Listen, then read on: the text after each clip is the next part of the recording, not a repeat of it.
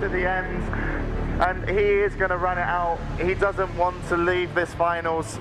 He can't believe that they've lost. They've come so far from the lower bracket. They almost claimed victory. They tied it up at 1 apiece. He is going to run away, and in comes the final abilities, the final kills that they need, despite having to fight against a very resilient Orange Marmalade. So look at her counter kill. This is incredible. Orange Marmalade turned that on his head. SK Gaming were playing like they won. We know what happens next. There's the Wolves and Bloodlust on Vinruki, drops down to half. Wow, and down goes Vinruki. He didn't try to give him up. I don't know if it's possible. He waited until comes in. Vinruki's at 80K. He's alive. They're all alive. And CD pulls off the miracle. Are you kidding me? They are all alive. Here comes the Metamorphosis. They're looking at strike back. Bounce to Zeke too low. There's nothing left for 9 more seconds. Down to 10%. Trying to get away from the onslaught. Portal's at 5%. They're in hot pursuit and taken. No way. The panic almost. Yeah, but Method have won the game. If they can just stay alive here, Snuts just needs to live a few more seconds. Incarnation is up in 1. No bubble, no pop, no Avenger Crusader. Here comes the Incarnation. It's the bombard. It's got a bomb. There's nothing he can do. The mighty Bastion. He doesn't have anything left. So many upheavals from Swansea. They're desperately trying to get him on. The key. They're gonna win BlizzCon. See him barely hanging on. This is it. The Wolves are going to take it. The 2-time champions. Don't open. Do not open. I've opened on him, man. You're joking. A ship mage. 1-star surge, 2-star surge.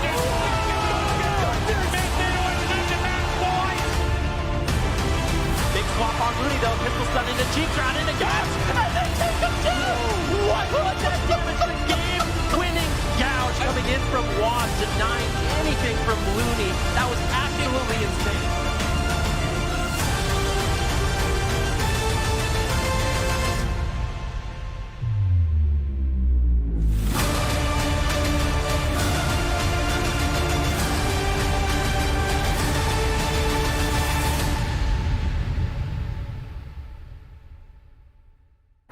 Hello everybody, good morning. Welcome to Championship Sunday of Cup number 1 for the 2022 Shadowlands AWC season. My name is Aya. I'm your host once again with Zico, Vinruki, and Supatiz. We are starting off the morning, of course, in the European region. Only 4 teams remaining. We knocked out several on Friday, and now there can only be one at the end of the day for both EU and NA. And I am loving, Zico, how the EU region is shaping up so far. So many contenders for what we could see in the grand finals, and so many good teams already knocked out.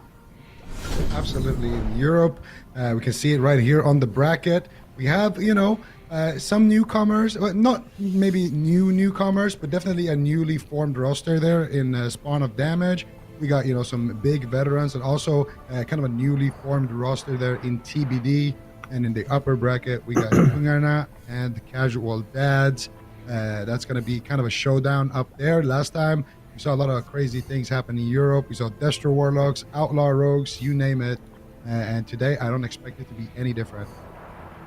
Absolutely not. These guys are ready to go. We're starting off the day with that lower bracket round. You can see it down there, TBD versus Spawn of Damage. So we're going to have to eliminate another one.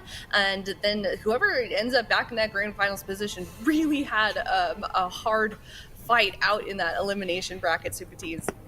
Yeah, I mean, all these teams have a hard fight. I'm very excited to see who ends up making it out of this cup number 1 on top. Right now, it's a really hard bet, but I'm starting to lean towards KUNGARNA. I think that their Rogue Mage Priest is looking phenomenal at the moment, and they were really crushing the competition. And I think if we start to see some other strategies as well as the Resonator come in for their team, that they're going to be the biggest threat in Europe. So right now, to me, it's kind of like the test of who can beat KUNGARNA. Casual Dads are going to be the first one to step up to the plate. They just finished renovating their kitchen for Alec. And they were the team that brought in Nazarins on the Destruction Warlock, and they were playing an Outlaw Rogue. They were playing a very interesting Rogue Lock. It's been a long time since we've seen that composition, and they were able to blow away in the upper bracket the previous champions My Way. And get into that semifinals in the upper bracket.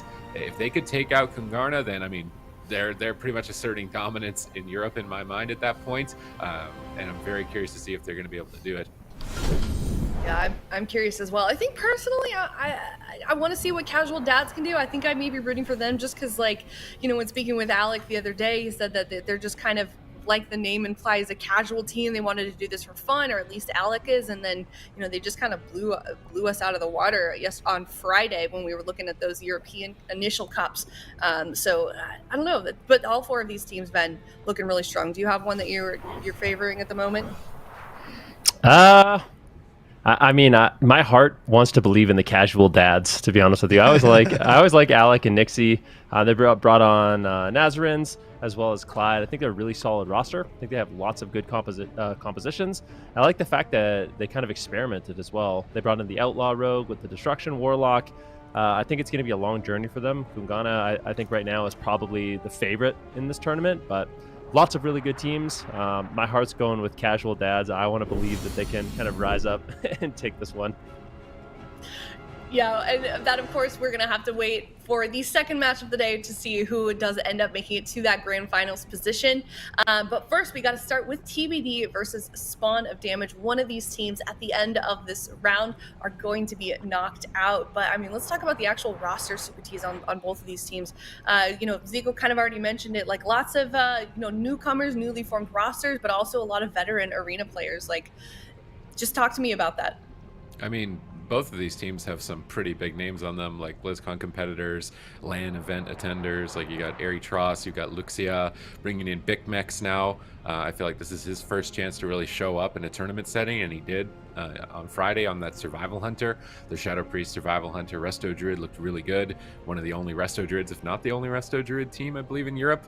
Was repping it up there and trying to make a pretty good push, but they faced TBD, and the names on TBD, like you got Blizzo, Lone Tar, Swapsy, and Tessiel. Like, these are long-standing pillars of World of Warcraft. Like, Swapsy's a 3-time BlizzCon champion, so this is going to be a pretty tough challenge for them. Like, this is one of the biggest rocks they're going to have to try and pick up, in my mind, from the side of Spawn of Damage. But they bring in a peculiar composition. They've definitely min-maxed their characters. They're doing the most damage of like any team I've seen. So with the surprise curveball composition, with how much damage they're pushing out, this could be what they need as an edge against TBD, and how long-standing their roster is. Yeah, I mean, it really makes sense, especially if you look at sort of, you know, on the side of Spawn of Damage. Obviously, they're facing TBD, a really experienced team. There's a lot of BlizzCon champions on that roster between all of them. But if you look at the journey that Spawn of Damage as a team has taken to get here in that lower bracket, they've defeated a lot of really good teams already in the offline games on Wednesday, as well as the games that we saw them in on Friday. They defeated My Way, previous champions. They knocked out Bugs, another pretty solid team as well. So we'll see if they can take on TBD. But do we want to take any guesses to, I mean, I know you kind of mentioned it just a little bit, Super T's, but Ven, I'd like to hear your thoughts on maybe what the blind pick is we're going to see from either of these teams. Well, I feel like for Spawn of Damage so far, the only thing they've really revealed is playing the Shadow Priest Survival Hunter Resto Druid. I think that's kind of their go-to composition. It's a bit more difficult for TBD, just because they do have so many different compositions at their disposal. We've seen them play the Mage Lock with Fire Mage with Tessia and Swapsy, so that could be a decent option for them. You could tag in Blizzo on that Fury Warrior. I kind of wonder how like a Fury Warrior Destruction Warlock might do into Shadow Priest Hunter. I mean, maybe that's something that they could try, the actual Warrior Lock Shaman. And it's kind of like an old school composition. I feel like we're still just testing the limits of some of these classes and some of these teams to see what they really can bring. So for TBD, I feel like it's hard for me to kind of guess what exactly they're going to play, but I think it'd be cool if we saw something like Warrior Lock. Yeah, I don't know if we'll see it. What's your favorite new thing that you've seen come out of the meta recently, Ben? My favorite new thing. I was sad Frostmage lost yesterday, I'm not gonna lie, but like out of all the compositions I've seen so far, I feel like my favorite has probably been the Outlaw Rogue with the Destruction Warlock. It feels like those two classes together provide so much control, consistent damage, and the setup potential they had with the Bane of Havoc that Nazarins was using was actually really interesting. Never seen a Warlock do that before, going for the triple Mortal Coils, and then the Holy Priest and the Outlaw Rogue can kind of just stun whoever they want. It feels like there's a lot of potential with that comp, and it's something I feel like we could see more, even in North America, potentially. Yeah, I hope so. I'm loving the creativity that we're seeing for both EU and NA, especially as we're sort of seeing them figure out this new meta, figure out new, items that they want to use. They've got that tournament realm, of course. But game number 1 here, starting off in the Grand Arena, it's TBD versus Spawn of Damage, Zico. All right, let's see. What are we going to see here? TBD, mostly revealing that Mage, Warlock, Holy Priest kind of been their bread and butter so far in the tournament, but with their backs against the wall, they did tag in Blizzo on that Fury Warrior, so maybe we'll see him. And for Spawn of Damage, I really wonder what they have cooked up here with that Shadow Priest Hunter Druid. Is that what we're going to see? I kind of want to see it, but they also have Heaven's Field waiting kind of on the bench there on that Warrior, so maybe they tag him in. We saw a lot of Shadow Priest Warrior last season, so we haven't really seen it yet this season, but it could be another option for them. Let's see what we get. Shadow Priest Hunter. Yeah, it's going to be Blizzo tagged in there on the Fury Warrior, and we're going to see that Warrior, Mage, Holy Priest coming in from TBD, and we're going to see Spawn of Damage leading here with the Shadow Priest Hunter. Now, I would imagine that this is what TBD is expecting from Spawn of Damage. This is what they've run every single match so far, so let's see how their matchup, how the matchup favors them. Yeah, we'll have to wait and see. It's the first time we've seen these compositions go head-to-head. Blizzo stepping in again on the Fury Warrior. I feel like Fury Warrior has not had a good representation in terms of wins yet in this first cup, so this might be an opportunity for Blizzo to put Fury Warrior back onto the map. That two-handed wielding specialization, great at tunneling one target down and building up unhealable pressure onto that one target, which is going to be great against a Shadow Priest, but Luxia on that Resto Druid has brought in the Flourish build once again, which is a great single-target build. We see Blizzo trying to switch targets here, but not able to connect. Big Mix line of sight behind the pillar. Now harpooning in, full freezing trap found. Blizzo looks to be the target as he is pulled behind the pillar. He's moving back into line of sight of Lone Tar, not wanting to overextend too far. We don't see too much pressure just yet from the coordinated assaults onto Blizzo, which is a bit surprising. I was expecting a bit more damage from Spawn of Damage initially here. Blizzo bashed up, interrupt onto Tessia. Just damage traded back and forth. Nothing too much consequence from either side yet. Yeah, I kind of wonder about the Fire Mage in this matchup. We'll see what he can get done. Dragon's Breath Polymorph, obviously a lot of control. Quaking Palm going to be coming in from Tessia into a Dragon's Breath. Really good control. Aerotross is forced to grip Luxia away from that Ring of Frost. Good job kind of shutting down that crowd control, but traditionally the Fire Mage, I guess we saw it yesterday with Chun-Li and Wealthy Man. They actually ended up winning against this composition, but there's just a lot of answers for what they have available. The Purge from the Shadow Priest on the Mage, as well as that Roar of Sacrifice from the Hunter can kind of shut down Combustion. So I feel like Spawn of Damage, not looking too bad in this one so far, but TBD has had a lot of momentum. Big Mix, of course, going to be a little bit of trouble using his new Aegis Trinket to avoid a lot of that incoming magic damage to try to get really aggressive on Tessia. It's an interrupt onto Lone Tar. Can he get a follow-up trap? Dragon's Breath shuts down that crowd control, and I think TBD will be able to stabilize here as they continue their push onto Aerotross. And Tessia is going to be running the Ring of Fire as well, so we'll be having some additional kind of poke damage and some extra pressure if he goes behind that pillar. You can see it right there on the ground. Big Stormbolt here onto Aerotross. Luxia's going to deflect there with the Iron Bark. Luxia sitting down for a drink. Tessia will shut it down. And this is the Combustion from Tessia. Big Max though taking massive damage there. Actually forced to use every man for himself there, as well as that aspect of the turtle. So nice swap right there from TBD. Gonna net them the first big defensive cooldown there of the game. And now Big Max looking for a fake actually on Lontar's Shadow Ward Death. Can he get the trap? Oh, Lontar actually clears Big Max there just to avoid it for a couple more seconds. Holy Fire is coming out from Lontar as well. Big damage here onto Aerotross. Luxia leaping forward here, trying to get a bash potentially, but it doesn't look like he was able to find it. Big Max here with big damage with that aspect of the Eagle.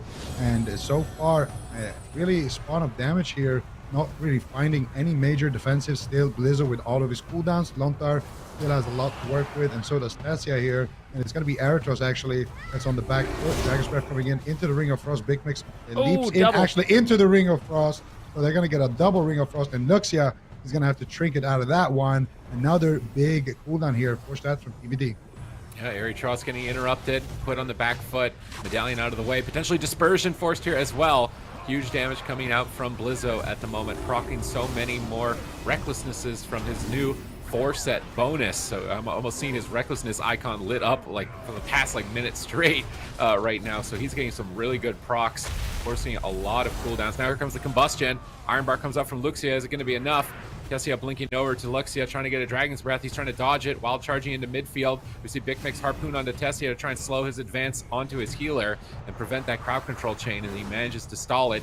Now decent damage coming out onto Tessia. We see a swap over to the Mage, realizing, Blizzo is feeling a lot more durable than I think they anticipated, so they're going to be spreading the pressure onto 2 targets. Mana is even at the 4-minute mark, 1 minute away from dampening commencing. I actually love this. I mean, let's see if they can go after Tessia a little bit, but Tessia has actually built this character really interestingly. So he's only using the 2-set for the additional duration on combustion, but he's picking a lot of like tanky talents. For example, Netherwind Armor. He's also playing Triune Ward, which a lot of mages don't play anymore after it's received a lot of nerfs, but I like the fact that he's going with Triune Ward just because it's more Dispel protection in this match. The Shadow Priest is going to have a lot more of a difficult time actually purging off those buffs, getting rid of the combustion, so I think getting a lot of value from that legendary in this game. It is something you don't see mages play that often. Blizzo continue the assault on Eritros. Mana relatively even between these 2 healers, but pressure, I would say, is in favor of Spawn of damage. Great pressure on Blizzo and Lontar. He's going to have to play catch up a little bit here. Eritros still just getting absolutely destroyed by Blizzo all game. Just having a Fury Warrior on you, especially with Blizzo. This must be such a nightmare situation. Just getting chopped up. These are the cooldowns. Luxia burning through a ton of mana trying to heal through this. Eritros trying to help with his Vampiric Embrace. But it looks like both sides stabilize. 1% into dampening, so that is going to really accelerate the pace of the game here quickly. Yeah, and Tessia's doing a great job shutting down these drinks, because Luxia's going to need to find one, and if they can continue to stop those drinks, they actually will have the mana lead. But later on in the match, I do believe the Druid should have an easier time to sneak away and actually get those drinks, and potentially that could be the win condition here. Tessia once again looking for Luxia. Luxia trying to find that drink, links in, actually baits Tessia into a kind of an unfavorable position, bash onto Blizzo. Finally going to come out of that one. Fleshcraft channeled by Blizzo, and he's gonna try to find his next target there, leaping back onto Eritros here, and some damage coming in now onto Eritros. Recklessness gets popped here by Blizzo, and a decent amount of damage here, actually cleaving a little bit here onto Big Mix as well, but Big Mix doing a good job avoiding it, just kind of staying here, pushing forward, looking for the trap. Actually gets swapped to now with combustion, and this is something that they've been doing a good job of on the side of PVD. They just pop the combustion on Eritros and then swap over onto Big Mix when he doesn't have that Roar of Sacrifice. This is going to have that combustion now and look for maybe a similar play here. Trap gets secured onto Lontar. Ring of Frost on the other side as well gets secured onto Luxia. He has his Trinket available. Eritros looking for the Master Spell, gets actually Storm Bolted. Trinkets to find that Master Spell, and that's going to be another little cooldown there off the checkbook, but he polymorphs the Master Spell. Big damage coming out here with that combustion, and this is the swap over onto Big Max. They're gonna get Eritros big trinket there, and then swap over to Big Max there and get his aspect of the turtle as well. So 2 big defensives forced out in 1 push by TBD. All right, let's see if they can close it out now. Mana is heavily in favor of Lontar at this point. If Luxia is not able to sneak away for a drink, Big Mix is vulnerable. No aspect of the turtle to a swap. Tessia blinks in. Frost Nova prevents the drink. Big Mix stunned up by Blizzo. Massive Fury Warrior damage. Huge heal, though, comes out. Luxia stabilizes him right before going into a polymorph. Master spelled out. Luxia jumping to Eritros, but Eritros is getting chopped. He's going to have to dispersion all of this cooldown pressure from Blizzo. They do get Medallion from Blizzo, but Luxia is still crowd controlled. Eritros runs around the corner, trying to get Fleshcraft, trying to bolster his defense while Luxia is crowd controlled. Freezing trap on Lontar, but really his teammates are not getting dented. Oh no! No aspect of the turtle. Luxia activating his Tree of Life from that set bonus, getting some really big heals exactly when he needed them. And he will be able to recover Big Mix in that position. But it does seem like the Survival Hunter is the most vulnerable member of the team. Eritros just tanking in midfield at the moment, trying to take out Blizzo. Lontar stunned up. We're now at 16% dampening. Lontar having to trade the Guardian Spirit. Recklessness procs coming out from Blizzo, popping massive damage at the moment, trying to finish the game here. Is Luxia ready for it? Iron Bar comes out onto Eritros at half health, but we're into dampening now. Will it be enough? Polymorph down to Luxia. Trinkets, Nature's Swiftness. Big Mix is stunned up. Cleave pressure onto 2 targets. Luxia almost completely out of mana. If Blizzo can stay on target here and keep his momentum, it is looking good for them. But now we see some counter pressure. Full trap onto Lontar. Tessia, the main target. It looks like Blizzo stunned up now. Big Mix swapping over. Big explosive Grenade damage onto Blizzo. Down to half, still leaping in aggressively, popping the enraged regen just to stay on target. Getting another recklessness proc. Trying to build up those stacks once again on the Shadow Priest. 10 seconds away from that dispersion. Greater Fade trades 30% remaining health as Aeritrust can be able to hold on. We're at 21% dampening. 5 more seconds. 4 more seconds for that dispersion. 2 more. I think he's going to be making it to that point, but there is 0 mana remaining for Luxia at this point, and Blizzo's damage isn't stopping anytime soon. Yeah, it definitely isn't. Tessia is just being so annoying on this Fire Mage, just controlling everybody up, taking very little damage. Lontar's mana is looking good. Luxia almost completely tapped, and Blizzo just ripping into Aeritross. 25% dampening. Fury Warrior with cooldowns. I do not know how you're going to live this. I think Aeritross has run out of time, forced to use the dispersion. No cooldowns really rotating up. I guess the fade shortly. Gonna have to probably use that very, very quick. Nice Stormbolt coming in. Luxia getting backed up a little bit. Ooh, nice grip on the Dragon's Breath, but Aeritross, I don't know if he can live. Fade comes in, 1% health, and gets crushed by Blizzo. This pick by TBD and the legendaries, the talents, the trinkets that they're running, this is a really strong composition. I feel like Spawn of Damage is going to struggle into this one. What I'm interested in the scoreboard is the healing done by both Tessia on Mage and Blizzo on that Warrior, because I feel like if you're running a Rot composition, like we're seeing from Spawn of Damage, all that healing that's backing up Lontar makes it so difficult to get pressure. Absolutely, and I just gotta say, I think Lontar, I don't know what he's actually running here, but I don't know how he has mana the whole game. Usually at this point in the match, the Druid is starting to really, pull ahead in terms of mana, but yeah, he is playing that Night Fae, of course, but still, Lontar having, quite a bit of mana here. Even in the replay, you can see it. Lontar still with about 20-25% or so to work with, whereas Luxia is completely tapped. Maybe that's just because of the self-healing of the Fire Mage. And look at this play from Tessia here. He gets the Sheep onto Luxia, gets the Ring of Frost onto Aeritross, forces out the Trinket, double Dragon's Breath comes in, Lontar gets trapped, and Blizzard gets bashed here. They're just playing defense on the side of Spawn of Damage, and Tessia being so annoying on that mage. Look at Luxia and Tessia. Tessia is just always making sure that he stays in combat. And then here, of course, big cooldowns get popped by Blizzo. That's going to be the dispersion. And then Luxia wants to drink with that dispersion, but look at Tessia immediately stopping what he's doing to try to find Luxia there. And then he's going to use his Night Fae Blink right there, trying to chase down. And look at that Panda. Actually, Luxia doing a great job there.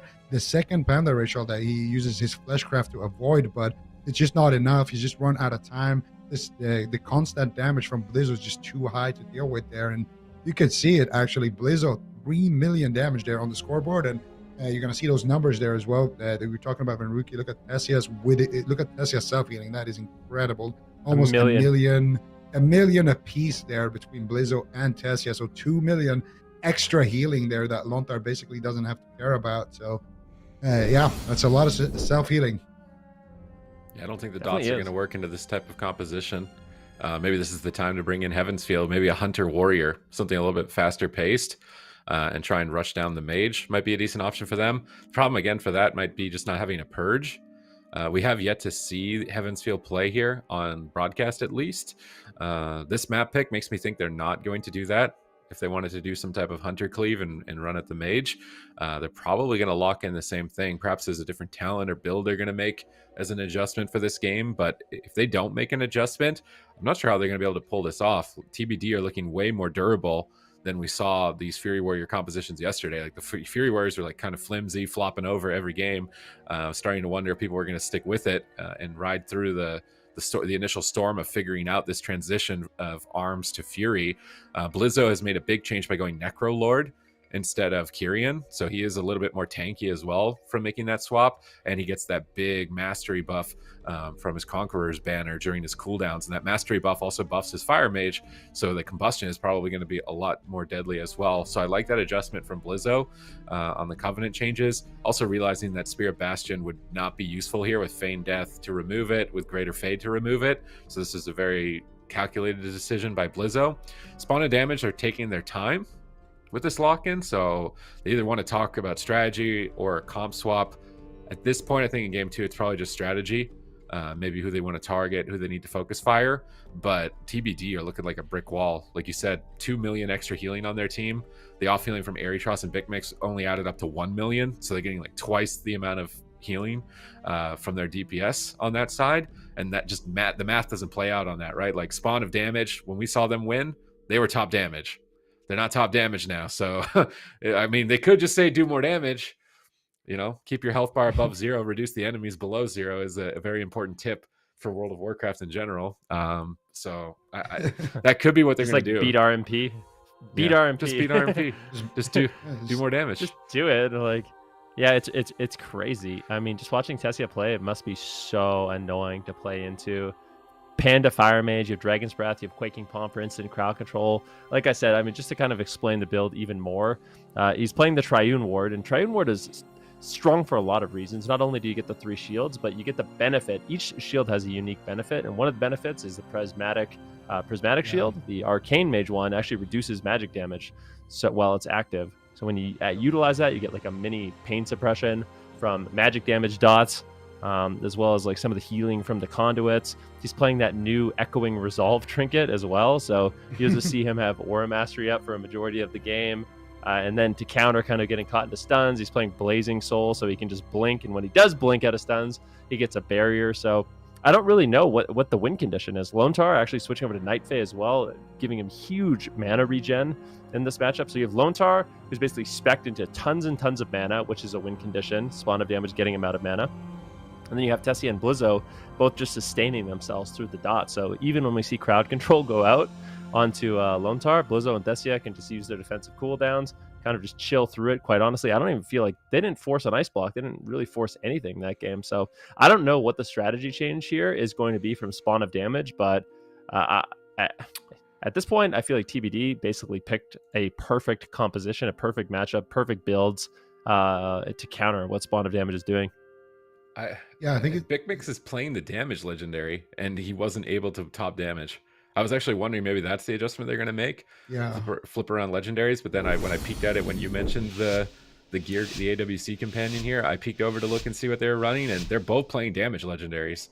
So this is rough. That's exactly what I was looking at as well. It just I don't know how Bikmix is going to do more damage, and I don't think we'll see. I think maybe it looks here swapping something up, but I'm not entirely sure here. Maybe the map just will be enough of a difference, but we'll see here. Game number 2 is live once again. I think we're gonna see pretty much the same strategy here employed. We're gonna see a lot of single target damage on Aritros. From Blizzo, he's already going a rampage here with that Berserk, with the Necro Banner, doing tons of damage. Nice Quaking Palm there onto Tessia here on the combustion right there, and Tessia now gonna look cheap onto Aritros, actually trying to sustain himself a little bit. And they're going to swap over to Bikmix. They're going to Ring of Frost that pet, drop the Ring of Fire, Rune of Power, big damage coming in. Tessia now looking for the Blink Dragon's Breath, but he doesn't have the Ring of Frost, sadly.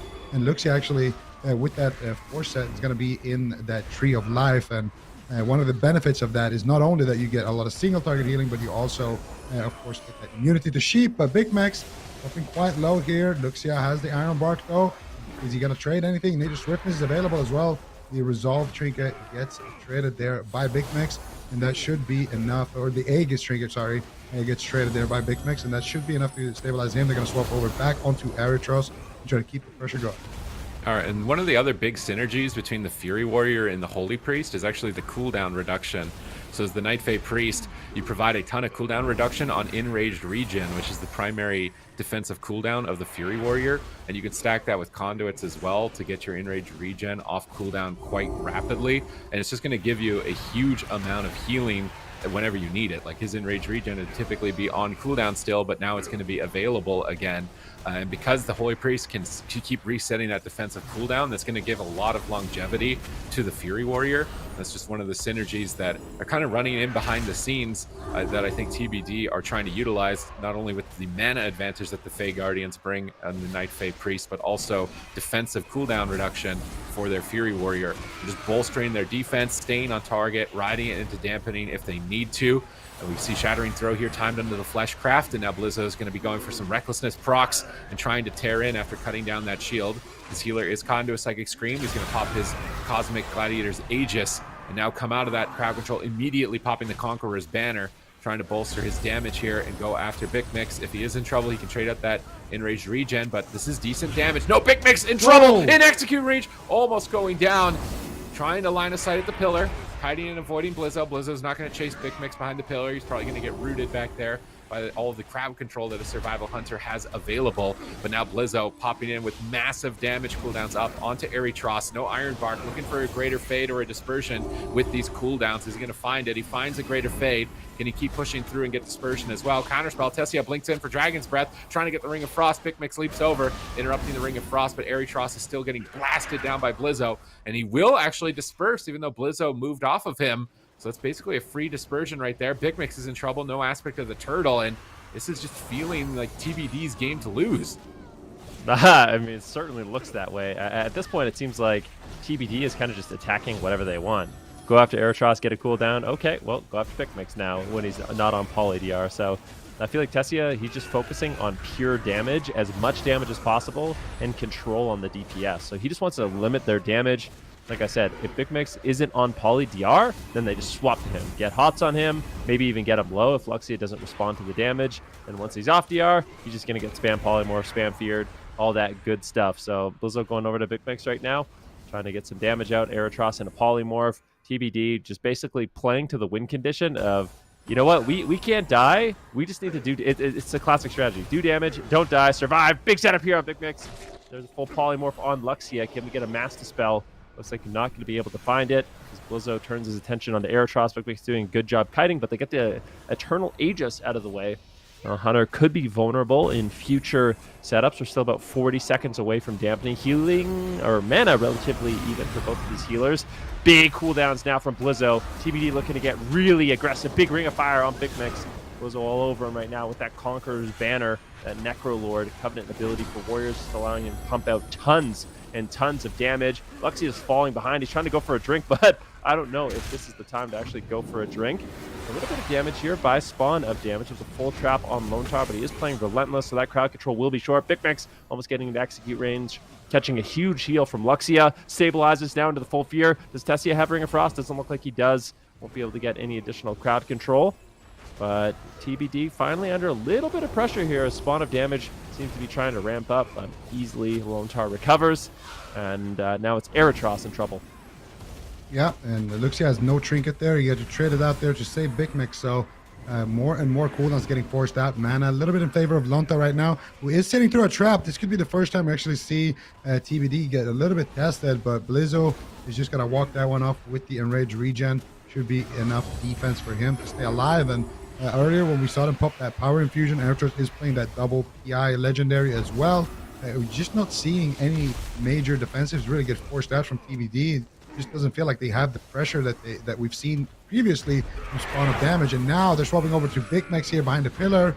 Tessia sheeps him up there to prime him for that swap. Blizzo now doing a lot of damage here actually, and they get that aspect of the turtle. It is back off cooldown here for Pikmix, and he wants to try to hold on to it for as long as possible. Luxia still in the backline here with Tranquility, trying to pick up multiple members of his team. And so far, it looks like everyone on Spawn of damage is going to be healthy. A really, really early Guardian Angel coming out there from Lontar. And triple fear coming out from Blizzo. There's the Storm Ball. This could be big. Cooldowns. Ring of Frost gets casted out as well. But Tessia not able to find it in time there. Blizzo now looking to swap back to Erytros as he cannot reach Pikmix. And, then hit it right. Hit the nail right on his head. Just do damage. Don't die. Oh my goodness. Erytros just getting absolutely cracked right now from the pressure of Blizzo. That's going to be a dispersion as well, being forced out. That's going to be the Iron Bark as well. And now they're swapping over to Pikmix. I think that was every man for himself coming out from Pikmix there as well on that stun.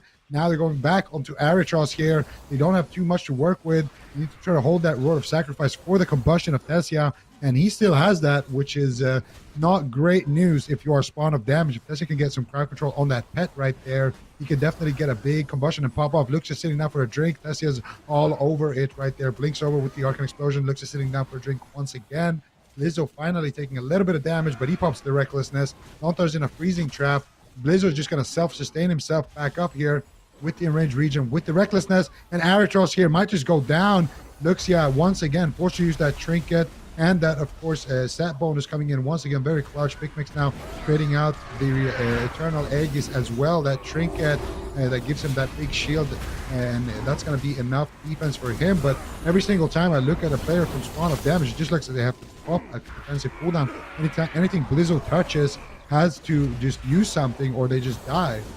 Yeah, I mean, right now, Erytros could die. No Ironbark, no Fade for 5 more seconds. Into dampening. Is he going to go down? Caught in the Chastise stun. Lontar adding damage into the mix as well. This could be it for game number 2. Mass Dispel, Greater Fade trades out. Erytros desperate. He silences, gets dispelled. He's doing whatever he can to stay alive. 4 more seconds till his dispersion. 3, 2, 1 on the final second. Ironbark, but he's fully feared. Is he going to die through the Ironbark? DB on the mind control. They force dispersion on top of Ironbark. Heavy mana lead to the side of TBD. Blizzo down to half. Spawn of damage trying to ride off that momentum, but they're basically forcing nothing of significance from the side of TBD. They're looking like an unbreakable wall in the lower bracket right now on this Fury Warrior, Fire Mage, Holy Priest composition. Can they dig deep and find the kill here onto Blizzo? They've got him down to half, but now he pops the Cosmic Gladiator's Aegis. He's absorbing all those hits. He's going for the kill. Leaps over to Luxia. Full fear. Erytros nothing for 3 more seconds. Pummeled on his off heal. Big damage coming in from Blizzo right now. Full Ring of Frost on the Luxia. Stormball on Erytros. This could be it. Trinket Greater Fade. Blizzo pre-flesh crafting during the fade, getting ready for the final push. Luxia has Nature Swiftness, gonna have to pop that, jumps in, bashes Blizzo, trying to stall the pressure onto Erytros as much as possible. They can swap back to Vic Mix. He doesn't have those big hots on him right now. Blizzo's gonna switch right over to the Hunter, try and force the aspect of the Turtle deeper into dampening. We saw how it went for Luxia in the first round. It's looking very similar now in game number 2. Stun on the Vic Mix. Is he gonna go down in the stun? 1 more second left. Aspect of the Turtle just in time. Luxia pre-tranquility, but Lontar's right on top of him, getting ready for crowd control. Luxia going to leap away from the fight. Vic Mix trying to dwarf shadows away. They're trying to reset, but I think it's too little too late. There's no mana left. Cooldowns are limited. 5 more seconds on that Greater Fade again. They stun Blizzo. They're trying to turn it around, but they still have so much. They still have the Enraged Regen to make for a trade. They get Greater Fade off of nothing. The Dispersion isn't available for 3 more seconds. They pop the Cenarian Ward. They're throwing everything but the kitchen sink to keep Erytros alive right now, but here comes another recklessness from Blizzo. Stormbolt onto Erytros. This has got to be a disperse. He's not going to be greedy with it. Popping dispersion at a high health margin. Luxia has Innervate, but if that gets purged, he's going to have no way to heal. Big Mix getting swapped to. Pressure across the board. Spawn of Damage are doing whatever they can to stay alive. Innervate off cooldown. Luxia line of sighting the purges behind the pillar, trying to keep that Innervate as long as possible, but it's over now. Oh no! The Big Mix is so low. Fury Warrior does not care about that Aegis. If Blizzo reconnects that Vortex, I think hit his leap. I don't think Blizzo's going to be able to get back just yet. Lontar tries to grip him over. Big Mix, though, has recovered. Are they going to pull off the miracle? Spawn of Damage have been working with absolutely nothing, attacking basically Superman with bullets right now. They haven't been able to get any damage out onto TBD. All they're doing is staying alive. Can they pull off the miracle? Erytros again has to go into the Greater Fade. Luxia trinkets. He's trying to dodge Polymorph. He's trying to heal at the same time, but I think he's put everything that he's got, and he's got nothing left. TBD moving to match point. Blizzo has Enrage Regeneration once again. You're so right. I mean, the ability to just reset that gives TBD so much durability in this match. Spawn of Damage, I feel like at this point they got to make a change. There's a few moments there at the end where, you know, I don't know what dampening, or 25% dampening, something like that, where Blizzo was taking some damage, but he still had Enrage Regeneration. It got reset into another Enrage Regeneration. He had, you know, his Fleshcraft. I still don't think TBD was that scared in this match, and I just think they picked the perfect composition into what Spawn of Damage is running, and I think we got to see Heaven's Feel. Like, I don't know what they could run. Maybe a Shadow Priest Warrior. I don't know if that would be better. A Hunter Warrior. But at this point, you can just see the unrelenting pressure from TBD. That's just throwing in Ring of Fires on cooldown, just trying to get control on whoever he can, put out as much damage as he can, and just be really, really durable, kind of annoying CC bot in the match. And Blizzo just absolutely ripping into anyone he sees. And Erytros in desperation going for mind controls, forced to use the dispersion. Luxia trades out the Ironbark as well, but with dampening so high, the consistent damage of that Fury Warrior, it's basically unrecoverable. Big swap on Big Mix. He does a great job actually getting away. And that Vortex, like you said, you called that out, said that Vortex on Blizzo really denied that mobility and what kept Big Mix alive. But eventually the Fury Warrior is going to reconnect. You can see the Enrage Regeneration used right now. Blizzo's going to top himself off with the Guardian Angel with the Enrage Regeneration. And look, it's almost off cooldown again. It literally has 3 seconds left on the cooldown, and it's available. So he just used the Enrage Regeneration. It's off cooldown. Fleshcraft is there. This is the War Banner. 35% dampening. Pardon me, and I don't know. Luxio on that Druid with no mana. I mean, there's really not much he can do. Once again, he can kind of call out, the damage and healing you're seeing from Blizzo and Tessia. And that's why Spawn of Damage is struggling. I mean, they're a composition that needs dots, they need rot pressure, And Zico, I just don't think they're going to find it against TBD. Nah, definitely not. I mean, TBD is just built like a tank here with that Night Fae Priest, with the Warrior synergy, and of course also with Tessia just playing basically the tank build with Triune Barrier, with Prismatic Barrier. Just so many ways to, you know, reduce dot duration and to just remove dots, and just the Netherwind armor, everything coming together. They're making them basically immortal and guaranteeing that spawn of damage. Their win condition is to do an overwhelming amount of damage, force TBD kind of into a situation where they kind of have to go back behind the pillar, and that's when Luxia can find his drink, and that's when they can get that late game advantage. Kind of play a bit like C9, you know, in US. But unfortunately for them, the strategy is just not working out. And I just got to say, Blizzo looks like he's having a lot of fun in this matchup. I mean, Yeah. a lot of fun to be a Fury Warrior here. You're just, all right, I'm chopping the Priest. All right, the Priest is gone. All right, I'm going to charge the Hunter. Stormbolt. Now the Hunter's getting chopped. All right, he disengages. I'm going back on the Priest. It's just constant damage. And he's stopping the damage numbers even more so than Big Max on that Survival Hunter, which is something we just haven't seen. So even the Survival Hunter, because I think also because he's just so heavily targeted in this matchup, you know, he's constantly getting swapped to. I think Big Max is really struggling to do those numbers that we saw, you know, on Friday when he was just, you know, doing 1 million or even sometimes 2 times as much damage as other people. And we are going to see the destruction work. Aritros, this is what he used to main actually. When he's been holding it down on the Shadow Priest, but this is what he does. He's a phenomenal Destro Warlock, and now we're gonna see the Destro Hunter Resto Druid. So, what do we think about this, guys? So, I don't know. I feel like Destruction right now really strong, like super duper strong. I mean, we saw Nezrans play it, did a great job, but I don't know if this is the composition to play it into. I think what's going to happen in this match is Eritros is going to have a lot more offense, potentially, so TBD might be feeling a little bit more afraid in the match. But at the same time, Eritros's defensive cooldowns, they don't come up as often on the Warlock as they do on the Shadow Priest. So that Dispersion not going to be as reliable, or, you know, the Unending Resolve not going to be as reliable as a Dispersion. So I feel like if we do see a situation where Luxia falls behind, Eritros might just fall over. So I think Spawn of Damage not going to have as much flexibility defensively, but this might give them the tools to actually push through this defense, and I feel like they have to take a chance at this point. I agree with the chance. The Shadow Priest is not going to work. Like, you're just doing nothing to TBD. Like, you're just a training dummy for Blizzo, basically, on Shadow Priest in this matchup. You're just waiting to die. Like, 10 minutes of, I'm dotting them, but I can't do any damage. I don't know what's happening. I think I'm going to die, guys. All right. Next game, I guess. Shadow Priest is definitely not the pick here into TBD's composition. Eritros is going to have way better single target damage, but I am worried about his survivability and the protection for him. Normally with a Warlock, you either play with a double caster so that you've got threats on both ends, or you play with a melee DPS that can stun things off of you. Survival Hunter, not known for that. While we say they're an honorary wizard, I don't think Big Mix is going to be nearly as threatening as a Frost Mage or even a Fire Mage. And I don't think he's going to provide the same type of support unless their goal is to just root Blizzo. If they're going to trackers net him, just root him, crowd control him, cyclone him, then maybe this could work for them. But then they're going after a Fire Mage, and Fire Mage is notoriously tanky, probably the highest survivability of any spec, I think, right now in the game. So I'm a bit worried for them being able to execute a kill, even if they take that crowd control route.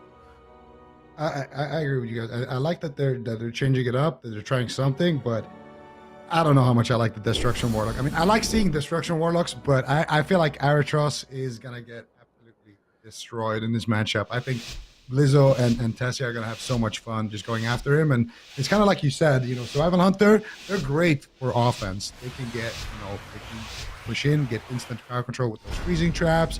They can do a lot of damage, and it's, you know, it's kind of unstoppable damage. It's just throw bombs at you. You can't really do anything about it. The one weakness I would say that they have is they don't have the strongest peels. You know, it's not like a mage that can just spam sheep somebody off you. So we're going to see what they decide to do here. Combustion gets popped right away. Big Mix trades out that Roar of Sacrifice onto himself, and now they're going to go after Eritros, which is the target they actually want. Let's see Eritros using that gateway, though, using the map to his advantage here, making some distance between him and Blizzo. That's one thing that he got going for them. The Sands of Tulvir, at least, is going to provide them with a lot of space. And so far, Spawn of Damage has been successful actually in kind of stopping that first combustion push. Yeah, let's see if they can survive here, though. A Polymorph, no Mass Dispel because you're not running that Shadow Priest. Aerotross dying through his Dark Pact, dying through his Unending Resolve, looking quite flimsy at the moment. There's no protection for him. He's down to 30% on match point, facing elimination. Luxia comes out of Crowd Control just in time to proc that Tree of Life off his set bonus. That was clutch timing for him. He needed that, but now he's into a full fear from Blizzo. Has to Trinket, still just dying to the damage of Blizzo and Tessia. Big Polymorph over and over. Luxia doesn't have the globals to get him out. Aerotross is getting chopped. He portals behind the pillar. Blizzo leaps after him. He runs laps to the other side, but Lone Star is going to greet him, gripping Blizzo into a charge reconnect. Blizzo's right back on target. There's no defense for Aerotross. Dragon's Breath on Luxia. If they get this crowd control, it could be game over. They use the freezing trap on Tessia. They stop the Polymorph. Luxia gets counterspelled. That's going to be it, I think, for Aerotross. Combustion's rolling. Tessia goes for the kill, and that is it. TBD clean sweep 3-0, and are looking strong on Championship Sunday. Oh, they are looking so good. There's some hero plays there at the end, but you gotta feel for Aerotross in this matchup. His healer's just getting absolutely destroyed. I mean, one of the reasons they're able to live so long is the short fade, the short disperse, the mass dispel. All of that really adds in. And I want to say, I like what Big Mike's did. He played Diamond Dice and was trying to, abuse the fact that Tessia is playing this Trinket, so those Diamond Dice traps are 20% longer. He did get some decent crowd control, but the Druid, unfortunately, trinketing the Intimidating Shout, just no real help for crowd control, and eventually TBD's damage just completely overwhelms. Yeah, I really like the Diamond Dice trap, but it's kind of what we talked about right at the start. Hunters don't have the greatest peels. That's kind of one of the things about them that, the mage is going to do that a little bit better. Having a spammable CC, definitely going to be nice compared to having that Diamond Eyes. And I think this is right after Lontar just did the hero grip as well there onto Blizzo. Actually gripping Blizzo back on target, and look how much uptime he gets. There's Tessia. Look at that. So beautiful nice play there from Tessia as well. He gets Diamond Eyes trapped, and then he ice blocks the Diamond Eyes. He counters the ice with more ice, and then counterspells Luxia there on that cast, and that's going to be enough lockdown there to secure the kill. And for Spawn of Damage, unfortunately, this is an elimination match, so they're going to be out of the tournament, but still, this is a completely new roster coming together and playing some very unique compositions. I think, coming in fourth in the first cup, I think it's great for them. Also playing that Resto Druid. I don't think anybody else in Europe was running a Resto Druid based composition, so definitely hats off to them. God, I love seeing players try and pick stuff like this and make it work. Unfortunately, it did not work for them today. As Zico already stated, they are going to be knocked out of the tournament, but I mean, just to expand on what you're saying, Zico, you think that this is a team that we want to keep an eye out for and come back? Absolutely. I mean, they got some big players there on the roster, and who knows, things are going to get shaken up even more so later on, of course, when we get double legendaries. And, we also didn't see Heaven's Feel at all. So maybe when they integrate him a little bit more to the roster, it's going to give them more options as well. And let's be honest, they fell to a really, really tough opponent. I mean, look at the roster that they just lost to. It's, these are some pretty big time players on the side of TBD. So I think they did a good performance, and just come back stronger next time. Yep, hopefully we will see them come back for AWC Cup number 2, because I feel like you are absolutely right, Zico. It's a team that has a lot of potential. And just talking with Luxia, the other day, he said that they've been putting in a lot of work, but it's just that synergy that they don't quite have yet. So maybe they'll come back even stronger for the next time we see them. TBD, however, very well done by them, 3-0.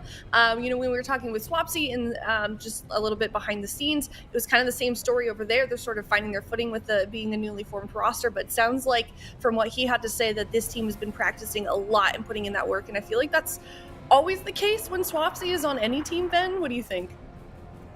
For sure. I mean, this guy just loves grinding out the games. He loves playing tons of compositions. He's one of those players he's one of those old school players that puts a lot of time and effort into the preparation of the match. So just really considering the small things, talents, builds, and I wouldn't be surprised if he was one of the people that contributed to, the composition that they're playing and all the builds and just how that went, because that seemed like a nightmare matchup for Aerotross on that Warlock and on that Shadow Priest.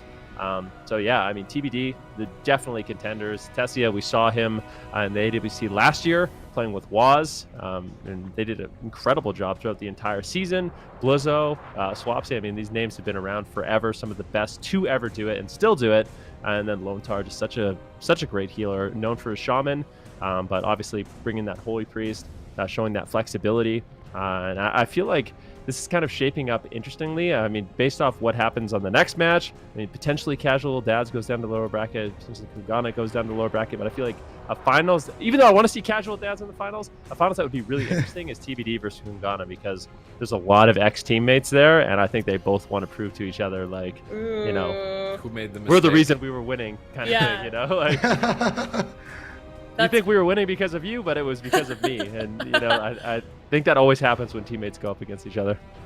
That's very true. There will certainly be a lot of tea to spill there in that, if that were to be the grand final. So we'll have to see, but we are going to head to a break. When we come back, it's going to be that EU upper finals. It's KUNGARNA versus Casual Dads. So we will find out soon enough which team makes it on to the grand finals. We'll be right back.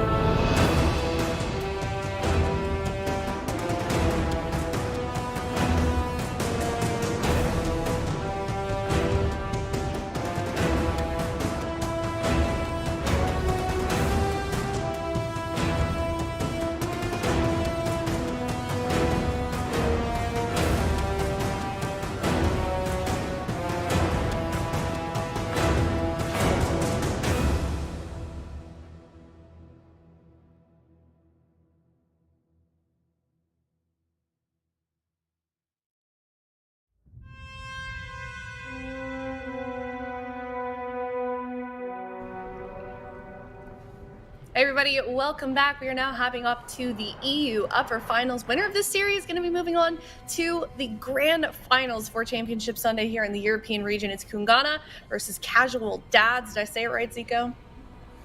It was pretty good. It was pretty good. Okay. I've been Better, practicing. but it was. You're not going to say it right. None of us are, okay? Zico was shaming us during that break because apparently none of us can get it right, but we're trying really hard, I promise Swedish people. But either way, Zico, talk to me about this match. It's going to be a big one. Oh, yeah, absolutely. I mean, we got Casual Dads here. These guys, ex-BlizzCon champions. You know, these guys are, Clyde. He's been around for a decent amount of time now as well, competing and doing well on that healer role, of course. And then, of course, we got Alec, Nixie, all these big-time players. And then also Nazrins. A lot of people don't know too much about him, but He's been around for a long time in the EU scene, always high ranked on the ladder, always repping that Warlock, and always doing really, really well. One of those top tier Warlocks. And then, of course, on the other side, we have KUNGARNA, which is, the RMP kind of the top. This is the RMT that you want to be. If you're playing RMP, these are the guys that kind of that set the bar, so to speak. You got Waz, you got Raikou, and they pick up Meh on that Priest as well. Phenomenal player. And then they have Chaz as well as their secondary healer, as their kind of flex healer. These guys are greedy with the healers, like. He's getting greedy, you know. Leave some for the rest of us. What is it like? Chaz is like letting someone else heal. Cubsy's letting somebody else heal. Like weird. Maybe they just want a break. It's like are they just stress healing, you know? Yeah, I think they just got tired of carrying the teams. Oh, okay. Ben's so happy to see an ice wall. He's gonna start tearing up in a second. Wait, he's a Night Fae. He's a Night Fae Frost Mage. Why though? Is that good, Ben? I feel like that's not. It's not my favorite personally.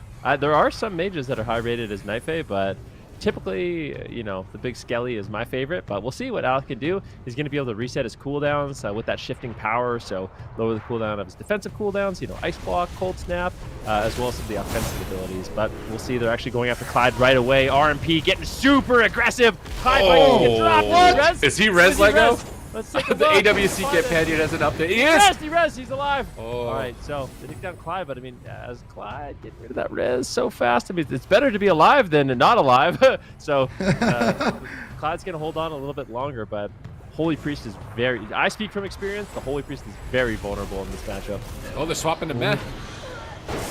Meh, he gets mind games. Meh taking some decent amount of damage. She does dispel that mind games though. And now they're going for Clyde again. The Resonator is planted. Can they get anything more though? They fear him out of the kidney shot. Beautiful crowd control there onto Waz. Infernal Stuns coming in now as well. Casual Dads here trying to keep their composure right now and making their way across the map here. Clyde is gonna be alive, and I mean, not even a minute into the game, and we've already seen a killing blow here. That Res Legendary is definitely going to be clutch so far for him. And now Alec doing a good job here, pressuring Raikou on that Frost Mage Fear coming out onto Meh. And this is kind of the win condition for the Mage Lock. They just need to spam out those CCs, get polymorphs, get fears up as much as possible. Raikou going to polymorph up Alec. They're going to swap it over to Nazarians. Nice gateway there by Clyde. As soon as Waz shadow steps over to Clyde, Clyde's just gonna get out of there, and now once again gonna reposition. He never wants to be on that same side as Meh and Waz, and this is kind of how they want to win. Just try to play that PvE game. Clyde finally gonna be able to sit down here and get a drink. And now on the side of KUNGARNA, they're going to be forced to go after Nazarians, which is not a bad target here as well. Double Mortar Coil coming out. Overlap, though, with the Sheep, unfortunately. Double Ring of Frost coming out here by Raikou, and they're making their way over onto Clyde. There's the combustion. Gets instantly stripped, but Clyde almost dies anyway. Huge amount of pressure coming out from KUNGARNA, and they're basically one setup away from just taking the game here, Sid.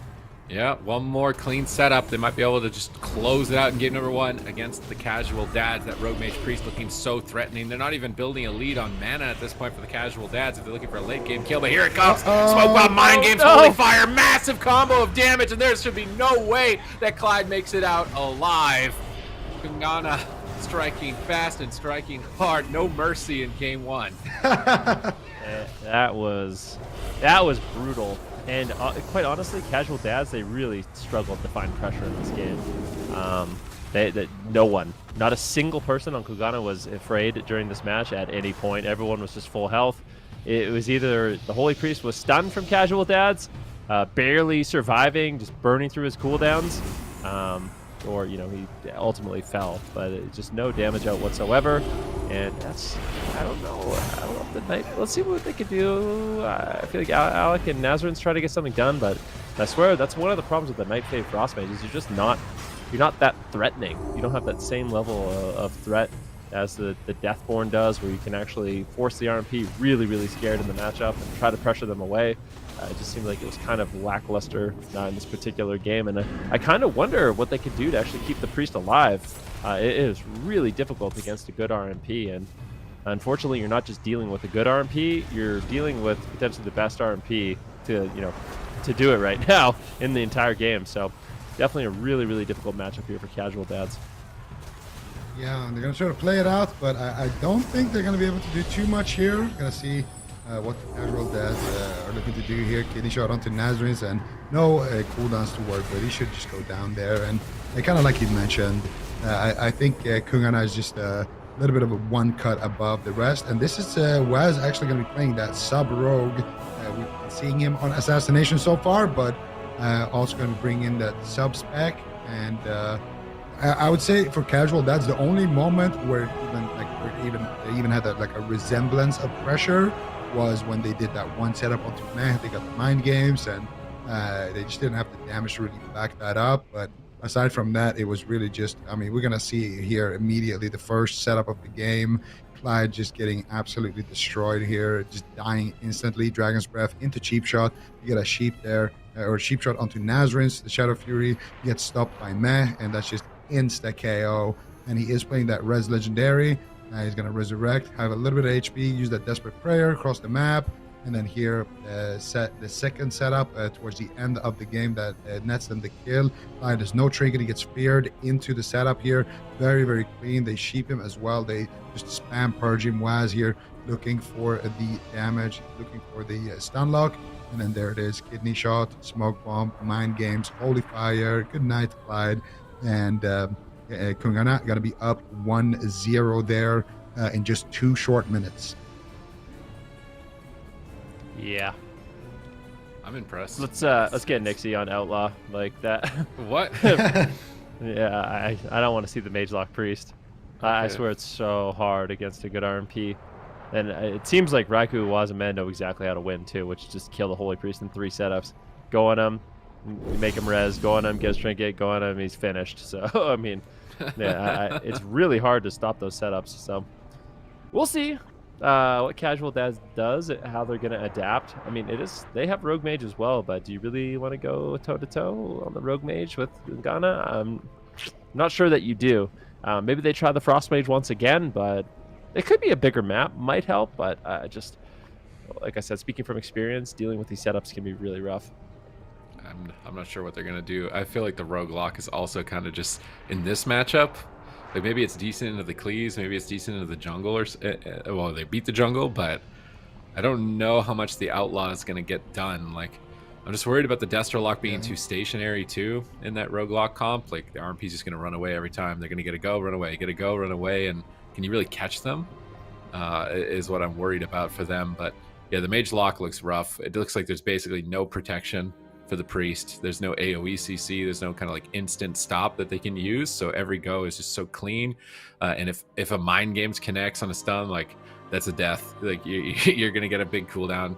You're going to get that Res Legendary. You're going to get a Trinket. And if they don't have a way to stop it or cover their crowd control, then that's why it's going to be so rough for them.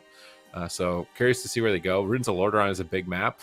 Open field, no pillars to run. Makes sense if you're going to be hunting down a RMP.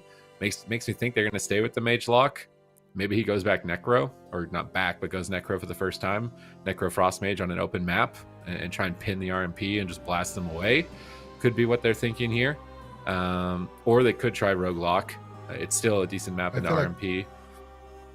I feel like Outlaw historically has been kind of bad into sub. I feel like sub just has so much lockdown, such an easy time to do those setups that I would be surprised to see it. Honestly, judging by Casual Dad's history, the team that isn't actually afraid to go for those Rogue Mage mirrors is Nixie and Alex. So I don't think I would mind it actually seeing just a straight up RMP mirror.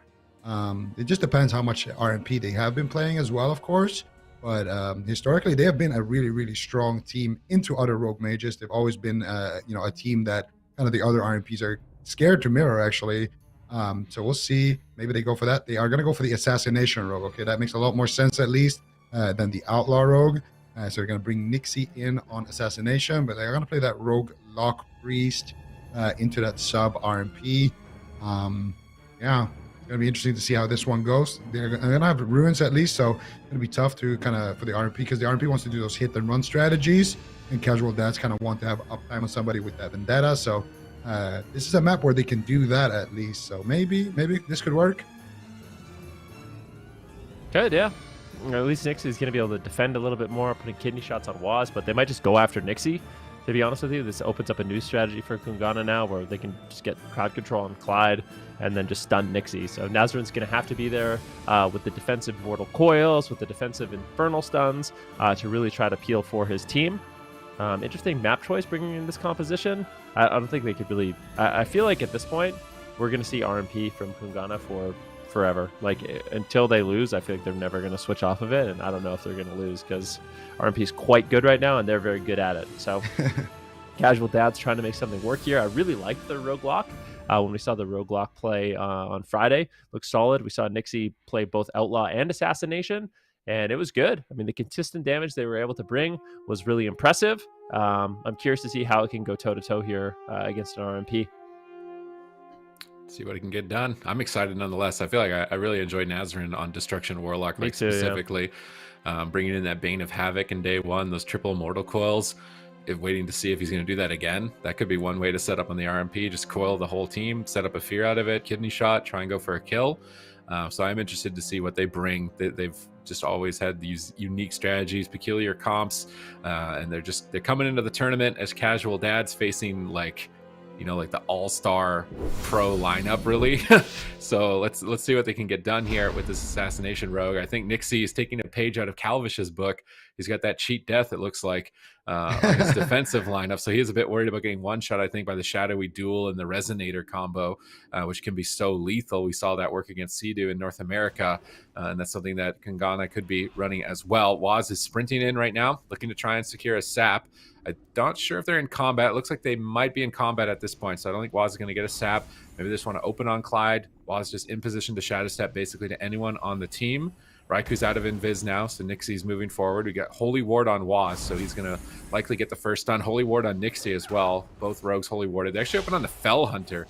Really weird opener for the RMP to go onto the Fell Hunter as the first target. Nixie's going to open up on Med, just get Garrote on multiple targets, try and get some consistent damage going out at the moment, not give away exactly who he's going on. And he's actually playing a Necro Assassination Rogue. He's not running the Night Fae with the Sepsis that was getting a huge amount of damage in day number one. Curious to see how that works out for him. How much damage is the Necro Lord Rogue going to get out? Chaos Bolt's flying in. Look at that damage from Nazarians across the board. They are trying to abort. They're trying to get out of there, man. The heavy fire coming in from Nazarians around the corner. Shadow Fury, Soul Rot, the whole team loves. Look at this pressure compared to game one. Infernal procs after Infernal procs, just AoEing the RMP behind the pillar, but Nixie's overextended. Clyde is stunned up. Big heals come through just in time for Nixie, and now Raikou getting blasted by another Infernal. We see stuns procking across the whole team. Ice block forced from Raikou, and I bet they are happy that they brought in this comp so far in game two. I mean, it is looking good so far. That was Nazarian's cooldowns, though, so KUNGARNA trying to weather the storm. Big Chaos Bolt's going to land on Waz, not forcing out his trinket. So he's going to be okay for the next couple setups. No one's really traded too many major defensive cooldowns. Waz is a little bit lacking. Now going for Kitty Shot here onto Nixie. Mind Games does get shut down. Nice job there by Nazarians. Now a cheap shot onto Nixie. Full blind on Waz. Trying to test him a little bit. All right. Defensive blind. If you trinket that, we could easily take you down. Was forced to kind of sit it now into a kidney shot, but a beautiful polymorph by Raikou shuts down that setup completely, defending Waz and allowing KUNGARNA to kind of set up for or get ready for their next setup. Yeah, but this is exactly what Nazarian's been wanting. He just gets to stay in the back line and just free cast and just do whatever he wants. They already got Raiku's Ice Block. Next time Nazarian has that big cooldown there, 30 seconds left. He's going to be able to do a lot of damage here onto Raikou. Dragon's Breath onto Nixie. Into the swap here. Big combustion. What are they going to get done here? Nice grip there from Clyde. He gets cheap shot at Holy Ward and gets a cheap shot at there. Raikou with the remainder of that combustion trying to connect some damage. But Nazarian's once again, beautiful fears, beautiful peels coming in here on that Warlock. Nazarian's now trying to avoid that polymorph, but it is onto Nixie. Double Dragon's Breath coming in and in position here as well to get a full sheet there onto Clyde. What can they do with it? Nice disarm here onto both rogues, actually. Both rogues not going to be able to do too much. Nixie shadow steps over to Raikou, gets kidney shot, and this could be big trouble. Clyde in the cheap shot. Can they find any more crowd control? Nixie with the Guardian Angel should be fine in that situation, but slowly but surely, KUNGARNA are starting to take some cooldowns back here. They got Clyde's trinket, they got Nixie's trinket, they got that Guardian Angel, so next setup could be very lethal, but right now, big damage coming out from Nazarians. You need to be careful. Raikou has no ice block. Waz going to trade out that Aegis trinket right there, and he should be fine there as well with that Guardian Angel. Now Raikou in a coil, Cataclysm coming out, the Chaos Bolts flying in as well. Nixie in a full blind there, kind of defensive blinds from both sides here. They actually grip Nixie back there. Now Clyde in a Ring of Frost, and this could just be it here. Big damage coming out. There's the Mind Games. He actually pre-Aegis that go though. Nixie, that's the only reason why he's alive right there. Beautiful place from Nixie. Gonna access his Vanish and live to fight another day. Infernal called in. If we see some procs from Nazrin's here and he gets a bunch of Infernals like that first round, like he could easily wipe the whole team. But here comes Combustion on a Nixie, Cloak of Shadows, 20%. Clyde's in a kidney shot. Nazrin's needs to hard carry right now, but he's in a polymorph, no way out. Nixie on the run, trying to line of sight. Meh chasing him down on the left, Waz on the right. Raikou blinking in, Dragon's Breathing, trying to hit him. Nixie dodging him left and right with evasion, trying to stay out of the fight. Nazrin's getting more Infernals called into the fight. Dark Soul available soon, defensive blind on Waz. It breaks to the Infernals. The Infernals backfiring. They're going to add a lot of chaos and damage to the field, but they also break crowd control. They're going for the kidney shot. 2 seconds left on Waz's trinket. Can they close out the game? Matt Grader fades in, gets a triple fear, peeling them away from Waz, stabilizing them, allowing them now to turn it around. But Vendetta's coming up. Dark Soul's coming up for Nazrin's and Nixie in the near future. Meh is almost out of mana. If they can keep up the damage, keep up the pressure. Waz is susceptible. No evasion, no cloak. Full fear onto Meh. Raikou getting blasted down to half. He's line of sighting. Meh caught into another fear. Nixie gets dismantled. Waz on the run, trying to avoid him. Nixie now into the polymorph. Raikou trying to stall, but Chaos Bolts are flying through. It gets a stolen Netherward spell, reflects the Chaos Bolt back onto Nazrin's. Holding off that Chaos Bolt for now. Nixie crowd controlled. More Chaos Bolts flying in. Raikou gonna blink it, trying to avoid the pressure. Alter Time. It's caught in a coil, but that Alter Time is gonna save him a lot of health. Waz is stunned up. Meg gets spell locked by Nazrin's. Waz no Cloak of Shadows. Faded half health. Gonna trade out the Guardian Spirit. And Meh has 0 mana. If this Dark Soul Vendetta from Nazrin's and Nixie connect at all, it's gonna tax him completely out of this game number 2, potentially putting a point on the board. This is looking not bad at all for Casual Dads. This composition is straight up owning, but Raikou has his Combustion. Nixie with no real defensive cooldowns. This next setup could be a nightmare. They're trying to poke off his Fleshcraft right now. Big damage incoming.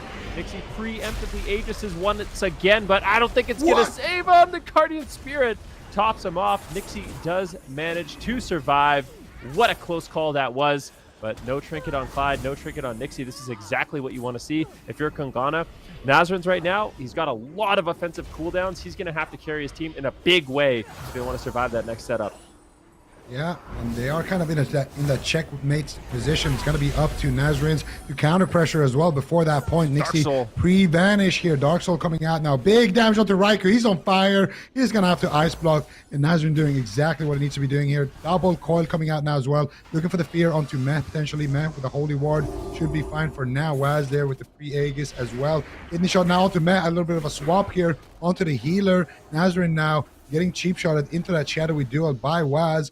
And Waz just trying to bind some time. Nice mind control coming out from Clyde onto Meh. Meh with a mana lead, though. Another bit of a win condition there, maybe for KUNGARNA. The Raikou with that Combustion coming up very, very soon. And here we go. Full sheep secure. There's the Mind Games. Here's the kidney shot. And that is going to be Nixie getting absolutely destroyed in that stun. That was a very, very close game. Very back and forth. But it is going to be Nixie that falls right there. They forced out the cheap death in that previous setup as well. So KUNGARNA definitely had their hands full with this one, but they do find that game-winning setup. Oh man, they played their hearts out there. I feel like that was like they're putting it all out there to try and take a game off of KUNGARNA, and they are just not able to. The Assassination Rogue ending up being susceptible. I'd almost love to ask him like what his thought process is here for going Necrolord over the Night Fae, because we've seen these Sepsis Vendettas with the new set bonuses to Assassination Rogue that just scale your bleeds to like this insane level. And I don't know if there's something specifically that's countering that here that he's worried about. But I would have loved to have seen that come out from him alongside the damage that Nazrin's was pumping out early on in the game. Like there was multiple times where I was thinking like KUNGARNA were goners, and if just they had a little bit of extra damage, but the Necrolord Assassination I don't think is going to get that same type of burst. And we saw that. I think this is the moment right at the beginning when we saw Nazrin's kind of just rip everybody apart. And I'm really just waiting for that moment. He gets so many Infernal procs, and that's because of his build. He's playing a very unique build to Destruction Warlock. with the Reign of Chaos, where you have a 15% chance to call in more Infernals, and you can see it here. He's got a purple Infernal, a green Infernal, another green Infernal. He gets a green Infernal on Raikou. So he's got 4 Infernals running Raikou down right now behind the pillar. Shadow Fury's walls. I think he gets another Infernal right here. Yeah, another Infernal onto Meh, 5 Infernal procs. He Rain of Fires to spend Soul Shards to get to that instant Chaos Bolt, and he gets another Infernal. Nether Wards calls in a purple Infernal. He's at like 8 Infernals at this point. And like that's the new set bonus for Destruction Warlock. Like that's something that makes me want to pick up Destro on my Warlock. It's like moments like that. And I think this was the end of the game where Nixie ultimately goes down. Everyone's crowd controlled. Like Nazarens can trinket here, but what's he gonna do? Like he doesn't have spell lock or coil. He Infernal stuns, but the travel time on the Infernal is gonna be too long for him to be able to save in that instance. So it is unfortunate for them. They played it out. They got some really good procs, just not enough to take down RMP. It seems at this time. It was a close game though. Like that was what did he say? Look at Mess healing here, and he still had the mana lead at the end. That's crazy. What was he playing for Covenant? He's Venthyr. Yeah. Well, I don't know. Doing a great job. Obviously having to heal through a lot of damage there. Saw Nazarene summoning 25 Infernals and just absolutely destroying. You can see it on the scoreboard as well. But ultimately, the control of the RMP does kind of prevail. But you get the feeling that this is a composition that could win. If Nixie's going to be the only target, what do you think about Outlaw? Like, why did you not want to see Outlaw, Sid? Is my question. I think Zico said Outlaw is not good. Yeah, traditionally. Oh, okay. Well, historically, it hasn't been that good into sub-rogues just because the setup potential for sub-rogues has always been kind of higher. But, I mean, in 9.2, it could be different. We haven't really seen Outlaw in general for quite a long period of time, at least not in 3. So maybe they bring it out. But, yeah, I think the sub-rogue is just going to have way more control and just way easier time to actually set up compared to the Outlaw rogue. Yeah, you could be right. I don't know, like, whenever I fight an Outlaw rogue, they feel immortal. Like, I can never... I think it's because of the low cooldowns. Maybe that doesn't matter that much. He's going to go Assassination anyway, so it doesn't really matter. I think that's part of the reason why he's going Necrolord as well. Maybe a little bit more durability than those stuns with the Fleshcraft. A little bit more margin for error, as he's probably likely going to be the main target in this match. But overall, in terms of pressure, Casual Dads did a really, really good job. At the end of that game, Mel was completely tapped on mana. Raikou, I think he used 2 ice blocks in that game, so definitely a couple close calls. And yeah, I wonder if Casual Dads is going to be able to step up. This certainly seems a lot better than the Mage Lock into RMP, and I definitely wouldn't count them out yet.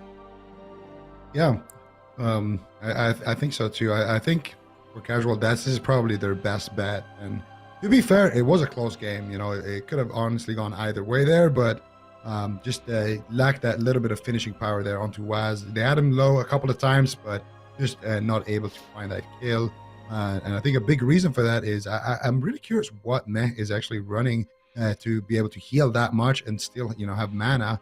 Because I feel like he should be running out of mana way earlier. He has to deal with a bigger Mortal Strike. He has to deal with more, spread damage. But somehow he's still able to dish out a ton of healing and actually, keep his mana going for such a long time. So I think Matt was a big player in that last one. And that's the thing as well, by having a healer that can, deal with the pressure so well, it just allows you more opportunities, especially when you're playing like a setup-based comp or RMP. It just allows you to, if you don't find a kill early, you lose if the healer isn't that good. But when you have a healer with the caliber of Meh, it just allows you to continue to, keep going for a few more setups. And eventually you will find that, that little crack in the defense that allows you to actually get the win. Another thing that I'm interested about is if Guardian Spirit procs and it's on the Rogue, does she def proc? Because I feel like that actually happened in that previous game. I could be wrong about that, but I feel like the sheet def actually didn't really get any value there for Nixie. So I'm not sure if that's how it interacts with the Guardian Spirit, but we're going to have to try to keep an eye out for that situation again. Game number 3, Casual Dads here. This is the upper bracket, and KUNGARNA are up 2-0. Same matchup that we just saw in Runes of Lordaeron. It's going to be Rogue Assassination, and with that Destro Warlock and Holy Priest fighting off against the sub-fire RMP. How many Infernals is it going to take to beat KUNGARNA here? on match point. They need to reverse sweep 3 in a row. And we can see Nazrin's immediately calling in his Infernals. He needs to spend Soul Shards. He needs to start proccing more of them. Chaos Bolt gets counterspelled. That's going to shut down his Infernal Factory.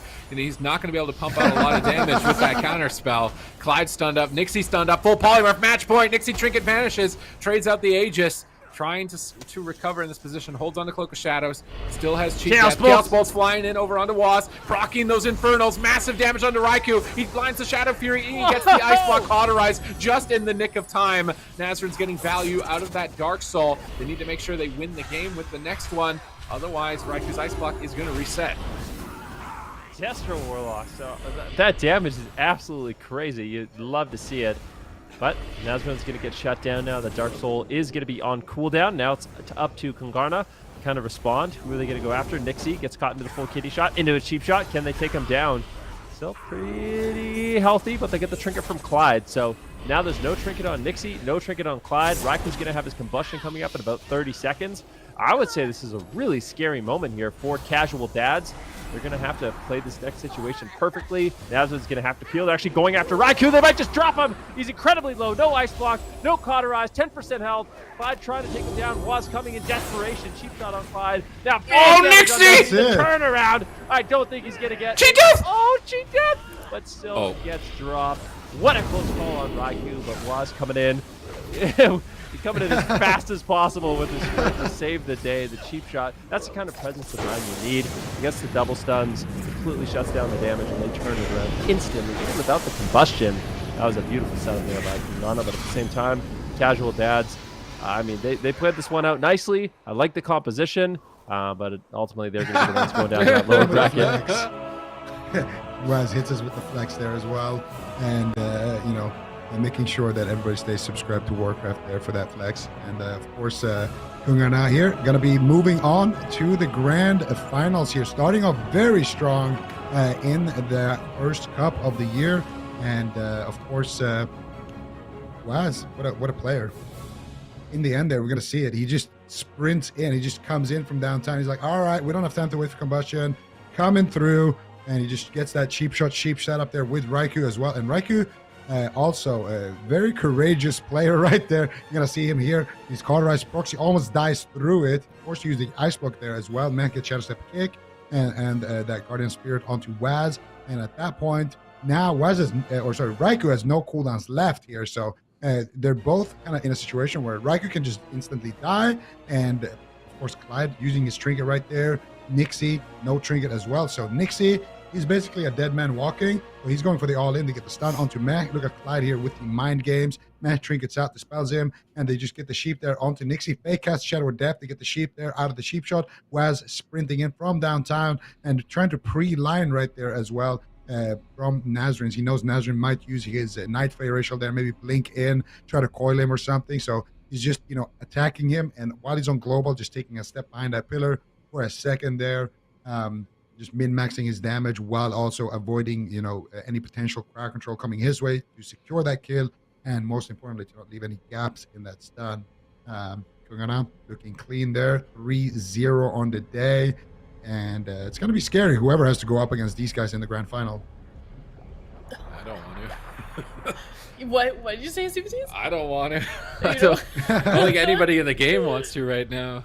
Yeah, I mean, they're definitely looking really solid, and I feel like we haven't even seen yet all that they're capable of. It's like we've had so many 3-0s today already, 2 in a row, and just knocked another one out from KUNGARNA, and that was a really, really solid.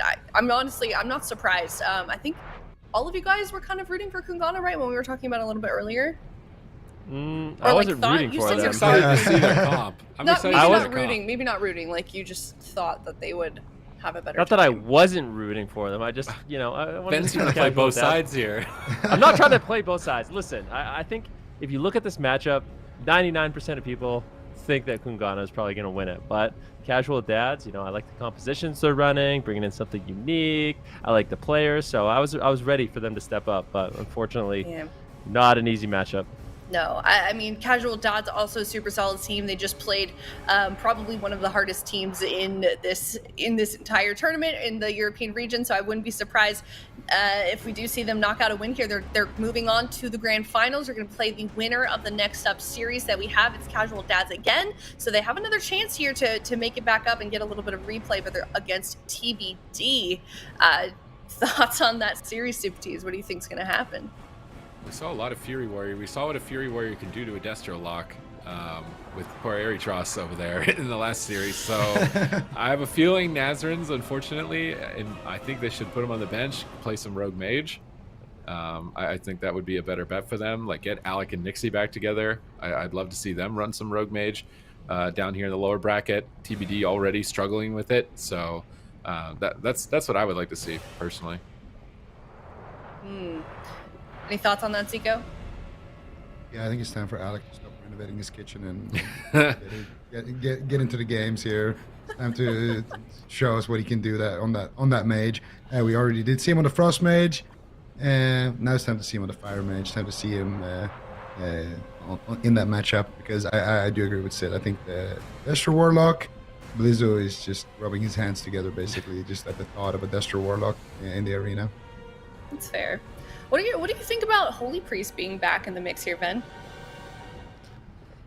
Well, I feel like Holy Priest has been pretty solid for a while, so I don't think it was ever like completely phased out of the meta, but definitely really popular right now. I would say it's kind of, yeah, I would say it's pretty safe to say it's a lot stronger than some of the other healers. Not to say the other healers can't work in some compositions, but I mean, when you see, players like Lone Tar playing Holy Priest, basically every single healer that you would expect to play Druid or Mistweaver or Shaman, they're all playing Holy Priest.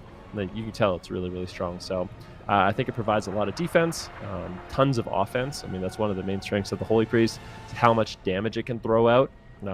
It's good on mana. It doesn't really have any weaknesses except dying to RMP. So dying to itself. It's the only weakness is itself. Yeah. Yeah, but to be fair, every healer dies to RMP, and they can res at least, which is nice. Yeah. For context, we only saw it picked twice last season, Holy Priest that is, and it was picked twice by Relza. Now I feel like we're seeing it quite a bit more, so it's cool to see it get utilized so well. But Casual Dads versus TBD coming up next. We're going to see who makes it to the grand finals, if we get a replay or a rematch against KUNGARNA versus Casual Dads, or is TBD going to be moving on and knocking Casual Dads out of the tournament. We've got the grand finals at the end of the day here, and then EU lower final is up next. Before we get there, we've got to head to a break. When we come back, it's an elimination round coming up next.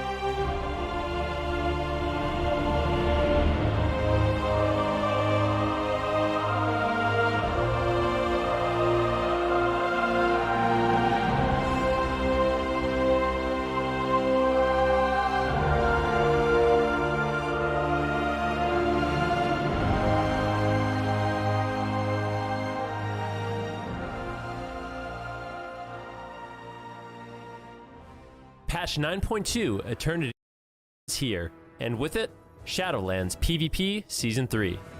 In this video, we'll be covering all of the important changes and features of the new season to help you stay up to date on all things PvP. 9.2 includes Maldraxxus Coliseum, a brand new circular mid-size arena map. This battlefield features 3 small pillars that can be used to avoid enemies and protect yourself with line of sight. For competitive play, Maldraxxus Coliseum has a portion of open area that benefits casters, as well as pillars that are quick to access for melee compositions. A quick tip for range classes: you can use the large starting room to force melee and their healers off of a pillar and into the open field to set up crowd control and unescapable damage. Remember this if you're a melee. Be careful of overextending in this position. Your healer will thank you.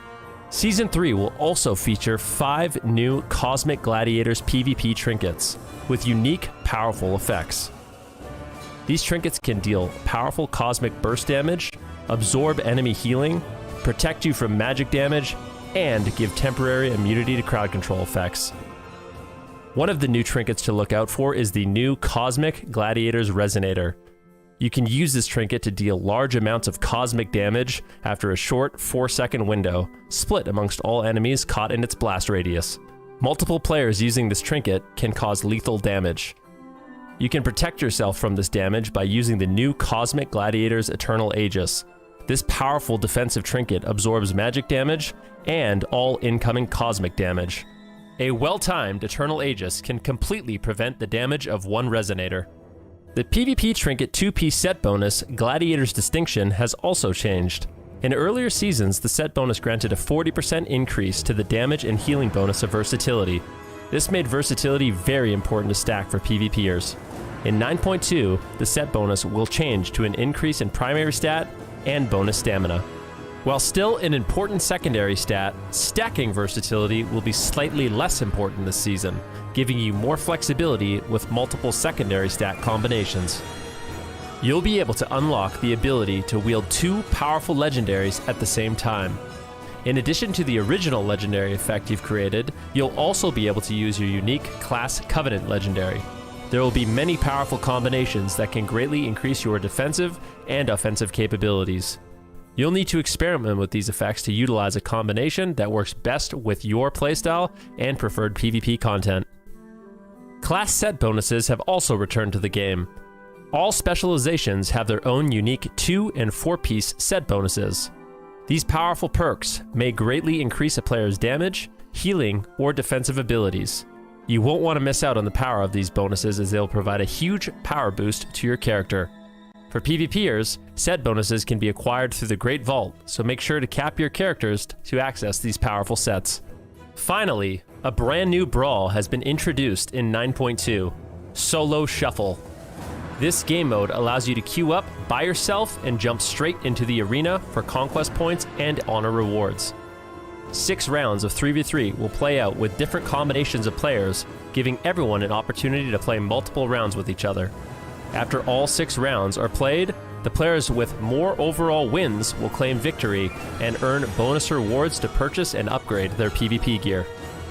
For more information on the PvP content discussed, check out the links in the description of this video. And don't forget to subscribe to the Warcraft YouTube channel for more content like this in the future. In the meantime, queue up and we'll see you in the arena.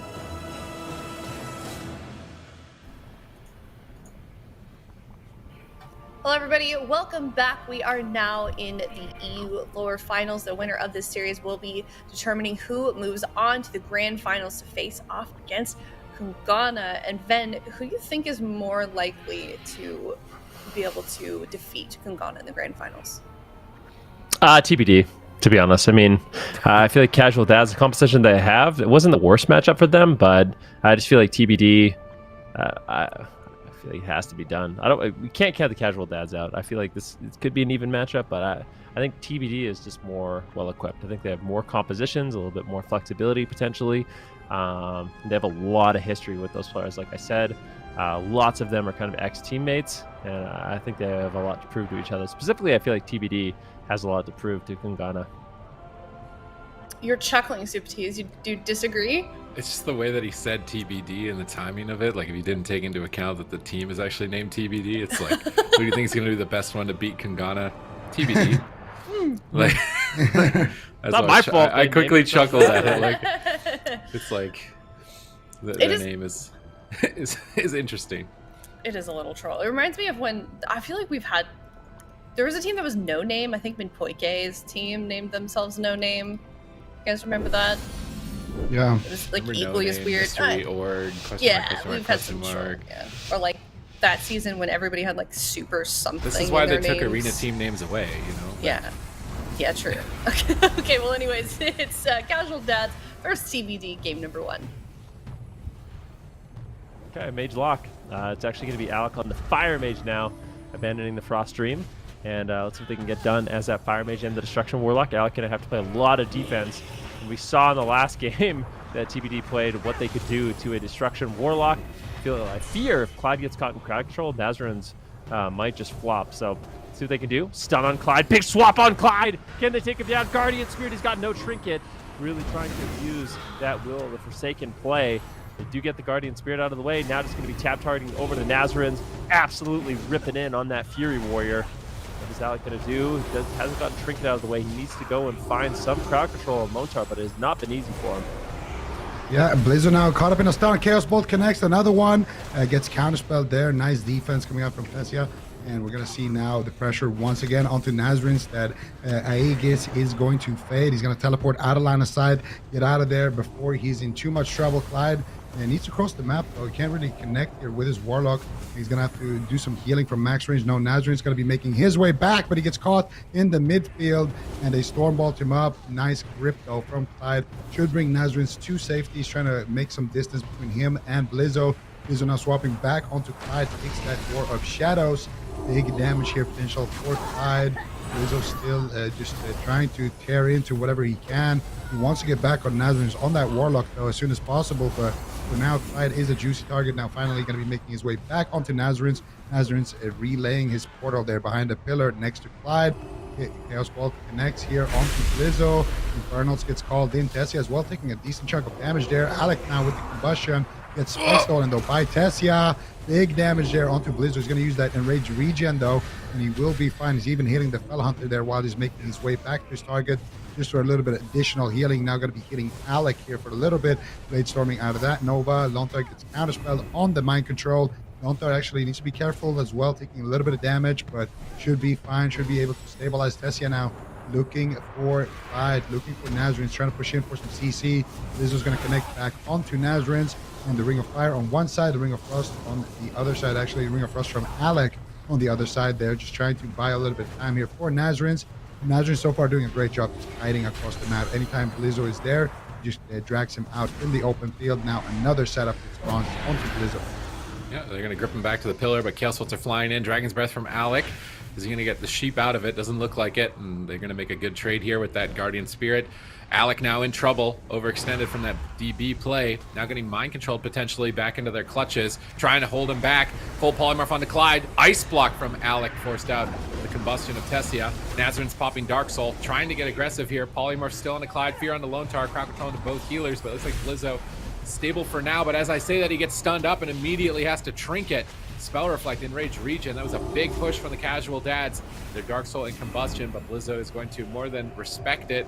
Now trying to leap after Nazarin with a Chastise stun out from Lone Tar. Nazarin's gripped away from Blizzo. And I would imagine that Clyde is running that conduit to reduce the cooldown of his Leap of Faith so that he is able to pull Nazarins around the map a little bit more frequently and be able to escape to safety. And with it scaling up to 270 plus item level at this point, that life grip is going to be a very short cooldown and an important mechanic to avoid this warrior.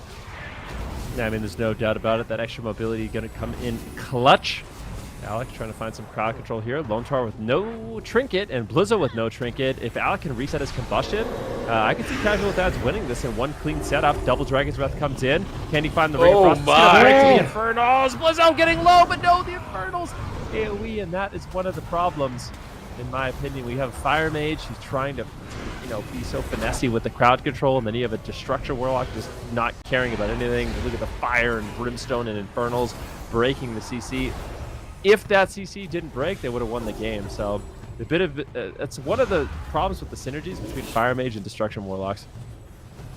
Yeah, definitely. I mean, you can't cancel those Infernals, but if you do, you lose basically all your Warlock's damage. So definitely a bit of a problem there, and that's why we usually see Mage Luck just go for those dampening plays, usually going after the healer with those one-shots, because then it doesn't matter if you break the CC that much, or just dragging the game to a long period where they can win. But right now, Lizzo is trying to win the game, doing big damage here onto Nazarian's. Guardian Spirit gets forced out.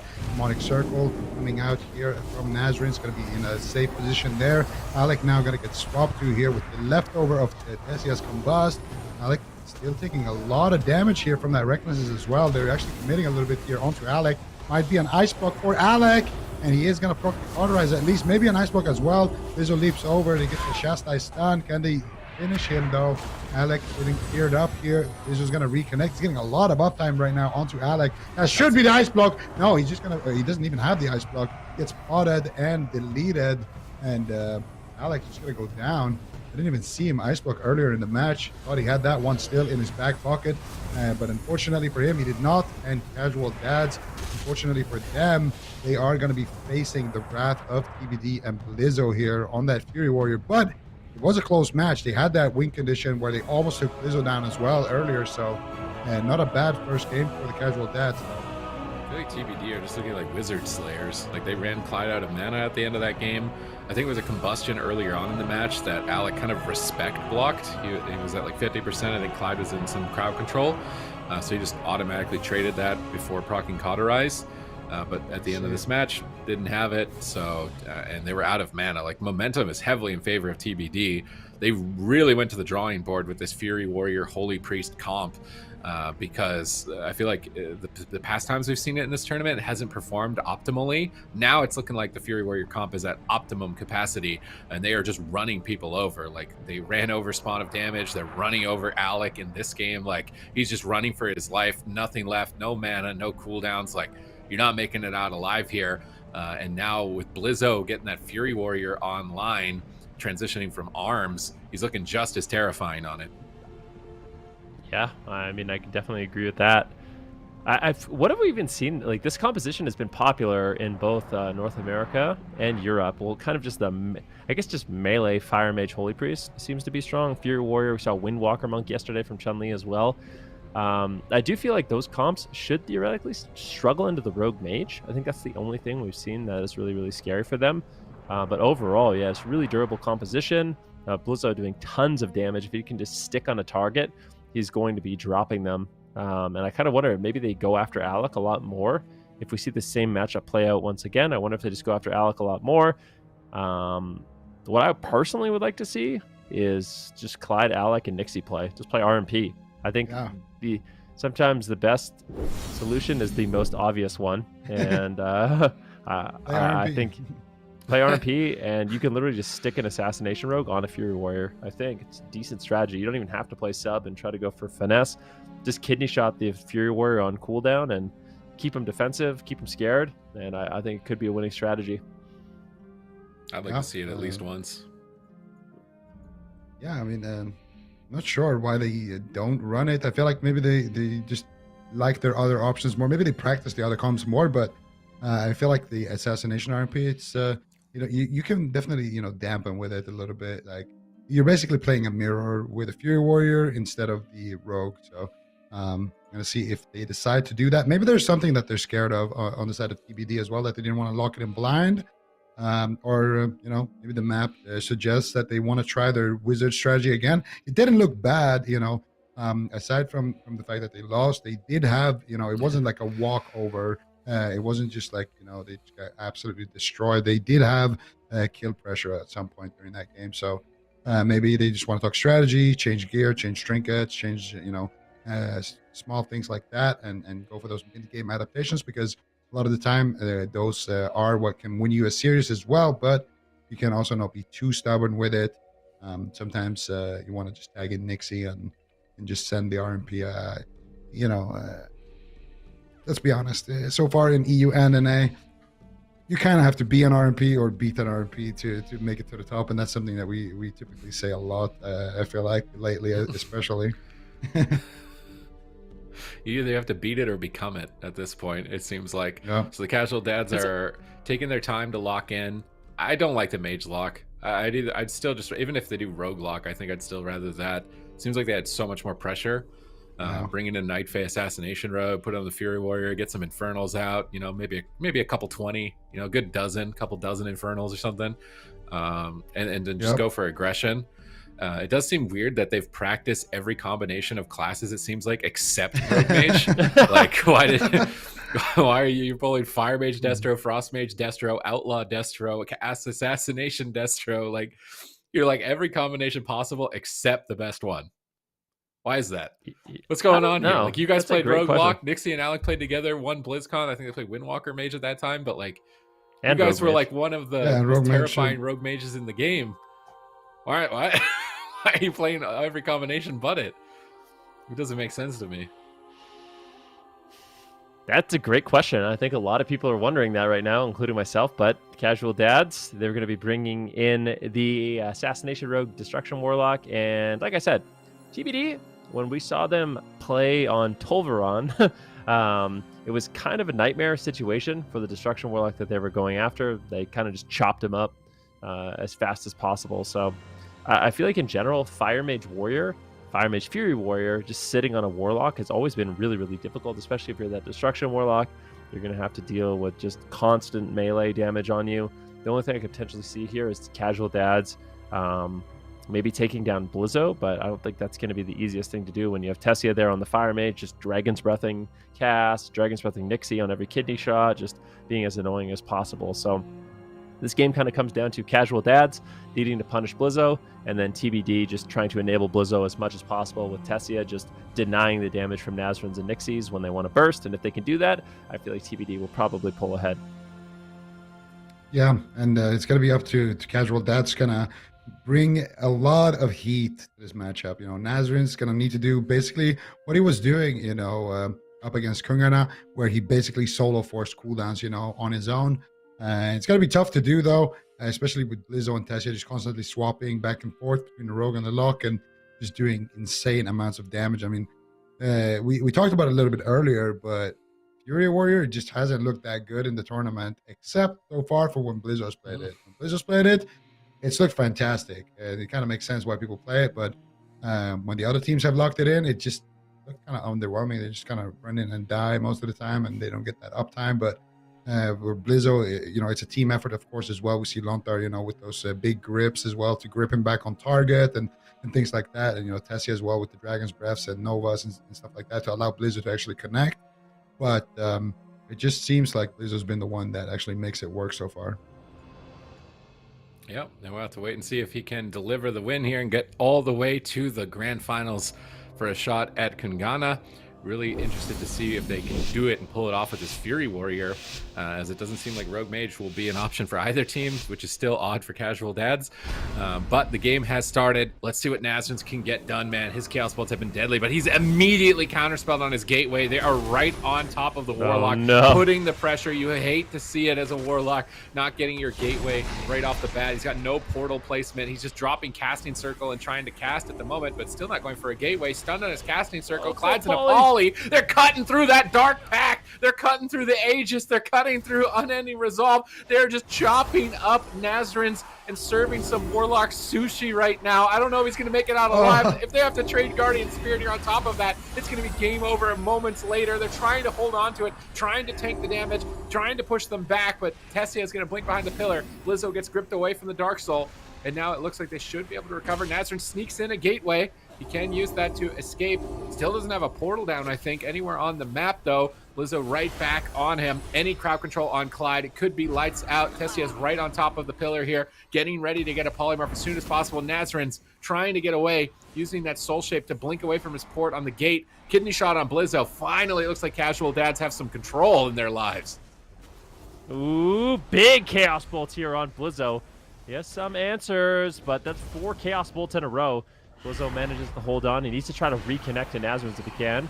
Clyde's going to reposition with Nazarens across the map. Nixie kind of just soaking up the damage, trying to play kind of defense for his team, just getting dots on Tessia, getting dots on Blizzo, not really letting them push in. But I kind of wonder, okay, I was going to say, why is TBD scared? Like, can't they just go?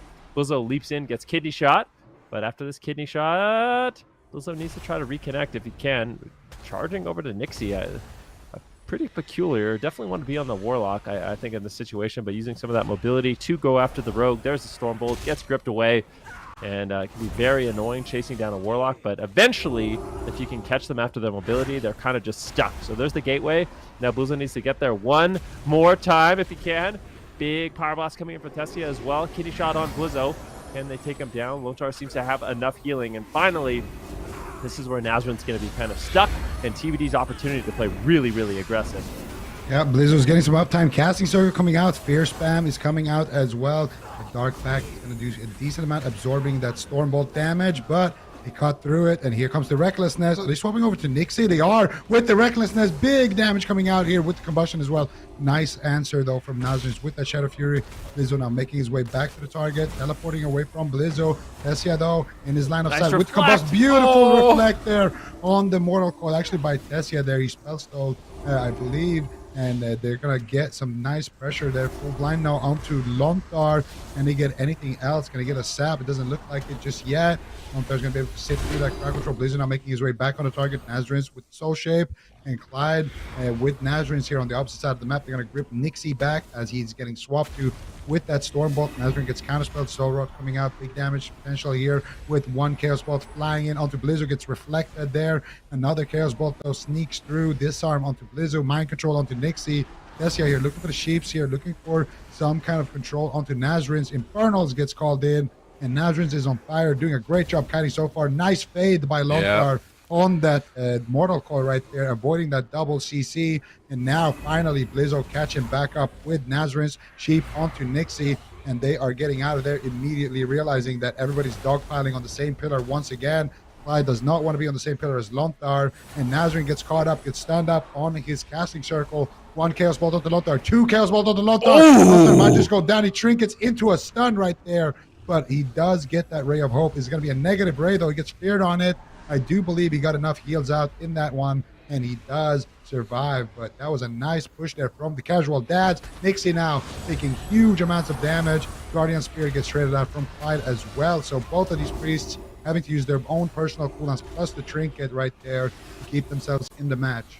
Casual Dads looking evenly matched here, but TBD have a lot of options moving forward for the rest of this. If they fall behind on mana, it could be over for Casual Dads in game number 2. Nixie trying to assist with the heals, going for a Fleshcraft, soaks a counterspell.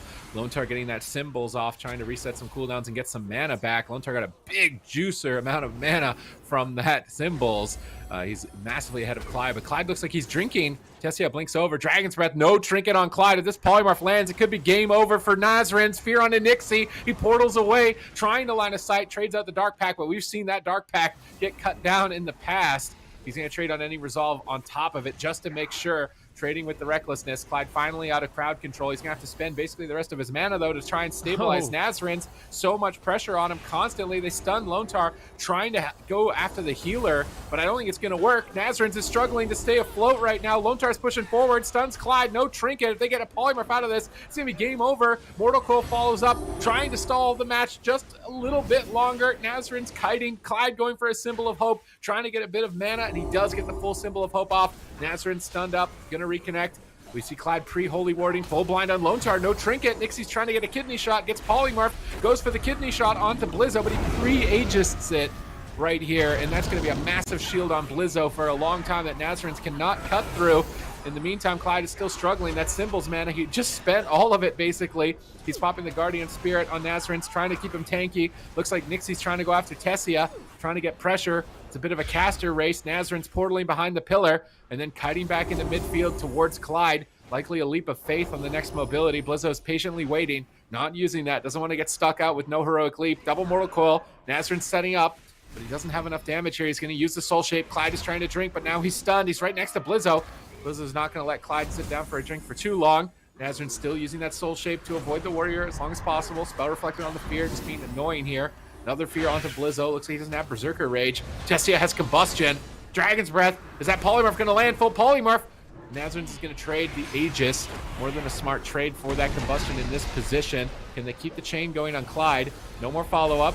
Nazrin's actually getting more and more stable in this position. Casual Dads might be able to pull it off. Blizzo's Infernal Stun. He's locked down. Massive damage and dampening. Fear onto Lone Tar. Enrage regen's over. Blizzo's at 10%, but Nixie's polyed. Can't finish him. Blizzo's spell reflects the coil, turning the pressure around. Nazrin gates away, trying to leap after him. But Blizzo's at 30% going for the kill in enemy territory. Nixie gets pulled back to punish Blizzo. Blizzo trinkets out of the kidney shot right away, but not many options left for him. Our casual dad's gonna pull it off. Chaos Bolts are flying in. Blizzo goes for the Fleshcraft, the last ditch effort, but Tessia is rotting down. Lone Tar has hit 0 mana. Dark Soul is currently active. Chaos Bolts are being casted. If any of these Chaos Bolts connect, it could be game over. He gets pummeled, and now Nazrin's on the back foot. Guardian Spirit has to trade. Is it going to be enough for him to stay alive? It looks like just enough for Nazrin's to survive. Another kidney shot onto Blizzo. At this point, I can't believe that these teams are alive.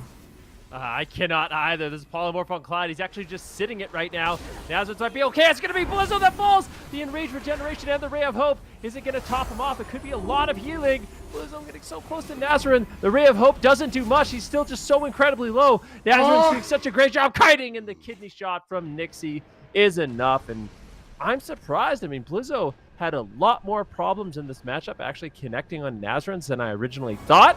Casual dads strike back in the matchup. They tie it up. These dads have proven that they came to play. Dads definitely came to the playground here, prepared actually with this composition. Very nicely done there from Casual Dads, and you got to give it up to Nazarene as well. Great job maneuvering across the map there with Clyde as well. Constantly swapping pillar, never allowing Lontar and Tessia to kind of close that gap and get on top of them.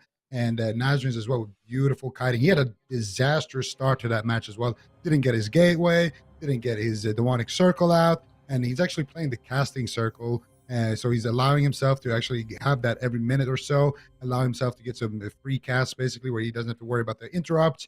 And of course, that Assassination Rogue proving to be very, very fatal here. They force out Blizzo's trinket there with that kidney shot. And that kind of puts them in that checkmate position. It all comes down to the mana here between these two healers. You can see Cloud just has a little bit left in the tank, whereas Lontar is completely dried up. Tessia is starting to die to the cleave pressure, and Nazrin's doing a great job here getting these Chaos Bolts out. Nixie in a fear right now, and Nazrin's here with the Guardian Angel, catching some big heals there with Clyde's last mana. They go for the Dragon's Breath Sheep, but at this point, Clyde is basically anyway. He's got the Guardian Spirit up anyway. And Nazrin with the Casting Circle. Disarm there onto Blizzo as well. Get one Chaos Ball. They get the Mortal Coil as well. Another Chaos Ball to get stunned. Nazrin teleports out of it. Uses that Soul Shape to continue that kiting. Tessia here with the Combustion chasing after him, but at this point, Nixie is just having a field day over there. And Nixie did a lot of work there on that replay at the end as well. He cheap shot Lontar there on that Ray of Hope, not allowing him to get too much healing into it. So when Blizzo comes out of that Ray of Hope, he's still on low HP, and then Nixie gets that second kidney shot with no trinket and is able to do what Assassination Rogues do best, which is insane amount of damage. You can even see it on the scoreboard here. Nixie going to be the man who tops the damage, and Nazrin's going to be tying his damage there with Blizzo. Not exactly what you expect, to be honest, compared to, it's of course a different matchup as well there with Aritros earlier, but Aritros was not able to get, any damage out whatsoever, basically. Of course, playing with that Survival Hunter going to be very different, but still, Nazrin's doing a great job just kiting and maneuvering around the map in this game. I really like the way that they used their mobility on the map. At the start, looked a little bit, shaky. Like, if we go back to the opener, like, he used every cooldown. I thought he was going to die in the next minute. But as soon as they actually got their positioning corrected and got the formula, they were able to avoid Blizzo using the extra snares from the Crippling Poison, using the Leap of Faith, the Soul Shape, the Portal. Like, Nazrin's eventually got in a position where he almost was untouchable. Whenever he was getting touched, then he was getting kidney shot on Blizzo, dismantle on Blizzo, coil on Blizzo, preventing him from healing himself, preventing him from doing damage. And that's exactly what they needed to do to be able to pull off a win. But it was still close. Like, this is not a clear victory for Casual Dads in this series whatsoever, and there's no guarantee that TBD even play the same thing into Roguelock. They could switch themselves to Mage Lock if they want to. I was going to say we're going to Hook Point. Yeah. They're staying with it. Okay, Hook like Point, same comps. Casual Dads trying to make a run with it on that Destro Warlock. Yeah, I mean, at this point, I feel like they don't really have much of a try. I mean, they could play RMP. We talked about that a few times, but yeah, I think TBDs can be happy. Hook Point, a lot more difficult for Nazarens. I mean, like we talked about, he utilized the mobility on Ashamane's fall really well with his gateway, with his portal around the big pillar on Ashamane's. It made it really difficult for Blizzo to actually connect and have uptime. This map might be a little bit of a different story, and I actually just feel like the small map should give a huge advantage to TBD. But at the same time, Casual Dads, never count them out. They're able to put out a lot of pressure on that rogue lock. It's really, really cool to see. I've been very impressed with Nazarene so far in this tournament, and I'm curious to see if they can take it all the way and earn their spot in the grand finals. Yeah, it would be awesome to see which one of these teams is going to go up against KUNGARNA. But yeah, Hook Point, we were talking about it a lot just now, how good of a job Nazarenes did, and Clyde as well, just maneuvering around the map, not really allowing TBD to get on top of them and to get into that chokehold position. But Hook Point is a hard map to do that on. The good news for them, though, is that their Assassination Rogue is also going to be very effective on Hook Point. But we did see TBD also swap a lot to Nixie, so a bit of a double-edged sword there. Let's see who can utilize the map better. One thing's for sure, though, I think the map definitely favors TBD and their Fury Warrior with Blizzo, as the name of the game for him is just get uptime. If he gets uptime, he's going to do a lot of self-healing, he's going to do a lot of damage, he's going to get a lot of procs with his Recklessness, and he's going to be able to double wreck at times as well on Nazarenes, and that's really when they start pulling ahead with those cooldowns. Last game came down to mana. It was a very, very slim advantage, but having that extra damage and that extra uptime on Blizzo could be very, very dangerous. Let's see, the match has started. Sap onto Lontar. They're going to open up onto Blizzo here. Empower to go rogue. Tricks of the Trade coming out. Kidney Shot onto Blizzo. Nixie doing a lot of work already. A lot better start so far for Casual Dads. They do get their gateway out immediately. Here onto Lontar. Continuing that chain. Going after Tessia. Altered time here from Tessia. Soaking up that Chaos Bolt. Doing a great job. Casting Circle out for Nazarenes. 1 Chaos Bolt onto Blizzo, 2 Chaos Bolts onto Blizzo, but he just out heals it, no problem. There's the Recklessness, there is the Storm Bolt, big damage cutting through that Dark Pack, massive pressure from Blizzo. Nazarene's going to teleport into that starting room, and he's going to have that gateway. He could maybe Soul Shape to reach it later on. He does have that available. Infernals gets called in onto Tessia, full fear secured. Kidney Shot once again onto Blizzo, into the Shadow Fury stun. Big damage here onto Blizzo, into the Mortal Coil. He's going to be forced to Trinket out here, actually. Blizzo in a lot of trouble here, activating the enraged region, kicking that Chaos Ball, finally getting some of those heals, but yet to use the Rallying Cry as well. Blizzo had to use his entire spellbook right there, and so far, the TBD, not a great opener. Yeah, close quarter combat looking like it's still going to be an even fight between the Casual Dads and TBD. Definitely not one-sided, but look at the cooldown of Enrage Regen. It's already back. Lontar has reset that cooldown.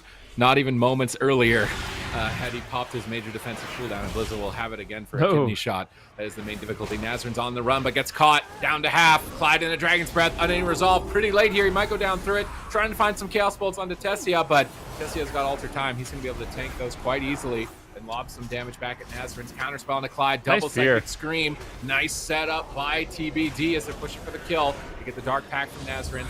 It's going to be more than enough. Nazarene's repositioning his portal, but it's far away from his gateway. He's going to have to be careful with how he wants to kite from this moment on. He's going to Soul Shape away, maybe port drop a gate. He's going to need to maneuver away. Blizzo's getting too much uptime right now, just chopping him down.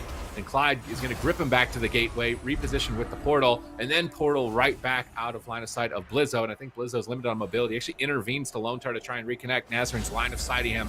He has to avoid the warrior at all costs. And the longer that he avoids the warrior, the more damage he resets. The Fury Warrior builds up damage over time by staying on the target. So if you can avoid the Fury Warrior, you reset his damage. He has to spend quite a while building it all right back up before he can really burst you down. But Blizzo's just going to pop cooldowns even without the ramp. He's going for it. He's got an 8-stack Slaughterhouse. That's 40% healing reduction on Nazarene's. And Clyde's caught in crowd control. 4 seconds away. Soul Shaping, trying to stay alive. But Clyde's into a Dragon's Breath on his Trinket. Into another Sheep. And Nazarene's is going for Chaos Pulse. While his healer is crowd control, he's trying to go for the kill. Blizzo is unfazed by those hits, and Nazarene's is in so much trouble. A counter spell onto his healer. He's on the run, trying to run for his life, but Blizzo is in hot pursuit, trying to take him out in game number 3. Nazarene's drops a gate, emergency gateway activated, trying to escape, manages to survive, and we're going to need a lap counter for Nazarene's. How many laps around the arena is he going to get before this game is over? He is just running through a gauntlet of fire and nails. I mean, this is actually an ice block from Tessia. That is surprising. They trade out the Guardian Spirit as well as the ice block. I'm not... That seemed like it was not necessary. Nazarin's once again going to be portaling away, sprinting across the map. And Blizzo, I mean, it's not often you find Blizzo getting kited this much. Nazarin's really utilizing the mobility of the Destruction Warlock in this match. Lone Tar finally going to shut it down with a stun. Nazarin gets gripped away. If it's not grip, it's forward. Casting Circle. I like the Casting Circle when he finally does get caught. He runs out of mobility, then gets the Casting Circle down and can try to counter pressure to the best of his abilities. And still the unending resolve, a minute and a half away. Dark Pack going to be used, trade out some damage. Dragon's Rest shutdowns this kill attempt by Tessia. Nicely done. Blizzo with a beautiful, intimidating shout. Clyde in a polymorph right now. Nazarin's could be in trouble. Gets caught into a stun. Combustion! But Nazarin ports away, utilizing that mobility. Lone Tar trying to grip him, but Nazarin's just sprinting around the pillar, getting interrupted on Chaos Bolt. Unfortunately for him, now there's really nowhere to run, nowhere to hide. Unless we see Clyde with like a life grip, which is up in 7 seconds, Nazarin's going to really have to just tank out this damage and try to find some counter pressure. Yeah, but Nixie has Vendetta. Tessia has no ice block. That could be an opening here for the casual dads. They look like they've been favoring just going after the mage on the small map, as he also has less area to move around on. But Nazarin's right now taking a lot of damage. Kitty Shot forced to use there onto Blizzo, kind of defensively going for that Chaos Bolt. Tessia ducks in, counterspells that one. Nixie now once again going to go after Blizzo. Disarm connects onto Blizzo. Tessia looking nice and healthy so far. He has that Cauterize as well to fall back on. Nazarin's just trying to kite Blizzo right now. Beautiful Blade Storm from Blizzo to allow him to reconnect. Lontar here with the Holy Fire. Here is the stun. There's the Dark Pact though. Counter stun from Clyde. Both of these priests using that Chastise stun here and doing a great job with it. But the mana was the deciding factor in that last game, and Clyde does not have a lot to work with here. Another Chaos Bolt coming through onto Tessia, and Nazarin's just forced to just stand still here and basically just take it. Infernals gets called in. This is Nazarin's last chance to eventually get something going. Dark Soul activated, looking for the Demonic Circle, looking for the Chaos Bolts, finds maybe one. Blizzo leaps over, and Nazarin's forced to fake cast right there, teleports away. Nixie's in a polymorph. This is doing a great job just controlling Nixie, just hiding, waiting for that ice block to come back up, cool down, just trying to buy himself some time and trying to buy Blizzo uptime on the Warlock. They know the game is theirs to win at this point. Nice stun here again onto Nazarin's, but a nice disarm there from Nixie to help Nazarin's with that damage. And Lontar just trying to spam out some damage there in the backline. Nazarin's unending resolve. How is he going to survive? Blizzo reconnects, catches a big heal there from Clyde, but that is Clyde's absolute last bit of mana. That last cooldown. Clyde's saving up for a drink, but of course gets shut down immediately.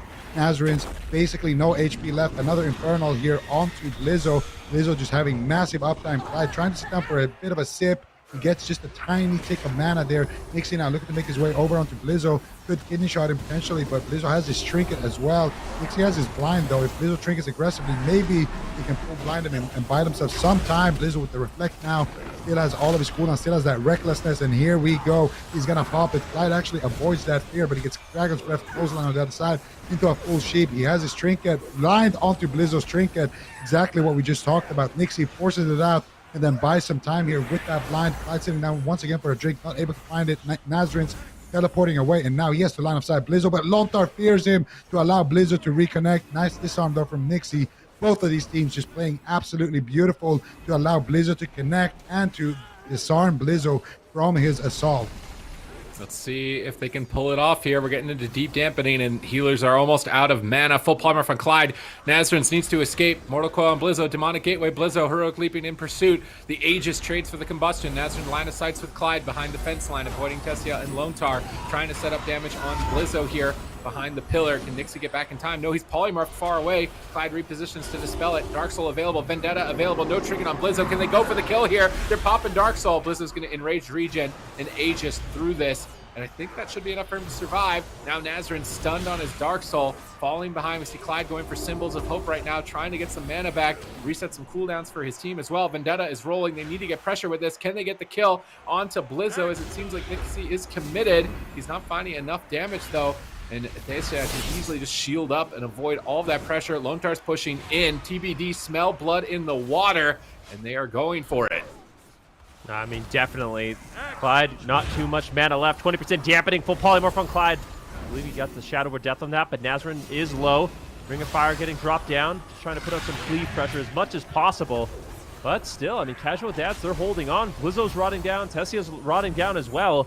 Casual Dads are not making this easy for TBD, even on the smaller map. Nazaryn's been doing a great job with his mobility. You can see the soul shape right now. Blizzo's still having a difficult time reconnecting. The portal away. There's a stun on Blizzo. Nazaryn's can't get any Chaos Bolts out. Next kidney shot from Nixie. Actually a swap here on the Nixie. Trying to solo him down. They do get the Aegis out. Bit of a cheeky swap there by Tessia and Lontar. But Blizzo now reconnecting to Nazaryn's. I don't know if he's going to be able to escape this one. A big kidney shot on Tessia. He used his blink and gets punished in a big way for using that trinket, getting incredibly low. This could be his ice block. He's trying to run away now with his soul shape. Actually trades out the ice block.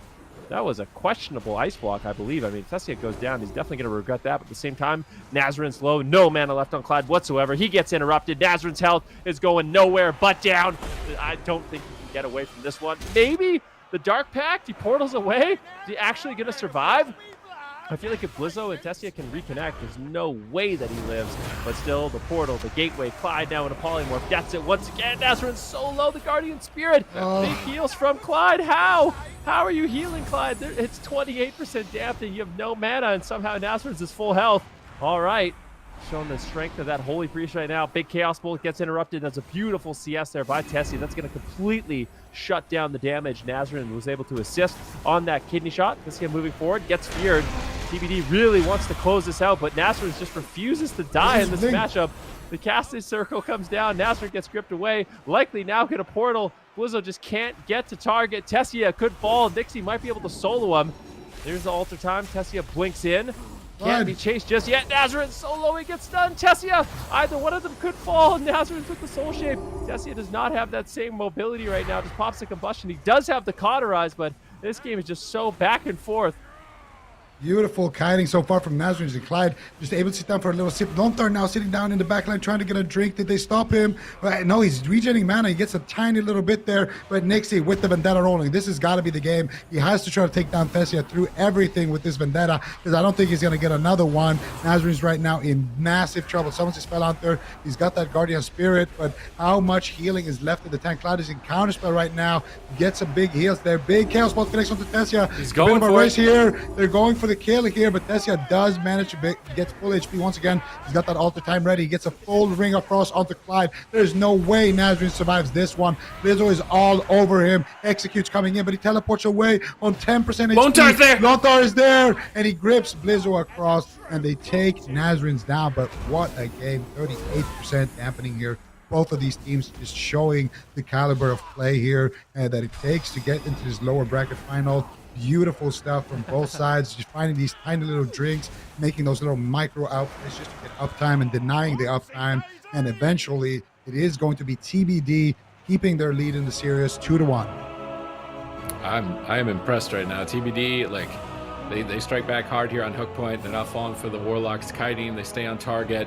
That ice block earlier that Tessia traded, I almost wonder if it's like a bait to get them to go in mage instead of warrior, so Blizzo can get uptime on the Warlock without getting kidney shot and dismantled. You know, like I'm imagining it was like, hey, maybe trade. It's kind of a scary moment, but at the same time, it did result in them going after him, which left the warrior open, and that's what we're going to see is basically, can Blizzo get uptime on Nazaryn's? Can Nixie get damage on 2 targets while stunning the warrior and disarming the warrior as he's chasing down the Warlock? We saw so many times Nazaryn's using the Leap of Faith from the Priest and then Demonic Circle to portal away and kite and avoid his enemies. It was really well played on his part to make it this far into the fight. We've seen other Warlocks just getting crushed by the Fury Warriors, so Nazaryn's definitely putting on a masterclass for Warlock here in this series. It's going to be a tough one, though, if they want to come back. They're on match point now and facing elimination, and every game is just more taxing than the next. Everyone is so long. You've got this grueling match of dealing with multiple interrupts, having to make these last-second trades on cooldowns, almost going down multiple times, like to stay focused, not get tilted, and be ready to keep going for the rest of this series is going to be an important quality to have as a player. And there were so many times where like Nazaryn's Proxen Infernal here almost goes down. Like we can't believe he's alive. Portals without any resolve. Portals with his Aegis. Blizzo's in hot pursuit. He relays the emergency gateway. Manages to escape with that at the last second. Like so many close calls for him. Like I would be sweating to say the least here, having to play like this. And you're fighting Tessia, Blizzo, and Lontar, right? These are like all-star players on TBD. They came so close at one point, and this is where I meant by baited, right? Because Blizzo is just popping Wreck, Stain on Nazarins, while Nixie is trying to kill Tessia. So Blizzo doesn't have to worry. He can just spend all of his rage, get 8-stack Slaughterhouse. He's not getting CC'd. He's not getting kited. Nixie tries to pull back to dismantle him at the final second to try and help him out. They're using mind control at the final seconds to try and stall with no mana. They tried to trade and go for the kill with those Chaos Bolts. They're saying it's kind of like it's do or die at that point, but they can't stay on target. Nazarins has to abandon the push, and then momentum just swung in favor of TBD at this point, where Clyde was endlessly getting crowd controlled. Nazarins does what he can, but Lone Tar pulls Blizzo to the pillar to finish him. And you can tell, you got to love the synergy between these specs at the moment, like the Fury Warrior getting their cooldowns reset, getting pulled to connect to the Warlock, and the Warlock getting pulled around by his Priest as well. Considering like Holy Priest is really prevalent right now. Not to say that it's not, it's probably the best healer. But the fact that we haven't seen it in competitive play and seen these synergies and types of plays made by the tournament players is a really nice treat. Yeah, there's really no question about it, and opens up room for some of these different compositions as well. I just feel like Holy Priest, yeah, super well-rounded. But I think at this point, Casual Dads, it's safe to say they're going to be going to a large map. Game number 4, it's their map pick, their comp pick. I think we're going to see the exact same compositions, but on a different map, potentially like Maldraxxus Coliseum. I kind of wonder if they could get away with playing the Wizards. I don't know if they should, because the Rogue has been working out quite nicely. But yeah, going to Tolvaron Arena. I feel like if there was a time to try Mage Lock, it would be on a map like Tolvaron Arena, because Nazarins with his mobility, I think it'd actually be really, really difficult for TBD to connect. This is where I want to see the Frost Mage. I know I keep talking about it. You guys think I'm crazy, but I think the Frost Mage, Destro Warlock on Tolvaron Arena. If there's any map it could work, I think it would be this one, but I wouldn't be surprised if they just decide to go with the Assassination Rogue once again and just give Nazarins that extra mobility on these large pillars on Tolvaron. Yeah, I think, playing the Wizard Cleave on Tolvaron, that's exactly what they're going to do. All right. And tell us a little bit more, Ben. What do you want to see Alec run here? Because, you've been talking a lot about the Frost Mage, so I'm just going to give this one to you. You want to see Necro? You want to see Frostbite? Like, what do you want to see here? I mean, there's lots of things I want to see. We'll see if we see it. Like, honestly, I've been surprised with some of the builds I've seen so far for Frost Mage, but not to say they can't work. Don't hold back. Don't hold back. Night Fae. Tell us what you really think. Come on. I think, if you want to be a heavy hitting threat on Frost Mage, I feel like the Necro Lord is definitely the way to go. Night Fae, you get your cooldowns back a little bit faster, but you want to be a scary Skeleton Lord. 40 seconds of frost bolts that are just critting for 20k, mowing down the entire team. That's what I want to see. I think it's really, really strong. I also want to see Ice Wall. I think Ice Wall is another tool of the Frost Mage that is underutilized by a lot of players, even though I think it's like one of the things. I swear I win 30% of my games because of Ice Wall, and to give that up as a tool, both defensively and offensively, I feel like it's a bit troll in all honesty. So I would like to see that from Alec, but we'll see. Maybe they play different than me. Maybe they can make it work. But so far, I don't think Frost Mage has won a single game that we've seen in these tournaments, which is sad. It's not representing. It's not doing it justice, right? I feel like you're disappointed, man. I feel like it's capable. It's capable of so much more. We're not seeing it delivered.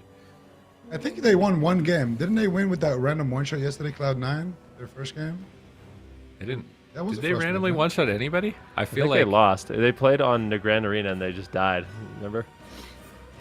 Chun-Li just died across the pillar in a smoke bomb when Flop that was on the pillar and got Hodge. They did not one-shot anybody. Yeah, Frost Mage lost every game. Yeah. Okay. Brain knew exactly what to do, and KAWHI took no damage to that. And then I think they tried it. Did they even try it in the Golden Guardians? I don't think they even tried it. Didn't they play Frost Mage the first game? Frost Mage Windwalker into Golden Guardians and one-shot Peekaboo? Well, that was the Monk. Crazy. Oh, yeah, they did. Yes, they won a game. You're right. Yeah, they won a game. Yeah. But that wasn't really. Frost Mage didn't do much. Peekaboo had every cooldown. We're trying to talk about the Mage here. The Mage did press Ice Wall in that go. I'm just saying. What was a nice Ice Wall? Someone actually made a meme of it and posted on Twitter of me being like, Ice Wall! like getting all excited. Yeah, I saw that. That was good. But yeah, okay. We're going to see Frost Mage. You want to see Necro Lord on Alec. You want to see the Ice Wall. And, okay. And Nazarins, just another day in the office for him. Just keep doing what you're doing. It's looking great. And I think this is a clever pick here. But there's still, I feel like there's still an elephant in the room here, you know? Even if everything goes the way that the casual dads wanted to, and they just take this matchup here, they just dominate TBD, we're still going to a small map. Like, we're still going to the Dalaran sewers. We're still going to, you know, Blade's Edge or you something. gotta cross that bridge when you get there, you know? Oh, I get it, because it's Blade's Edge across the bridge. Yeah. You gotta cross that bridge. that was the I wasn't purpose. actually going for that, but I appreciate that you just play think along. I'm so clever. Okay. I appreciate you think I'm so clever that I came up with that, but yeah, I don't know.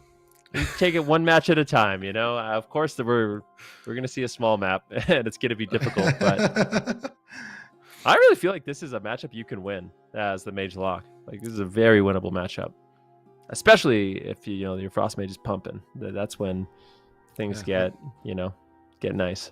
I mean, with how much you tell me that you wish I was a Destro Lock when I'm playing with you instead I of know. a Boomkin, like Alec has that treat. Like, he's graced. He has the Holy Priest and a Destro. I'm sorry, I shouldn't He do has that. the best things combined together. Like, this is the time to just be the Omega Wizard.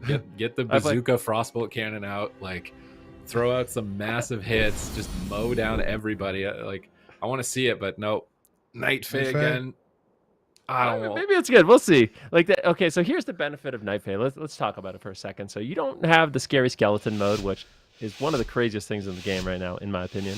But you have your Veins up a little bit more often. So you can play the Icy Propulsion. He's going to have shifting power. So his Icy Veins will be up more often. I just don't know how much value he's going to get from it. We'll have to wait and see. Could be some really solid single target damage. But yeah, TBD in this matchup, they're going to have to feel afraid. Like, in order for casual dads to win, they're going to need to force TBD defensive and afraid in the match. Yeah, they basically need to push Blizzo back to a pillar with his team. That's one of the big win conditions for them, because that's going to allow Clyde to drink. Blizzo taking a decent amount of damage, but Lontar just deflects it right away. And Blizzo actually, yeah, there you go. He has to pull back. Nazrin's popping that Dark Soul. And the entire team of TBD just gonna wait that one out. They've seen what Nazrin can do. Oh, his trinket just broke there as well. So Nazrin's could be very scary right now if he can get a Chaos Bolt off. But unfortunately for him, his Dark Soul will fade. They're gonna go after Alec. He's playing the Blink Stun, and they swapped Blizzo. What is he? Kyrian right now? Because I swear that's Kyrian's pair. But it says he's a Necrolord, so that's why I'm a bit confused. But yeah, Blizzard did swap over to Kyrian here, so he's going to have that spear, which is, in my opinion, a great choice for Blizzard, because he's going to be able to actually lock people down here on Tolvir. And Blizzard now doing a lot of damage here onto Alec, but Alec with beautiful positioning, dragging him into the Super Tease TM Wizard corner here. I was hoping you would remember. I was hoping you'd remember that trademark. This is a good position to be as a spellcaster. Look at Blizzo now, just isolated in the open. Lontar's in a fear. He's going to spell reflect. Ray of Hope comes in onto Blizzo. He spell reflects a Chaos Bolt, but another one's incoming. More Chaos Bolts incoming. Nazrin's just free casting, just ramming as much chaos out into the field as possible. He's down at half still. Lontar is counterspelled. Can Casual Dads take us to a game 5? They're so close. Blizzo at 10%, intervening behind the pillar. Clyde moves forward, but Lontar clutching a massive Serenity heal. And with those set bonuses, man, those Holy Priest heals are basically lay on hands. Massive output. Clyde's going to use Gate to escape from Blizzo. Mortal Coil incoming. Alex Icy Veins coming up soon. Here comes Fear Spam, stun onto Blizzo, pulling him to the pillar, trying to finish him with a Flurry Ice Lance, but not enough. Another huge heal coming in from Lontar. Blizzo back to full health. Line of sighting at the pillar. Clyde's going to chill in the middle, drink and regenerate mana if the enemy team is going to turtle, and that's exactly the response that he needs. No ice wall. Sad, but you know, it's still. This is actually working out quite nicely. So the nice thing about Night Fae as well is I feel like it's a little bit more durable. Being able to reset your defensive cooldowns, like your blink, as well as your barriers and your ice blocks, is really, really nice, as well as that soul shape. So far so good for casual dads, I'd say. A lot of scary moments here for Blizzo. He's just caught into the snares. And this positioning, this map is kind of a nightmare for TBD. Lontar is actually going to sneak away into a corner and try to drink. It's good. Alex tries to shut it down with a Blizzard. Tessia backs him up with a beautiful spell lock. Then Lontar likely going to recover a ton of his mana. He does get Shadow Fury, but that's exactly what he needs to do in this match. Kind of just drink as often as possible, so mana isn't a win condition for casual dads. However, I feel like as dampening gets up, going for those drinks is going to be really difficult. Blizzo right now forced to run away. Alex dropping down the Frozen Orb, the Blizzard, everyone's there. Here's the Spear. Bastion, though, Alex forced to trade out the Ice Block. Shattering throw. He could just drop through this. He gets stunned, blinks away, and looks like he will be able to hold on, but that was a great push there by TBD. TBD definitely striking back there, but now triple Infernal called in. Nazarians looking for the Chaos Bolt. One is going to connect. Blizzo is going to trinket and get out of there immediately. And so far, the build is working. The Frost Mage is working. They're swapping over to Lontar. Big damage coming in onto him. He gets feared up as well. Aegis being used all across the board here. Basically, the whole... Is that a triple Aegis? Yeah, it is. The entire team of TBD just all activated their Aegis all at the same time. So they are definitely immortal right now. And Casual Dad's just gonna take a step back here and take it a little bit casual. Go back to their triangle formation here. Nazarians on one side, Alec on the other side, and of course their healer Clyde gonna be sitting in the back line. Lontar actually sitting up for a drink right now, using that kind of small pillar next to the wall there to just get a bit of a sip, and he's gonna reset his mana bar fully.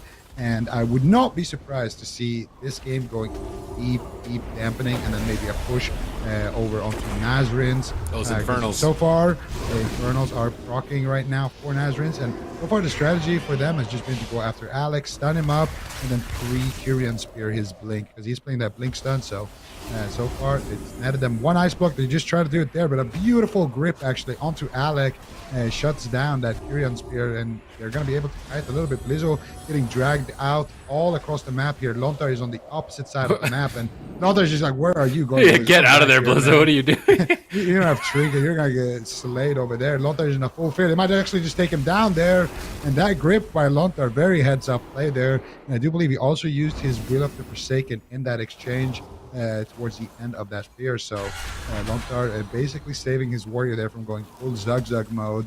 And it is going to keep TBD in the match for a little bit longer. And so far, Casual Dad strategy is working. I know in Raid, like, Priest love trolling with life grip and pulling people off edges, but in that case, that was a very serious life grip. Blizzo needed to get out of there. He was going to go down with no trinket where he was going, so Lontar with a clutch save. Tessia has Combustion, Spear Bastion up. This is a big opportunity for TBD to get a second block and maybe a kill here. Are they going to go for it? They're currently pinned at the pillar. Blizzard getting casted around the corner.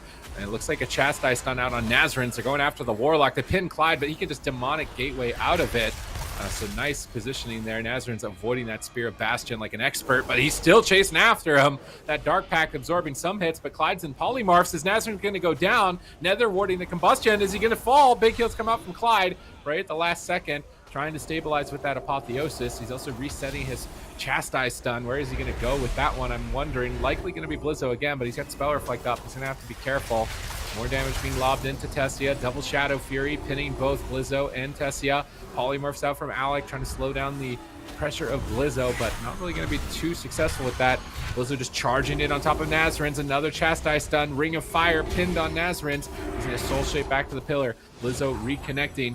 Nazarian's portaling into midfield. Blizzo reconnecting. Is Nazarian's going to be able to escape? The Spirit Bastion's pinning him down, but an Infernal comes down into a Mortal Coil, into a Fear. Nazarian's peeling during the Spirit Bastion. Once again, expert Warlock play here. Now swapping to Lontar. What is happening? Massive damage. 1%. Nazarian's godlike play, peeling away Blizzo, almost getting the kill on Lontar. I think that Ray was actually negative, even through Guardian. Lontar struggling to recover. He's lucky to be alive right now. He will have to be careful. Blizzo getting pulled once again back to the pillar by Lontar, respecting those Warlock cooldowns. Yeah, beautiful. Blizzard Frozen Orb once again. That was a great push. That was Alec Icy Veins really punishing Lontar for getting in aggressive with Blizzo, trying to take him down. Blizzo's taking some damage. As dampening gets higher and higher, this becomes such a difficult matchup for TBD. When they get off the pillar, they're going to be taking a ton of pressure. Clyde's going to have to go for a drink right now as well. Alec just basically channeling out the Frostbolts, keeping them all pinned down at the pillar. Likely TBD just going to be waiting for their Spear of Bastion. So do a big offensive go with Spear of Bastion. Maybe you have Combustion. That's kind of your moment to win. And then outside of that trade, you really have to play defensive if you're playing this Warrior Mage Holy Priest composition. So they have to run and hide, then do a big push. Then run and hide, then do a big push. And that's when Nazarians and Alec need their cooldowns. That's what we see from Cloud9. The previous Cloud9 with Chanimal and Wealthy Man is you use your offensive cooldowns as defense. So as soon as they try to get aggressive, one of you just throws the Infernal, the Dark Soul, they run away. All right, they try to get aggressive again. That's when you use the Icy Veins. And I think that's just such an important thing to do. As Mage Lock, Tessie going to be moving over invisible. So he's going for some crowd control. Clyde, beautifully done there with his Holy Ward. Manages to avoid the crowd control, gets the fear onto Tessia, crossing the map. Blizzo's in trouble with the polymorph on Lotar. He is going nowhere. Lotar right now getting swapped to with the Chastise Stun. They are all over the map. Blizzo's in the middle of the map as well. He could be in trouble. I think Casual Dads is looking to close this out right here, right now. Beautiful setup here. Once again, they get a sheep onto Lontar. Beautiful read by Lontar. Blizzo was low HP there. Less experienced healer would have gone for the Ray of Hope onto Blizzo, but he used it on himself. Stays alive, and as a result, also able to keep Blizzo alive, but it costed them everything. 2 trinkets down. Blizzo right now with the Blade Storm trying to stay back here, and honestly, I think at this point, just hide behind the pillar, try to reset, try to recover, but it might just be too late. Full mind control connect. That's it. And that's gonna be the damage coming out from the flurry combo from Alex on that Frost Mage. And we are going to a game 5, ladies and gentlemen. Okay, Casual Dads, what are you going to do in Game 5? Wizard Cleave worked on the big map, but if we go to a small one, I'm not sure if it will continue to be the same for the Casual Dads. So do they bring Nixie back in? Do they go to RMP? Like, what are they going to have to do to move on from here? It's a really tough choice. Yeah, it is. I think stick with the Mage Lock. But the problem is, if they lock in Mage Lock blind, we know, there's potentially some other options here from the side of TBD. They have their own Warlock that they could bring in. Also, maybe even see a Shaman potentially. But this is TBD at this point. Yeah, this is the early stages of the game actually. So basically, the way this game works is TBD is forced at the pillar outside of their cooldown. So when they have their Spear of Bastion, they can get really aggressive, and then outside of that, they need to run away. It's such a close call on Blizzo, but Lone Tar connecting a massive heal tops him off, and it's a frustrating match. I mean, on this large map, it is so difficult to stay in the open if you're Blizzo, because if you are in the open, you're going to be targeted, which means the Lone Tar, in order to heal you, has to come off the pillar. And if you're not on the Mage, he's going to be polymorphing you, and if you're not on the Warlock, he's going to be fearing you. So it's a really, really difficult spot to be in. And I think Casual Dads, I really like their pick. And honestly, the Night Fae worked out well for Alec in this one too. So yeah, just overall, really, really solid game plan from Casual Dads, and it played out the way you would kind of expect. Yeah, absolutely. And a lot of these setups as well, where they get a full sheep. Oh, this is where Nazrin goes for the big counter pressure here. And they fear Lontar, and they just swap to Lontar out of the fear. And look at that Lontar on, like, he's just barely getting those cooldowns off right there. And that ray of hope as well, barely doing anything at all there for Lontar, and that's stacked with the Guardian Spirit as well. So Lontar, honestly, kind of lucky to even survive beyond that point. And then here, Clyde just showing off his alpaca mount. Very nice mount there for Clyde. My best friend. You know what? I only have that in my memory because of Yosk in our raid. I know, it's so annoying. Now whenever I see that, it's all I can hear. Yeah. What even is that toy that plays that song? I don't know where you get it. It has to be somewhere in what was the Vulperian zone called now? It's escaping my memory. I'm a PvP player, but it's got to be something in there. I almost want to get it to troll him back. It reminds me of the sunflower. You remember the sunflower from the Plants vs Zombies when that came in, and you get this little sunflower. You call that thing in. Oh no, I shouldn't have told. If Yosk is listening to the stream, please don't get that pet on top of the dolly. I don't want that going on right now.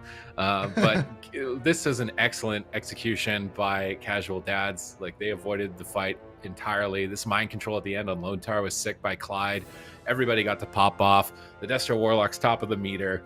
Everything is right in the world here in game number 4. Now moving into game number 5, though. It's going to be the territory of TBD, and when you're not playing on home field advantage, it's going to be rough here, I think, for the Wizards. Oh, they did win to RMP! The final boss! Is this the final boss?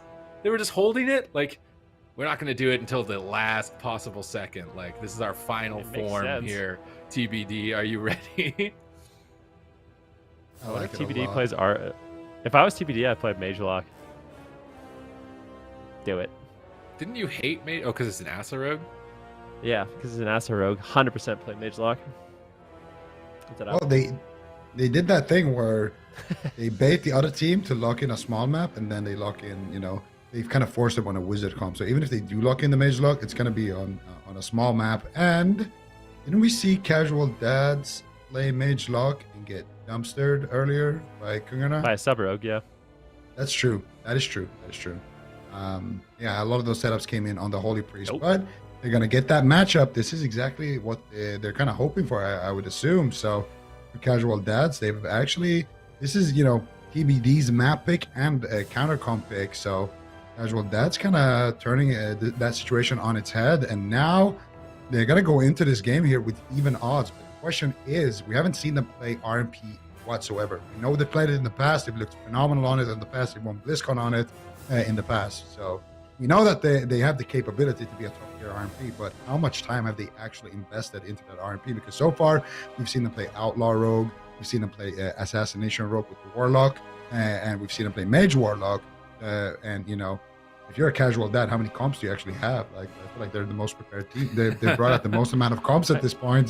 Pretty hardcore dads, actually, at this point, if they look practice on that RMP as well. Just sandbagging their name. They just want everyone to be like, they want everyone to think they're bad, and then they come in and they crush everybody. Like, it's like, yeah, we don't really play. I'm renovating my kitchen. Like, he's raising a family. He's got 2 jobs. Like, we're just the Casual Dads, and like just trying to pass it off. Like, we don't have a lot of time to play. Meanwhile, play RMP, Mage Lock, Rogue Lock, play the best comps. Every comps in the game, yeah. Yeah. Although I will say this, I might get in trouble from some rogues for saying this. I feel like the assassination version of RMP is a lot more straightforward, we should say, than the sub version. Like, you kind of that's nice wording. Yeah, just a kidney shot Blizzo on cooldown and try to get CC on Lontar. That's basically your game plan. I think that's what we'll see.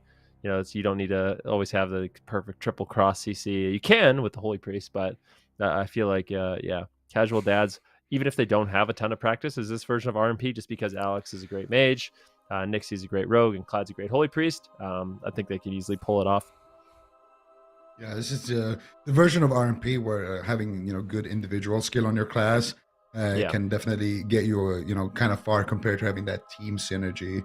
Because with the sub rogue, you definitely need more of that team synergy. Because your damage, you have a lot of damage, but everybody needs to kind of contribute together. And whereas for Casual Dads here, if Alex just goes in and gets a nice outplay, gets a solo sheep, he can basically turn the game for his team. So and of course they do have those playmakers on that team. They have very, very high amounts of experience. With Nixie playing his main, which is that rogue, and Alec, of course, as well on his main. So we're gonna see what they can do here, but it's gonna be an interesting matchup. I think Blizzo for sure is gonna be the target, and I wonder for TVD who their target is gonna be, because I would kind of say it should be Nixie. Just try to take him down in Storm Bolts, and maybe as well go after the Holy Priest with like a double stun. But I feel like for Casual Dads, actually, I think this matchup should be in their favor. Like, if you have 2 equally skilled teams, I feel like the Assassination Rogue is just straight up better than the Warrior. You're a lot more evasive. Like, if Tessia lands a sheep, a Rogue has way more answers to actually avoid that situation. And if both mages play a kind of tank spec, I feel like neither of them should actually die. So I think Casual Dads, they got this, and maybe we'll see some RMP mirrors in the finals. Possible, definitely possible. Dalaran Sewers, I don't know if that really plays into anyone's advantage. I kind of wonder what TBD is going to do here. If they're going to go after Alec. So I think both mages in this matchup, we're seeing a lot of Panda mages. People might be surprised by that, but the reason why we're seeing a lot of Panda mages is because all the mages are playing Blink Stun, basically, instead of playing Shimmer, which just allows you to blink while casting. You have multiple charges of it. You get the good old-fashioned blink. You get stunned, you can blink out of it, but you can't blink cast anymore. So as a result, Orc is a lot less effective because you're not actually sitting stunned. So instead, we're opting for, we're seeing Raikou on the Undead Mage, and then every other mage in the game is playing Panda. The Pandaren ratio will give you that more versatility, give you that instant CC, as well as utilizing that new trinket where all crowd control on you is 20% longer, but every second crowd control, you're just immune. So you get immune to interrupts, immune to spammable CCs. There are ways around it, and typically the thing that punishes that trinket the most is stuns, but if you're mage and you can just blink out of it, you don't really have to worry. The downside I've seen in these tournaments so far, and in my experience, is if you have a Fury Warrior just attacking you, you don't really have that same level of mobility, unfortunately. So I'm curious to see how exactly they play it. If Alec is going to get ran down by TBD, or if Nixie's going to be able to pressure Blizzo so much that he's not going to be able to really be that effective in the match. Yeah, I think that's going to be a big factor in this game. But this is game number 5, Casual Dads versus TBD. Everything on the line. This is an elimination map. Loser goes home. Winner goes to face off against KUNGARNA with Waz and company up in that final. Going to see Lontar in a sap into a full fear here. Who is going to be the target here so far? Doesn't look like there's too much damage going out. Nixie is going to be the first target here for TBD, and Nixie gets gripped back. Now kidney shot onto Blizzo. They poke off that necro shield from Blizzo, doing a decent amount of damage here. Ooh, Clyde! They're gonna swap over to the healer. Clyde immediately respecting that, and he will trinket out. So they are gonna be going after the rogue and that priest, and gonna just leave those mages to do their thing. Tessia still with beautiful damage. Dragon's Breath with a Nixie! full shield. Nixie! Nixie's just dead. Is he dead? He's dead! It's just over. Oh! What an insane amount of damage there. They get the swap onto Clyde there, forcing out his trinket, and then with the leftover damage with that combustion, they just swap over onto Nixie and just send him, get that Dragon's Breath sheath as well for good measurement. But the polymorph doesn't barely even land before Nixie is just about.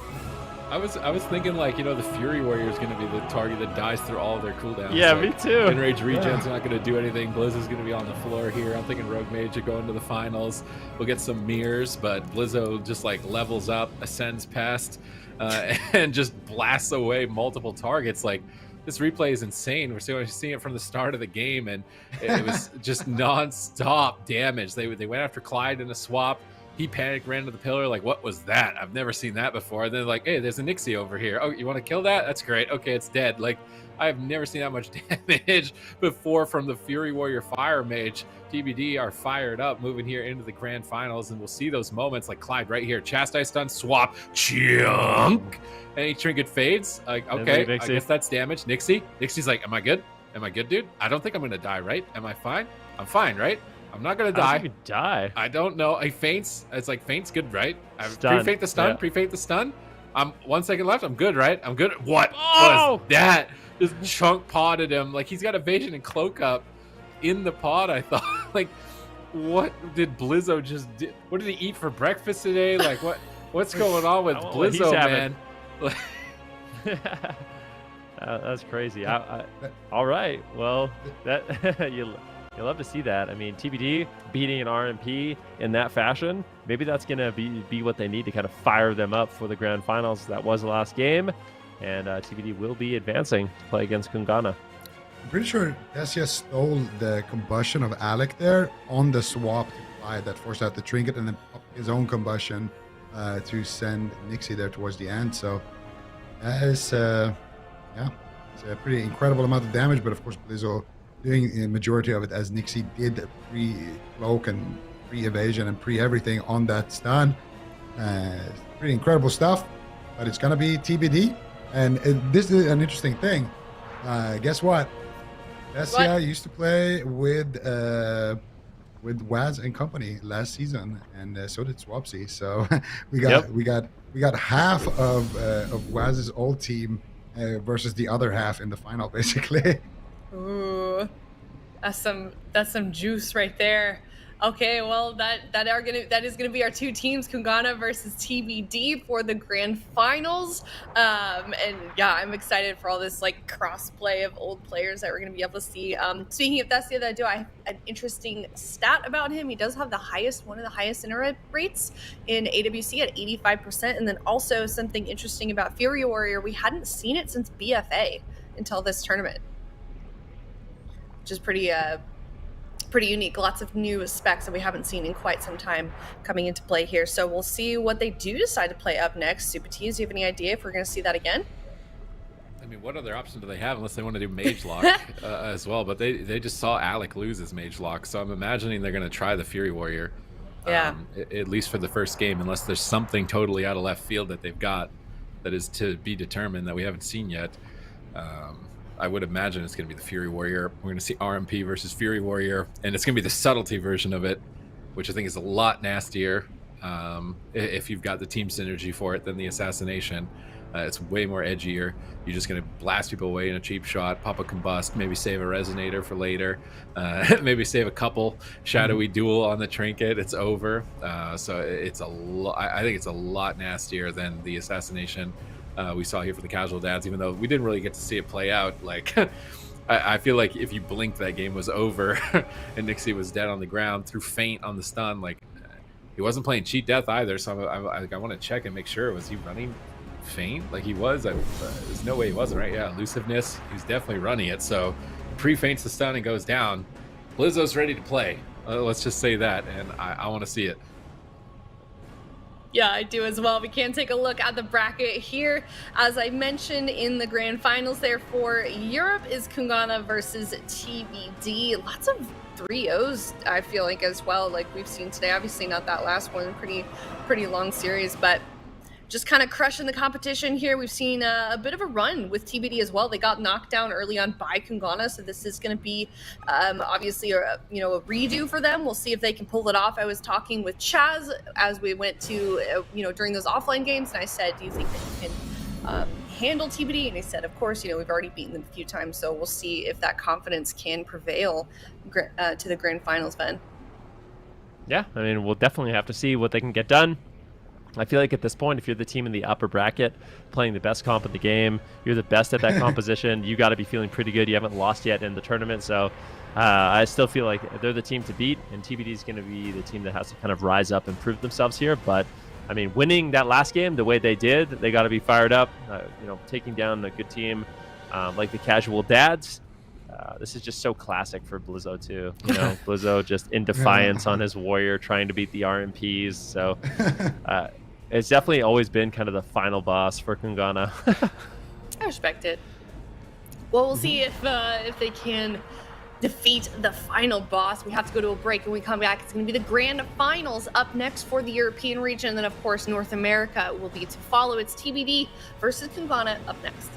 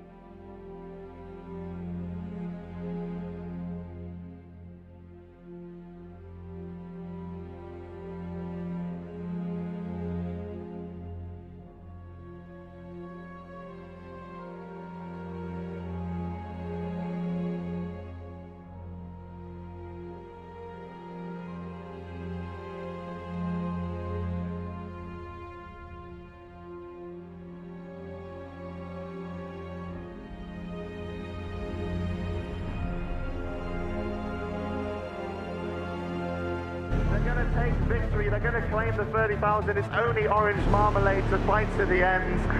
And he is going to run it out. He doesn't want to leave this finals. He can't believe that they've lost. They've come so far from the lower bracket. They almost claimed victory. They tied it up at 1 apiece.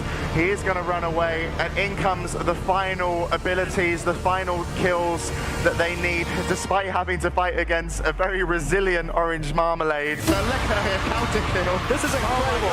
Orange Marmalade turned that on its head. SK Gaming were playing like they won. We know what happens next. There's the Wolves and Bloodlust on Benruki, drops down to half. Wow, and down goes Benruki. He's trying to give him up. I don't know if it's possible. He landed Bell comes in.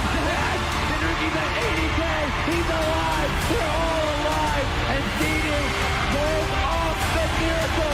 Are you kidding me? They are all alive. Here comes the Metamorphosis. They're looking at strike back. Bounces dangerously low. There's nothing left for 9 more seconds. Down to 10%. Trying to get away from the onslaught. Portals at 5%. They're in hot pursuit. And take it. No way. The panic almost. Yeah, but Method have won the game. If they can just stay alive here, Snuts just needs to live a few more seconds. Incarnation is up in 1. No bubble, no pop, no Avenger Crusader. Here comes the Incarnation. It's gonna bomb. There's nothing he can do. The mighty Bastion. He doesn't have anything left. So many off-fields from Swansea. They're desperately trying to get him. The key. They're gonna win BlizzCon. See him barely hanging on. This is it. The Wolves are going to take it. The two-time champions. Don't open. I've opened on him, man. You're joking. Ship made. 1 star surge, 2 star surges.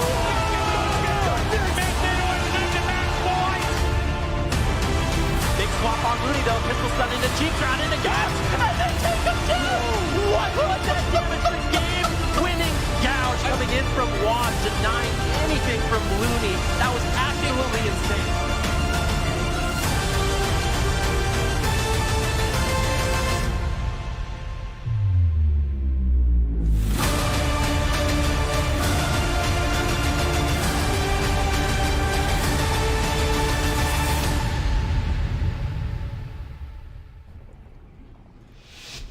Welcome back, everyone. We are going right into the gameplay of the European Grand Finals for Cup number 1. It's KUNGARNA versus TBD, best of 7. Very excited to see what Blizzo can get done here, man. He just smashed Nixie on that rogue, and Waz is actually assassination still. They feel like that's going to be better for just going for the kill. We're going to get to see if it is, because I would be very worried here, having seen Alex team dismantled so quickly. But they're going to start right away onto Lone Tar, even as assassination. They're dropping the Resonator. Massive damage incoming. Lone Tar trinkets, a big trade, but it is the Vendetta combustion and a Resonator, making more than enough sense for Lone Tar to make that trade in this position. His partners hold on to their medallions. Now it's TBD who are trying to get aggressive. Looks like Meh was able to death the Polymorph, though. His team is free of crowd control. They're pushing forward aggressively. They have blind available. Where are they going to allocate that? Waz getting chopped up suddenly out of nowhere by Blizzo, though. He's got to be careful. Saw Nixie disappear in that last game, but now Blizzo under control in the Polymorph. Another kidney shot onto Lone Tar. Mind Games, Holy Fire, massive damage potentially. Intervene coming from Blizzo in the nick of time, saving Lone Tar for now. And here's a Stormbolt onto Waz. Blizzo tearing in, massive damage on those raging blows, going for the kill right away. Waz makes big trades, evasion and cloak to stay alive here, while Meh sits through polymorphs, and TBD came to beat RMP here today. Yeah, there is no question about that. I mean, I do fear for Lone Tar. If we get a Mind Games with that next Vendetta, I think he might just fall over dead instantly.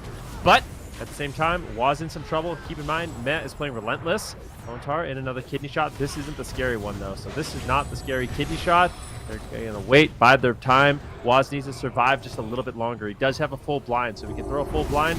I don't know who he's going to allocate it to. Has that as a defensive. Maybe just wants to put it on Blizzo right now to survive. But Lone Tar, all they need is one good setup. If they get a kidney shot on Lone Tar with Mind Games, the game is over 100%. So that is what KUNGARNA is looking to set up right now. Waz is trying to hold on. Lone Tar far. There is the kidney shot of Polymorph on Blizzo. Here it is. All in. Big fear. Lone Tar getting incredibly low. Can he hold on? The Guardian Angel is enough. Great peels there by Tessia and Blizzo. Blizzo traded out his trinket, though, so no trinket from Blizzo. Tessia traded out his ice block as well. Now KUNGARNA has some other options in the match.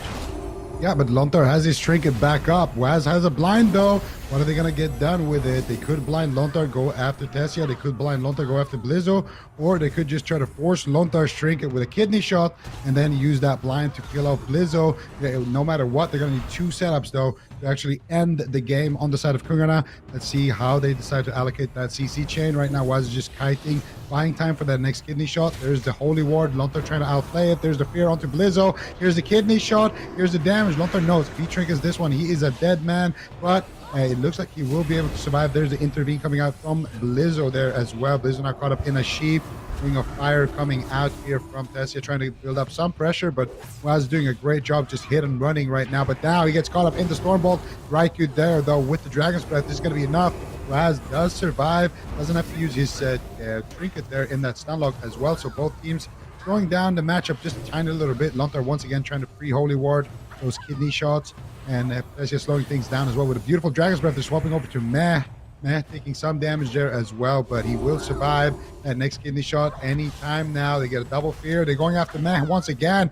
Big damage coming in from TBD, but Meh comes out of the stun. They get a kidney shot onto Lontar. Lontar will trinket out of that one, gets restunned on his trinket. Angel, they proc the Angel. They might just take him down through it. No, they don't proc the Angel, but that was extremely close, and they do survive once again. But that was the vendetta of Waz. 10 seconds left on Blizzo's trinket. Waz still with a blind in his back pocket. They actually did proc him, so now the Guardian Angel persists. Even if you proc it, you'll still get the bonus healing effects from it, but it's a 3-minute cooldown on his timer, so he's not going to have that for a long time. Has no trinket for 2 minutes. I am very worried for Lontar in the near future here. Blind is still available as well. I might make a blind swap to Tessia with no ice block. That's a wait and see how KUNGARNA want to play this out. As you see the pre-fade on the go, blind on the Warrior, setting up on Lontar. This next kidney shot could be the end of the game if Lontar is not careful. He will need assistance from Blizzo. He's going to need the perfectly timed intervene.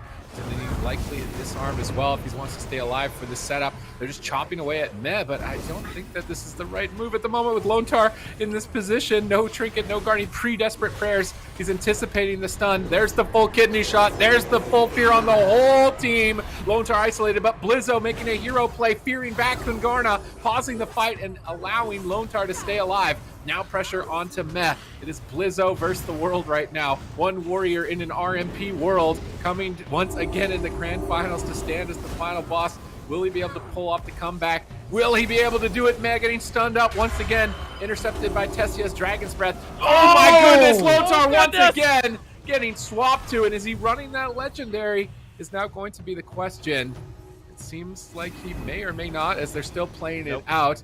But if he isn't, it is going to be game over, and it is game over. They're still actually just trying to pressure Meh, but I feel like there's no way, no combustion, no way Meh is going to die in a cross kill. And it all came down to that one push where they procced the Guardian Spirit. He would have that for this stun here if they did not have such overwhelming damage. It's RMP. I mean, was on that assassination rogue, looking really, really strong. And this is it's a really effective strategy because what I kind of thought, the way I thought this matchup would play out with an assassination rogue is kind of just put the assassination rogue on the warrior and you can kind of just train him down. But that's just not true. It seems like Fear Warriors, they pack quite a punch, do a lot of damage, and maybe even out-trade the rogue. So instead, their strategy is just go after the healer. It's just hit and run. Put a kidney on the healer, run away, avoid damage. And that way, you can see Raikou put polymorphs out on both the mage and the warrior, try to slow down their damage, and have a lot more control of the matchup overall. Yep, and I think this is one of those. Yeah, is this a setup where they proc the Guardian Angel? They have so much damage that they do proc it right there, and they just, that's the vendetta of Waz. They get the trinket as well there from Blizzo. No, this is where Blizzo actually trinkets to save. Okay, so that was a little bit earlier in the match. This is where Meh actually gets swapped to as well, and this is where they proc the Guardian. Lontar gets stunned on his trinket into a Garrote Silence, and there the Guardian gets procced, and now Lontar, he's going to survive here, but if you look at the cooldown later, you're going to see it's 3 minutes right there for Lontar, so he's not going to really have access to that the rest of the game, and it's such a massive thing for the RMP if they can get that. And at this point, I think this is where they do a big swap onto Meh, and Meh actually is in a little bit of trouble, forced out to use his trinket. No, this is just where they get the kill, get the mind games to get the stun. No, this is where they get the Meh trinket. Okay, there's a lot of replays. But Meh going for the mind control, Raikou getting counterspelled here. They're just doing that strategy that we talked about. Meh in a lot of trouble. Defensive duel coming out there from Waz as well. And Meh is going to use this every man for himself right there. And then this is the kill where they finally take Lontar down, that rallying cry as well. Not going to be enough for Blizzo, and not playing the Res Legendary. So interesting strategy for sure. It's interesting when you watch assassination rogues take someone down. They take someone down really fast, but it's in kind of like a unique way. Normally when you see one shots, if you see like a ret one-shotting or like a warrior one-shotting, someone's health goes from like 50 to 10 to 0, or like a Windwalker monk, it's like 40, 0. They're just immediately gone. But on Assassination Rogue, it's all those bleeds and poisons, and they get accelerated by the 2 set and 4 set, and their health is just like, it goes down like 2 or 3%, but every millisecond, it just slow, super fast going down. It's interesting to see because it's very, very unique to Assassination. Hook Point, small map, KUNGARNA, same thing, TBD. I think they're going to lock in the same thing. I don't know if they have a better option at this point. I feel like RMP is just so well-rounded. It's in a position, like sometimes jungle and sometimes RMP are just in a position where they can just beat anything. So any composition TBD runs, I think KUNGARNA is going to have a really, really good shot into. Yeah, TBD, trying the Fury War once again. Lontar definitely going to be afraid in this one. Maybe he swaps over to the Res Legendary. But then if he does, maybe KUNGARNA switches it up and they go after Blizzo because it's going to affect his throughput. Yeah, just it's hard to read the situation, but KUNGARNA clearly had a plan for that one. It just feels like they can't punish them for going after Lontar. Like, how long in that game were they just tunneling Lontar? That was like a 5-minute game of tunneling the priest, and they couldn't really, and they couldn't like punish them for that. Like, well, I think that's the thing about what makes Assassination and RMP so scary is it's not even tunneling him. It's not like Waz is just sitting on him the whole game. It's more just like kidney shot. Okay, run. All right, I'm behind a pillar. I'm getting a re-stealth. I'm in a soul shape away, and just try to avoid Blizzo. So it makes it difficult to actually get that counter pressure because every time he's kidney shot, you're getting cross crowd controlled. And then as soon as you get out of the cross crowd control, Waz is just running and you're snared. And yeah, it makes it really hard to actually get pressure out. Yeah, I think the only thing that they can do is that same thing that we saw in that last game against the casual dads. Just try to go after Meh, try to go after that priest, and just make it a healer race basically. Because on one end, yes, KUNGARNA, they have a lot more like consistent lockdown. They have a lot longer, stun duration and just kind of deadly goes. But on the other end, on TBD, they have a huge burst damage with that recklessness, with the fire mage as well. Less stun duration, of course, but I definitely think they can take Meh down. They tried a couple of times, and here we're going to see another big opener coming through. What are they going to get done here? The Resonator gets dropped. Waz actually getting peeled there by the Panda Racial. Lontar is going to survive for now, actually using the Aegis Trinket there as well. The Soul Shape coming through for Lontar, and it looks like he's going to be fine. And they are going to go after Meh here. Big punish coming through. Waz actually forced to defensively vanish there, or re-stuff with Shadowman potentially. Getting those 2 stun locks there onto Tessia's Combustion and onto Blizzo, blind onto Blizzo now. Kidney shot onto Lontar, and that's going to be Lontar's Trinket out of the way right there. And that was Raikou's Combustion, the data coming up in a minute, and that's going to be the timer here. Now Meh going to be the that Night Fae Assassination Rogue is looking so lethal, bringing in that sepsis, synergizing with the set bonuses, making your poisons and bleeds tick so rapidly, is really allowing Waz to overwhelm Lontar time and time again. Blizzo is trying to turn the tables here by going after Waz, stunning him up, but he's looking quite durable with the apotheosis of Meh active, amplifying his output.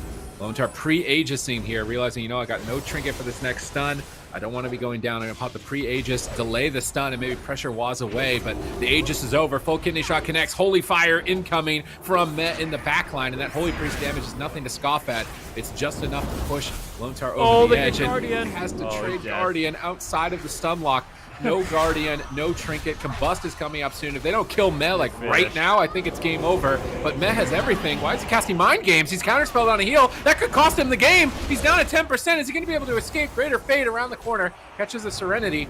Able to line aside, recover, and here's the game. Vendetta. Raikou blocks the fear. Combustion pop. Massive damage into Lontar, but he has time. He has time for the greater fade. That was almost GG. Blizzo saves him in that final second with a fear onto the whole team. And if that combustion was even ticking 1 second faster, Lone Tar would be in the grave. But another crowd control chain. They're still pushing for the kill. Lone Tar holy warding, trying to blink behind the pillar. They purge it off. Kidney shot connects. This could be it for Lone Tar. They're trying to CC Waz. Dragon's bet that 1%, and he will proc. And once again, go down. Yeah, and we see the tap out there from Tessia. Lone Tar is out of there. KUNGARNA now up 2 in this best of 7 grand finals. I don't know if the WMP is going to work. It looks too easy for them to go after Lone Tar. Yeah, I mean, he even survived a setup. I mean, I was just going to say, Blizzo has always just been a thorn in the rogue mage in the side of the rogue mage of Waz and Raikou. I mean, I cannot believe he had no trinket, he had no guardian. It was an assassination rogue, Vendetta with the combustion, and somehow he survived that setup, but just had no way to recover really through the damage after that. Going into that last kidney shot around 40% health, it's just nothing you can really do to live. It was a really nice dragon threat there by Raikou to kind of extend the crowd control, not allow Lone Tar to heal himself, and actually that's how he faded. So really, really high pressure game. I just don't know where the opening is in this matchup for TBD. I feel like they might have no choice but to try to bring in a Warlock for this match. Yeah, maybe just flip the script a bit, go to a large map instead of a small map, and bring in that Warlock Mage. But this is a rematch. They did also lose with that Mage Lock, so I feel like they're running out of options here, and this was a big moment in the game. They get Lone Tar's Trinket, blinding Blizzo there, and Blizzo sits through the blind, so they don't use both Trinkets, which would have been disastrous. And then here, this is where they would have killed Lone Tar, unless Blizzo actually saves the day. They get the Dragon's Breath there, they get the Fear, and Lone Tar will be surviving for that one. And in the next setup, this is where they get the Guardian. So the next setup is the Combust, the Vendetta, and that's the one where Blizzo trinkets and kind of saves the day with his Fear. They almost take Meh down here, and I really think that's the win for them. As soon as Meh gets that Greater Fate, that Serenity as well. If that Dragon's Rift lands just a split second earlier, Meh could just easily go down in it, but there's Blizzo's Trinket, and they kill that situation there. Blizzo managing to save Lone Tar. What would have been sure death. I mean, Raikou literally Ice Block offensive, West Trinket's offensive. They pop everything to try to take him down, and they have such overwhelming amount of damage that they can even keep Lone Tar low here for that next kidney shot. Lone Tar tries to pre-ward the kidney right there, but they strip it off. They get a full kidney shot, and then they send him home. And that Resonator coming out from Meh as well. They're trying to keep him in place for that one, but doesn't even go off before he dies. So, yeah. Just looks kind of easy right now for KUNGARNA. They're up 2-0. They know this matchup, and kind of agree with Van. I think it's time to swap it up. I don't even know if they necessarily have a better option. But I mean, it doesn't seem like this is gonna win. Like just straight up. Like it seems like just training down the healer is really, really difficult. I did say something earlier that the one thing Holy Priest struggling into is dying to Rogue Mage. That's like their one weakness. So turns out if you're the Rogue Mage, you can do that as a strategy. Game 3, maybe they go to a large map. I just don't really know if a map is going to matter. I mean, I feel like the map is only, in a way, the map is only as big as, the Holy Priest can move. And the mobility really isn't that high. I mean, maybe you can get some door shadows away. If he is playing Venthyr, I don't think that he was. But yeah, not really going to be able to get away, not going to be able to escape. Just eating kidney shots on cooldown. And I mean, in 2.5 minutes, how many kidney shots are you eating? Like 6, 7? And every single one of them is lethal. It's going to be a rough road here for TBD. I think they knew that coming into this. Rogue Mage Priest is just such a powerful composition. You're fighting quite literally like one of the best in the game, if not the best in the game. Maybe we'll have a debate about that. It'd be really exciting to see if we end up having NA versus EU to decide that. I'd love to see that. But right now, TBD not showing that they really like. There's a couple of close calls on Meh, but sometimes I feel like Meh is almost like trolling a bit, like getting CS'd on a heal at the end of the game, but still this fade. Like, I don't know what they would really have to do here to give it up to TBD with this Rogue Mage Priest, because they're just so practiced, so well versed. They're specialists on it. It's in a strong position, if not the strongest position. Like, everything is stacked in their favor right now. I don't know if they should try and bring in any sort of curveball compositions. I don't even know what kind of curveball compositions they have other than Mage Lock and Warrior Mage right now with Swapsy on the team. Like in the past, Lone Tar was kind of like the Shadow Priest Shaman team, and I was wondering maybe that could do all right if we see some Shadow Priest Shaman Warrior, but I don't think they even have that as an option.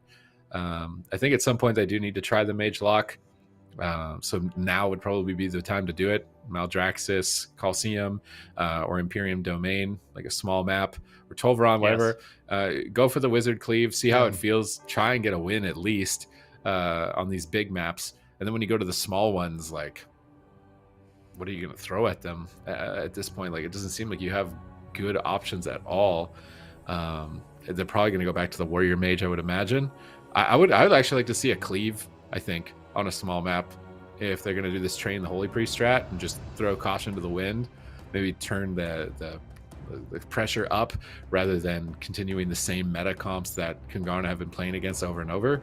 Might be an option for them. Like Swapsy could switch over to Enhance, even though Turbo is not traditionally great into Rogue Mage. But I feel like mixing something up, it might be better than just continuing to ram the same thing. So I kind of talked about this matchup a little bit, and we actually saw KUNGARNA play RMP into Mage Lock, but I think the main difference is just the assassination. Mage Lock, I think, has a really fair shot into assassination. Subtlety is a lot harder. So TBD picking this composition on this map, I think it's definitely a way for them to put a point on the board. If they don't win this, then I feel like that's as good. Like, I don't want to say the series is as good as over, but they might have to try something else. Curious to see how this one does play out. The one thing I will say is, if we see Swapsy, it is very tempting as the Mage Lock to run the trinket that, you know, gives you the CC immunity. But if Swapsy has that and he's getting like 8-second kidneyed, I'm going to be very afraid for him, because all KUNGARNA's going to have to do is play really defensive, go into the kidney shot, run away. Play really defensive, go into the kidney shot, run away. And it can be difficult as the Mage Lock to finish an RMP until later on in dampening, especially if they're playing that way. So I really, really hope for TBD's sakes that they're not running those trinkets, because I think KUNGARNA will absolutely destroy them if they do. Yeah, I think when you play Mage Lock, it's always, you know, your first priority is always defense. Like, almost like, even when you get aggressive, it's like you get defensive, basically. It's like you're doing it. Like we saw it even in the previous matchup, you know, when the Mage Lock went aggressive, a lot of the time it was when, you know, Lizzo on that Fury Warrior against Casual Dads would push in too deep. They would call out the Infernals, counter pressure him back to the pillar. That's kind of how you have to play. In this case, of course, going to be Waz on the Assassination Rogue instead, but we'll see what Swapsy is running. He's running a good old-fashioned trinket, so when the gearing add-on is updated, I do believe we will see an Aegis coming out there for Swapsy, and I do think that's good, but they're going to go after Lontar once again, and Lontar immediately forced to trinket. That was also the combustion and the vendetta there from Raikou and Waz, so the first kind of objective for the RMP has been forced. The main problem for Lontar is that Vendetta has a reduced cooldown thanks to Waz's legendary. Combustion's going to have a reduced cooldown thanks to the build that Raikou is running. So if they even get that a couple of seconds before the trinket, it's going to be lights out. Like this next kidney shot, it's going to be Guardian Spirit. And then if they can reduce their Vendetta, reduce their bust, it's game over. Lontar is gating across the map, trying not to make himself a target moving forward. Met is getting stunned up. They're trying to go after him a bit here. He's going to Door Shadows back to the next pillar, and he's trying to get his team to Lontar with that trinket down. They really want to capitalize on it. Here comes the smoke bomb to try and force the Guardian Spirit. Can they force the Guardian Spirit? Holy Fire incoming. Might just be GG. Guardian Spirit on 10%. Managing to recover throughout that stun lock. He had to use his Hellstone too. So now down the Spirit, down the Trinket. He's going to door to the opposite side of the map, try and force the Rogue Mage Priest to cross in the open. So hopefully Swapsy and Tessia can kill him. And they procced it? They actually procced it on that go. Oh my good. If they get to Lontar, it's over. Just cloak aggressively, trinket aggressively, block aggressively, throw everything. Like, Lontar is dead in this next kidney. Waz gets a re-stealth. He can sneak across the map in stealth, although he's moving very slow. He gets a sap. It's over, man. It's all over, man. You're sapped out in the middle of nowhere. Combustion gets ripped out. The Holy Fire is incoming. That's it. We are moving to match point. 1, 2, 3. First kidney shot was a trinket. Second kidney shot, Guardian Spirit Procket. Third kidney shot, good night. So, I mean, wow. All right, well, I did not anticipate that, but I guess as assassination, you could just run after the Holy Priest. Also, it makes me wonder if there's actually a better healer for them to use. Because it feels like this is just so scripted the way they're killing the Holy Priest. I wonder if as Mage Lock you want to play maybe a different healer in the match and it could be better. No, it sounds ridiculous, but maybe like even a Mistweaver could be decent. I'm not sure, but that didn't work. I don't know where they're going to go from here. You know, we saw Mistweaver Warrior Fire Mage get absolutely dumpstered on NA yesterday by RMP, but CDU actually said that they have really good experience playing it in war games. Like they were winning with it in war games, and that's why they locked it in. They just misplayed. You know, they died with all their cooldowns ready, and maybe he's actually right about that. Like maybe the Holy Priest just isn't the way to go. At least with the Mistweaver, you can teleport in the stuns. Like you have some answers. Because I mean, this looks rough. They proc the Guardian here, and I mean, look at those cooldowns. Wes 28 seconds Vendetta, Raikou 42 seconds on that combustion, and Raikou all he has to do is just spam Fireball. Look at him; he's just standing there next to the pillar.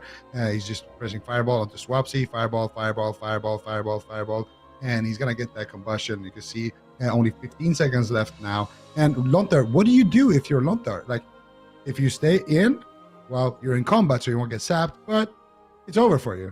And if you stay back, well, Waz gets a re-stealth. I mean, if that happens, it's just game over. And he does get a re-stealth. You're sapped in the middle of the map. And I mean, at this point, there's nothing anybody can do. I mean, Waz didn't even cloak offensively here, but he could have just cloaked as well, like just to stop like a coil or anything whatsoever from even touching him. So Lontar was, he was dead. He could have died in half that kidney shot, you know. They needed half a DR kidney shot would have killed him.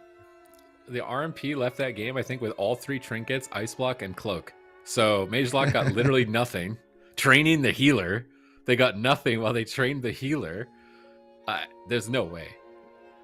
There's no way. Like, maybe you win a game. It's going to be a very painful, long, drawn out the Holy Priest fight. Yeah, something has to change here.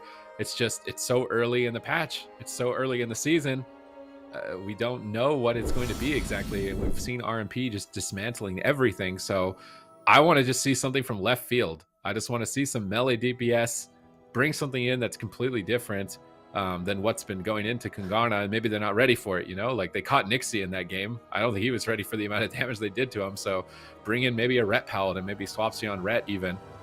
Just get something different for this last game, the final round. I don't think they will. I think they're going to do Warrior Mage. When I checked the gear, Blizzo actually changed some talents. He was playing like the big rallying cry with conduits and honor talents to try and like help out every kidney shot, or at least every second kidney shot. But even with that, it wasn't enough to keep Lontar alive. So like he even went more defense to try and protect the priest on that hook point game, and it wasn't enough to keep him alive. So they've really got to talk this through. A healer swap definitely needs to happen. I don't want to see Lontar dying again in a kidney shot on a Holy Priest. I don't know if you're going to be able to prevent that. Or a Res Legendary. Res Legendary too maybe would be better. I mean, how much value is he really getting? That, to be honest. I feel like it's weird not to be that. At least gives you one more attempt.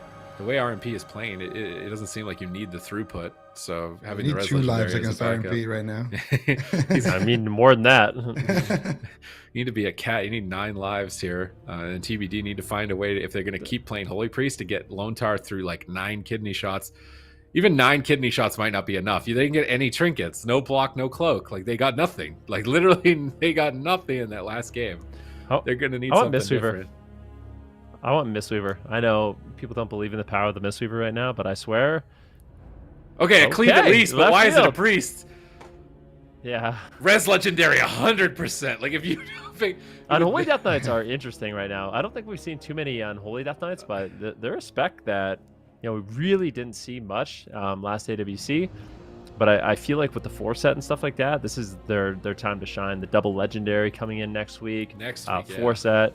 I feel like they're going to be really, really strong. So what's really interesting about Rogue Mage Priest right now, actually, I was going to say, I don't know how much they benefit. I actually learned yesterday what the second Legendary is for Assassination Rogues, and let me tell you, it seems pretty good. So I think Assassination Rogues are going to continue to ramp up in strength. But what's interesting about Fire Mage, obviously, I feel like Fire Mage and Rogues and Holy Priests are probably the most popular specs in the game right now, and the most powerful. But what's interesting about Fire Mage is they don't even use, the mages aren't even using their 2-set and 4-set. So they're literally just not using it. They're just going for the proper secondary stats. As well, the second legendary, if you're Night Fae Fire Mage, the second legendary doesn't really benefit you that much. So I kind of wonder if other specs are going to be able to kind of ramp up with their 2-set, 4-set double legendary and maybe get on that even footing. And maybe I don't want to say Fire Mages are going to fall off a bit, because I feel like their toolkit is just so strong, especially when you pair it with a rogue. And if assassination rogues and subtlety rogues are going to get even stronger, there's no way I see Fire Mage not being viable. But I kind of wonder if things are going to power up to its level. I guess we'll have to wait until next week to see that. Wait, what is the other legendary that assassination rogues are going to use? Is it the Vanish one, or like what? Are Every they time no, they they're playing Night sepsis, Fae. they Yeah, listen get to this. Shadow of this. Blades, or they can proc Shadow Blades or Adrenaline And. Rush. No, is No, it it's not and? or. I thought it was or. No, it's not or. It's It's and? You can get It's all and? of Yeah, I them, think Shadow so. Blades, Adrenaline Rush on your sepsis? Yeah, I'm pretty sure. Someone could tweet at me, correct me if it I'm was wrong, or. but I'm pretty sure it's and. So after you use Sepsis, you get Adrenaline Rush and Shadowy Blades. Hmm. It's pretty good. Should You have can made stack the that with assassination Vendetta. rogue. That sounds pretty good. And your Vendetta has low cooldown. That sounds kind of good. Definitely not bad, yeah. Definitely not bad. But yeah, Swapsy coming in now on the DK, and it's been such a long time since we saw an Holy DK. They have anti-magic zone still, right? Yes. It's like, they have something at least to protect, because Vendetta is, it is technically nature damage, so it's it will be reduced by that anti-magic zone, and so will of course the Fire Mage. So it gives them one additional thing to rotate. So if they play Big Rally Cry, they play anti-magic zone, they play Res Legendary, there's a little bit of extra support there. The real question is, how do they actually find kills with this cleave? I feel like, are they just gonna run at meh, or like what are they gonna actually do here? I mean, traditionally it's kind of grip the healer, AoE everybody down, but it's Swapsy TSG, so they might just want to focus on shutting down damage and survive as long as possible, which means they'll get double grips on Mage and Rogue together. We'll have to wait and see. They got a little bit more team defense from the DK. Like, the anti-magic zone is a lot more reliable than a rallying cry for support here, but they're going to need to get a lot of pressure out. Maybe they go after the DK. Swapsy looks like the opening target here for KUNGARNA. The first time we've seen on Holy DK, and God knows how long in AWC. How's it going to perform facing Rogue, Mage, Priest, currently the king composition of patch 9.2. Will it be enough for TBD to reverse sweep in the grand finals? They caught Waz out in a Stormbolt. Trinket Evasion Cloak, that's a high value trade. They actually got some cooldowns from KUNGARNA, showing that the gods can bleed, trying to charge forward, gripping everybody in with those Necrolord slappy hands, trying to cleave them down, focusing on a defense game, trying to keep Raikou and Waz under control and protect Lontar at the moment. However, they did get Icebound Fortitude. Nice triple fear from Blizzo, but unfortunately on DR on Meh, but it's during the blind, so they just want to shut down damage. But the Polymer follows up. Swapsy could be in trouble, but they stunned Waz at the same time. Combustion is ripping out. Aegis is going to trade for the Combustion. They're trying to take out Waz here in game number 4, facing elimination. They could be sent home in second place. Anti-magic zone right before the Garrote silence. Swapsy trying to take it out. It gets mind controlled out of the anti-magic zone. They're going to pop Guardian Spirit along with it. Big cooldowns traded from Swapsy early on to stay alive, but they have worked through Medallion of Waz. The next stun lock, the next Abomination Limb, if they can make it that far, Waz could certainly go down. I'm actually amazed that they're able to put this much pressure out on Swapsy. I was going to say, if they're going after Swapsy in this game, I feel like this could actually be good for TBD. On Holy Death Knights, very powerful into magic damage. Assassination Rogue going to have a lot of that magic damage as well. So I feel like this is actually not a bad trade in terms of mana. TBD slightly ahead. The pressure's been good. Swapsy's been able to hold on. He's got Icebound Fortitude, his Fleshcraft, his anti-magic shell.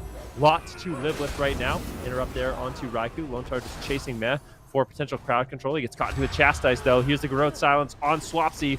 Big damage with Vendetta. Swapsy's going to have to trade out his Trinket as well, or his Icebound Fortitude, as well as that anti-magic shell. So lots of cooldowns going to trade. Swapsy ultimately survives. Yeah, but Swapsy has nothing left now for another about a minute or so. That has just timed out there, or is about to just time out here onto Swapsy. Raikou taking a decent amount of damage. Meh still has a Oh, decent no. amount of mana to work with. There's the kidney shot. That's going to be the Guardian. Is going to be enough, though. Lontar, did they just proc it there as well? Lontar, he's not going to have any more cooldowns left for Swapsy. There's going to be one more kidney shot before Swapsy can actually access his defensive cooldowns. And guess what? Raikou has combustion for that one. It's going to be up to Blizzo here to save the day when that moment comes. Right now, decent pressure coming out from TBD. Nice grips coming out here. Matt taking a decent amount of cleave damage. Waz as well, getting out his Cloak of Shadows right there. And this is the kidney shot. This could be Raikou's combustion. And there it is. They grip him, but he's still in Raikou's line of sight. Big heals coming out with that Death Strike. Full blind onto Lontar. Lontar trying to sit through it. Raikou still has combustion up and running, but that Aegis Trinket is enough to shut it down. So looks like they will survive that big setup. Cheap shot onto Lontar. Potential for a full fear here. Man's moving in to get the full sheep. Mind Games connect. Big damage onto Swapsy. And he will use that anti-magic shell this time around, which should be enough to keep him alive, but still taking a lot of pressure. Full fear onto Lontar as well. That's going to be the Will of the Triple fear from Lontar. Nice counter fear by Lontar as well onto Meh into the Chastise stun.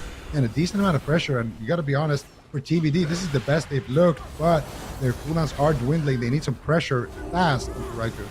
Yeah, even their best might not be enough. Swapsy is faltering here. They drop anti-magic zone. Raikou's getting blasted down by Blizzo. Can he kill Raikou in time? Ray of Hope is up. How much healing onto Raikou? Going back up to 80%. Swapsy surviving yet another stun lock from Waz. Pulling off miracle after miracle to stay alive this long, but Lontar's now into a full fear. Raikou setting up a Ring of Frost at the end of it. Polymorph out of it. Swapsy down at half. Trying to finish him. Combustion coming off cooldown so soon. They strangulate Meh. They're trying to slow down the pressure. Death Strikes out from Swapsy, trying to heal himself back up and recover through the attacks of KUNGARNA on match point. Meh's mana slightly behind that of Lontar. Looks like he may be trying to retreat for a drink. They're going to kidney shot Swapsy while they trade for a drink. Blizzo leaps over to try and stop. He gets intercepted by Dragon's Breath, but Meh did get a couple of ticks of mana to get slightly ahead of Lontar at this point.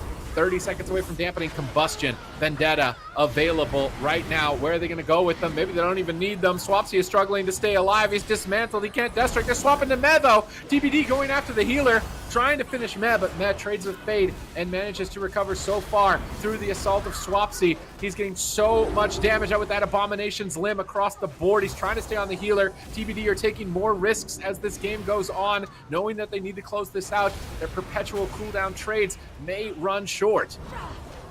Yeah, I mean, this game has been going pretty well here for the side of TBD, but Swapsy may have run out of time of full polymorph land. Swapsy trying to keep himself alive. Raikou in a little bit of trouble right now. He's not able to get away. Finally blinks, drops a Ring of Frost, stun onto Meh.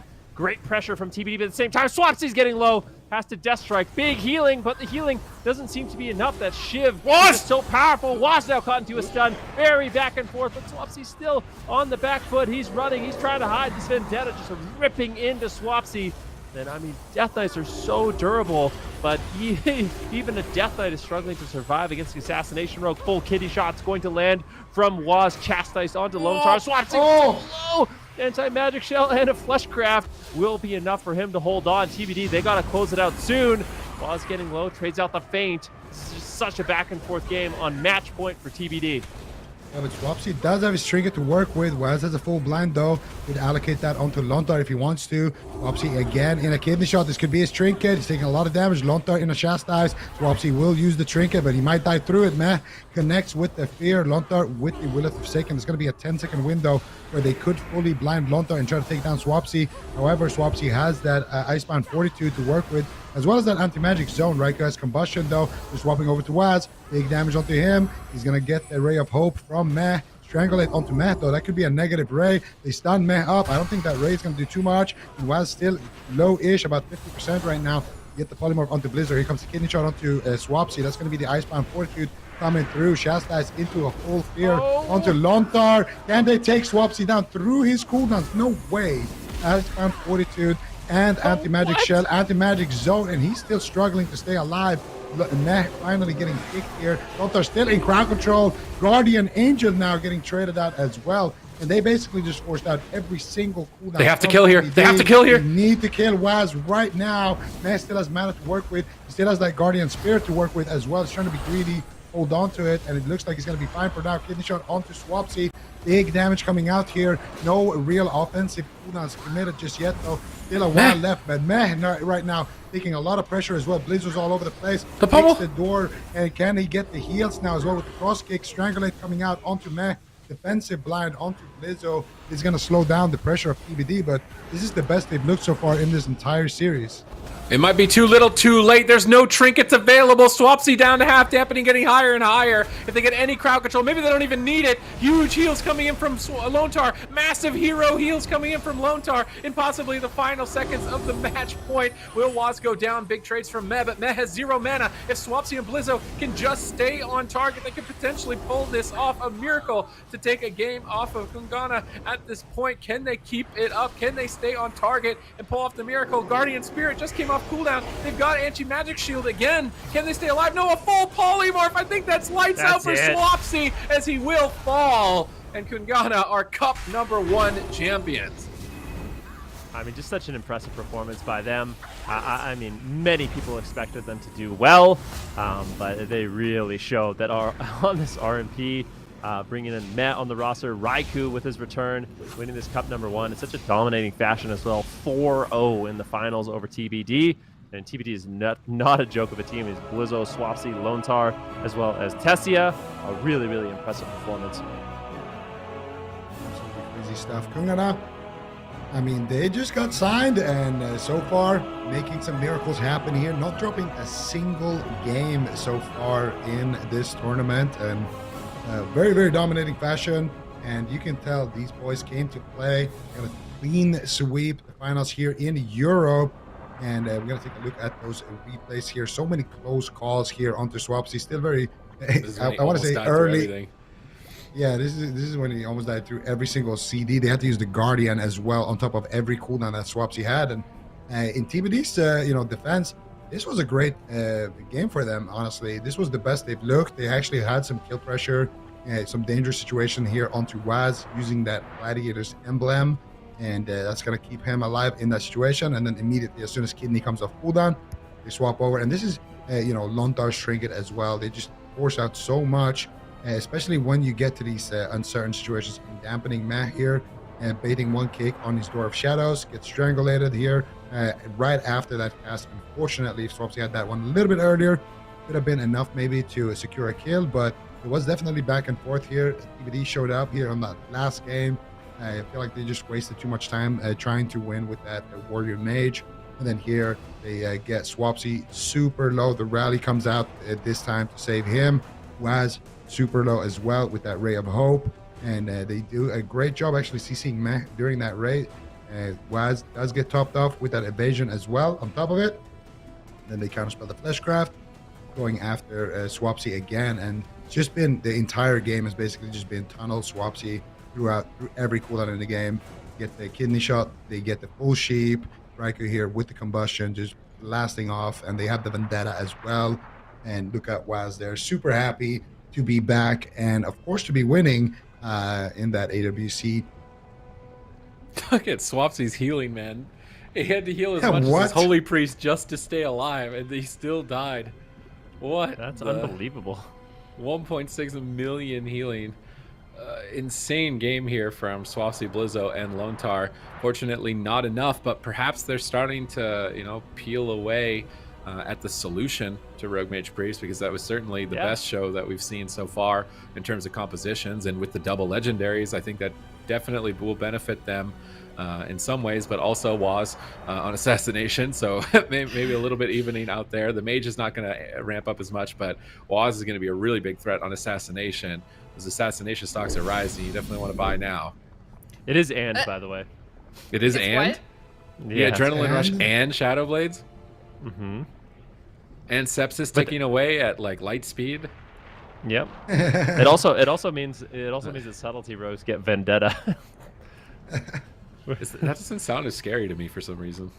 Yeah, maybe it's not, but I don't know. Either way, rogues looking really, really strong. RMP super solid, but I feel like that was one of the most convincing games. I mean, you talked about it, said the Death Knight Warrior might be one of those things with the double legendary. It might actually have a real fighting chance against RMP, and that could be what we see next week in Europe.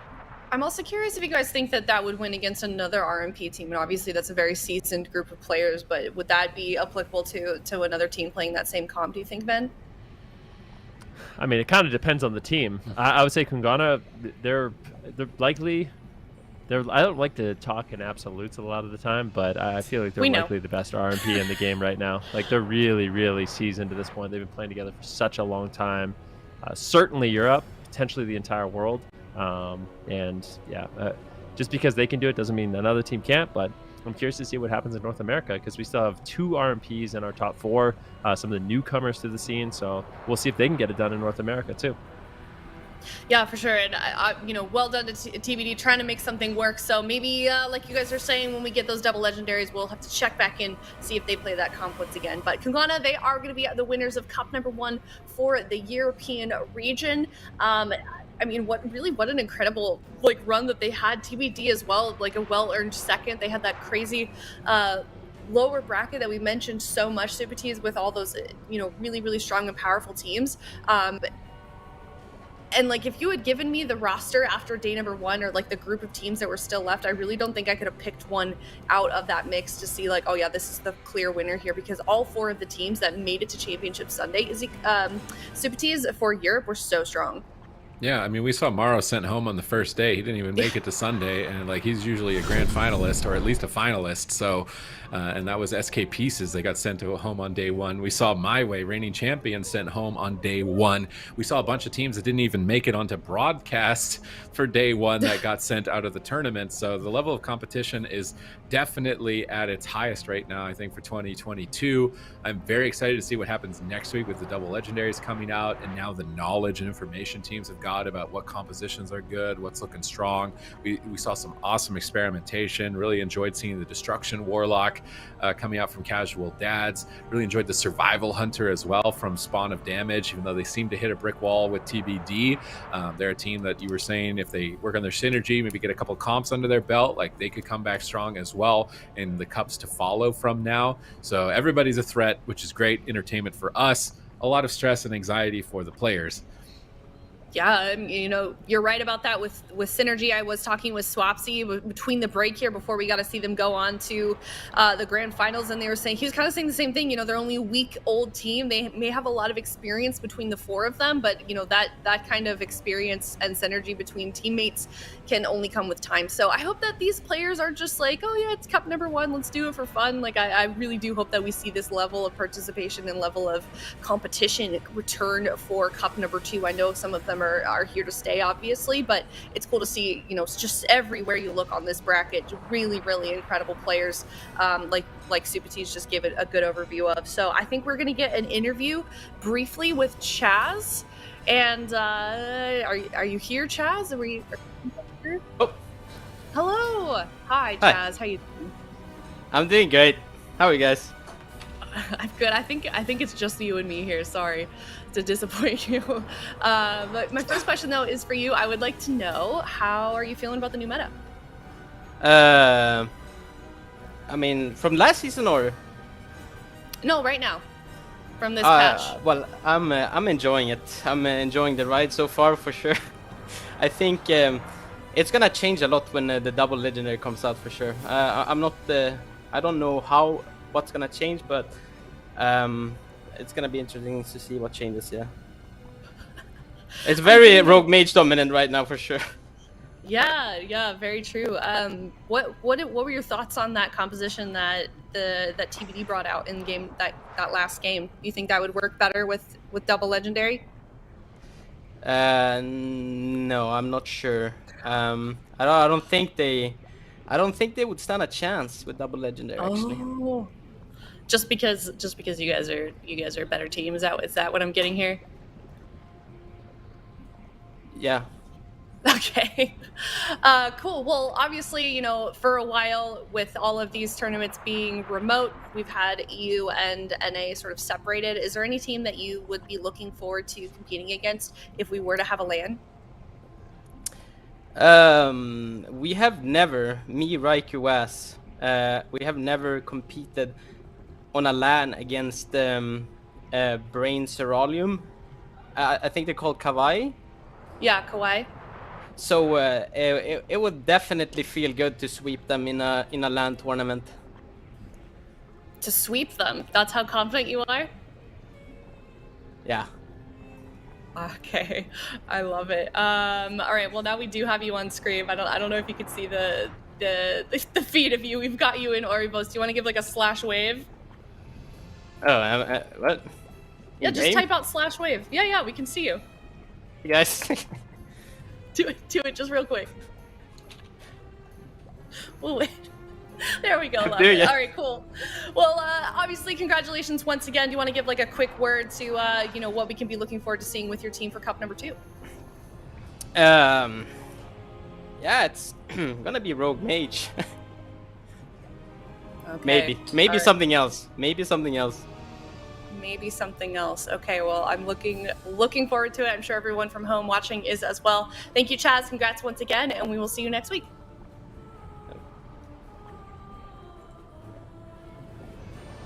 Okay, that was Chaz from KUNGARNA, of course. So I for sure am looking forward to seeing them return. Any thoughts on that interview, Zico?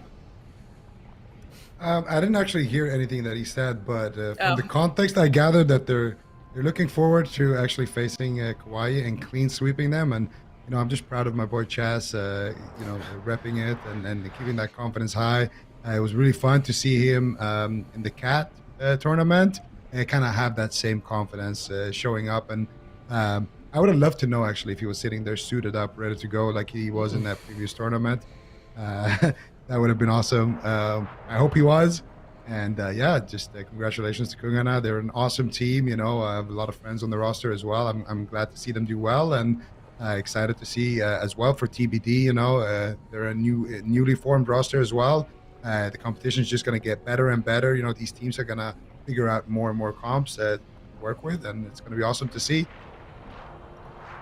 Yeah, no, you had that right. He was really confident. I guess he thinks that they're for sure going to sweep KAWHI, so maybe we do get to see that someday. And I also did hear, we unfortunately didn't get to see him. I guess his camera froze like as soon as he sat up, so production was really quick in getting that in-game footage of him.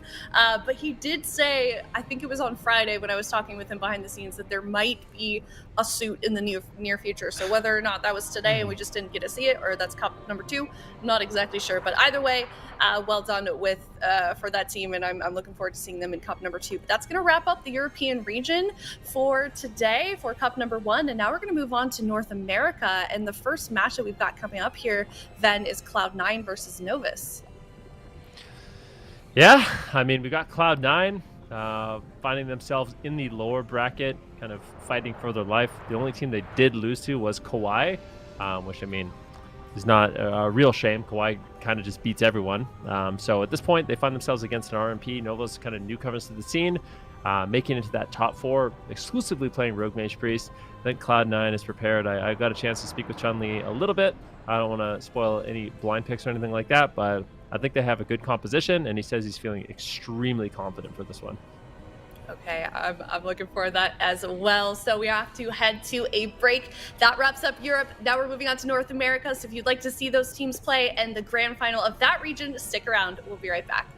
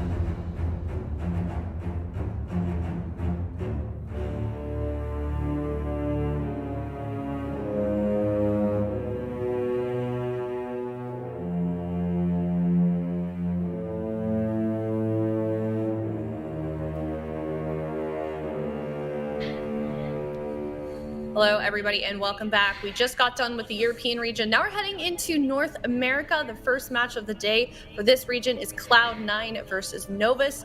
And Novus are kind of the newcomers on the block. They're Dopamine, Polymore, and Waylor. And they're this duo, or this triple squad of 3 players that have never competed in AWC before. And they sent Team Liquid out of the tournament yesterday, Super Tees. Team Liquid out of the way. Is Cloud9 next? Just going to knock every big name org out of the competition in your first tournament. I mean, that would be a pretty insane showing, to say the least. But I think Benruki was alluding to Cloud9 having a surprise for Novus in terms of a composition. They might have something that they're not expecting. So I am interested to see what comp we see. We saw the Hunter Mage from them yesterday. Didn't work out with them. It seemed like there might be a synergy problem or a strategy issue with it, or maybe it was just that Brain's team, KAWHI, was just more than prepared for it. But when they switched to that Windwalker Mage, that's when they started knocking games out of the park, beating Golden Guardians. So moving into this game number 1, I'm excited to see like what is Cloud9 going to bring. Novus, the newcomers, if they win here, like they're starting to get the title of like Godslayer. You know, if you can beat every big org in your first tournament, like. I would give you the title Godslayer at that point. No? I like it. Yeah, I mean, I kind of want that title. But yeah, you made a good point. I mean, Cloud9 yesterday, when they kind of got rid of the Frost Mage, brought in a Fire Mage, got rid of the Druid, brought in a Holy Priest, things look better for them. So it looks like that is what they're going to be leading with: the Holy Priest, the Fire Mage, and the Necro Lord Windwalker Monk going up against RMP. Chun-Li said they had been practicing this composition yesterday. They felt very confident with it. So let's see what they can get done here in game number 1. Yeah, we are going to see that surprise coming out. A Windwalker, a Fire Mage, and that Holy Priest versus the RMP. And this time, Polymore is going to be playing that Assassination Rogue. Do you think we saw him mainly playing that Sub Rogue? But right now, he's going to Trinket. Oh, a bit of a defensive overlap there. He gets gripped, uses the Aegis, and he also uses Trinket right there. With that grip, so a little bit of a defensive overlap between the Priest and the Rogue. They go full blind on the flop. Holy grapple. Now they are looking for Chun. Chun actually pre-egg is there, I do believe. He's going to use that diffuse magic as well, so Chun should be fine there. A fair trade for the smoke bomb. Here comes the Trinket, or here comes the punish on the Trinket rather. Polymore taking a lot of damage. He's going to access that Shadow Meld re-stealth. And so far, I would say Cloud9 are probably in the lead. They still have all of their defense, minus that diffuse magic. And another grip here coming out, this time from Flop. Flop is caught up in a full fear, and that's the Vendetta doing tons of work. Doesn't even get a Karma, just grip for the Vendetta. This is a great position for Cloud9. Yeah, they hold on to a lot of their defensive. Zwen in the back pocket of Chun-Li, and there's no Trinket on a Rogue.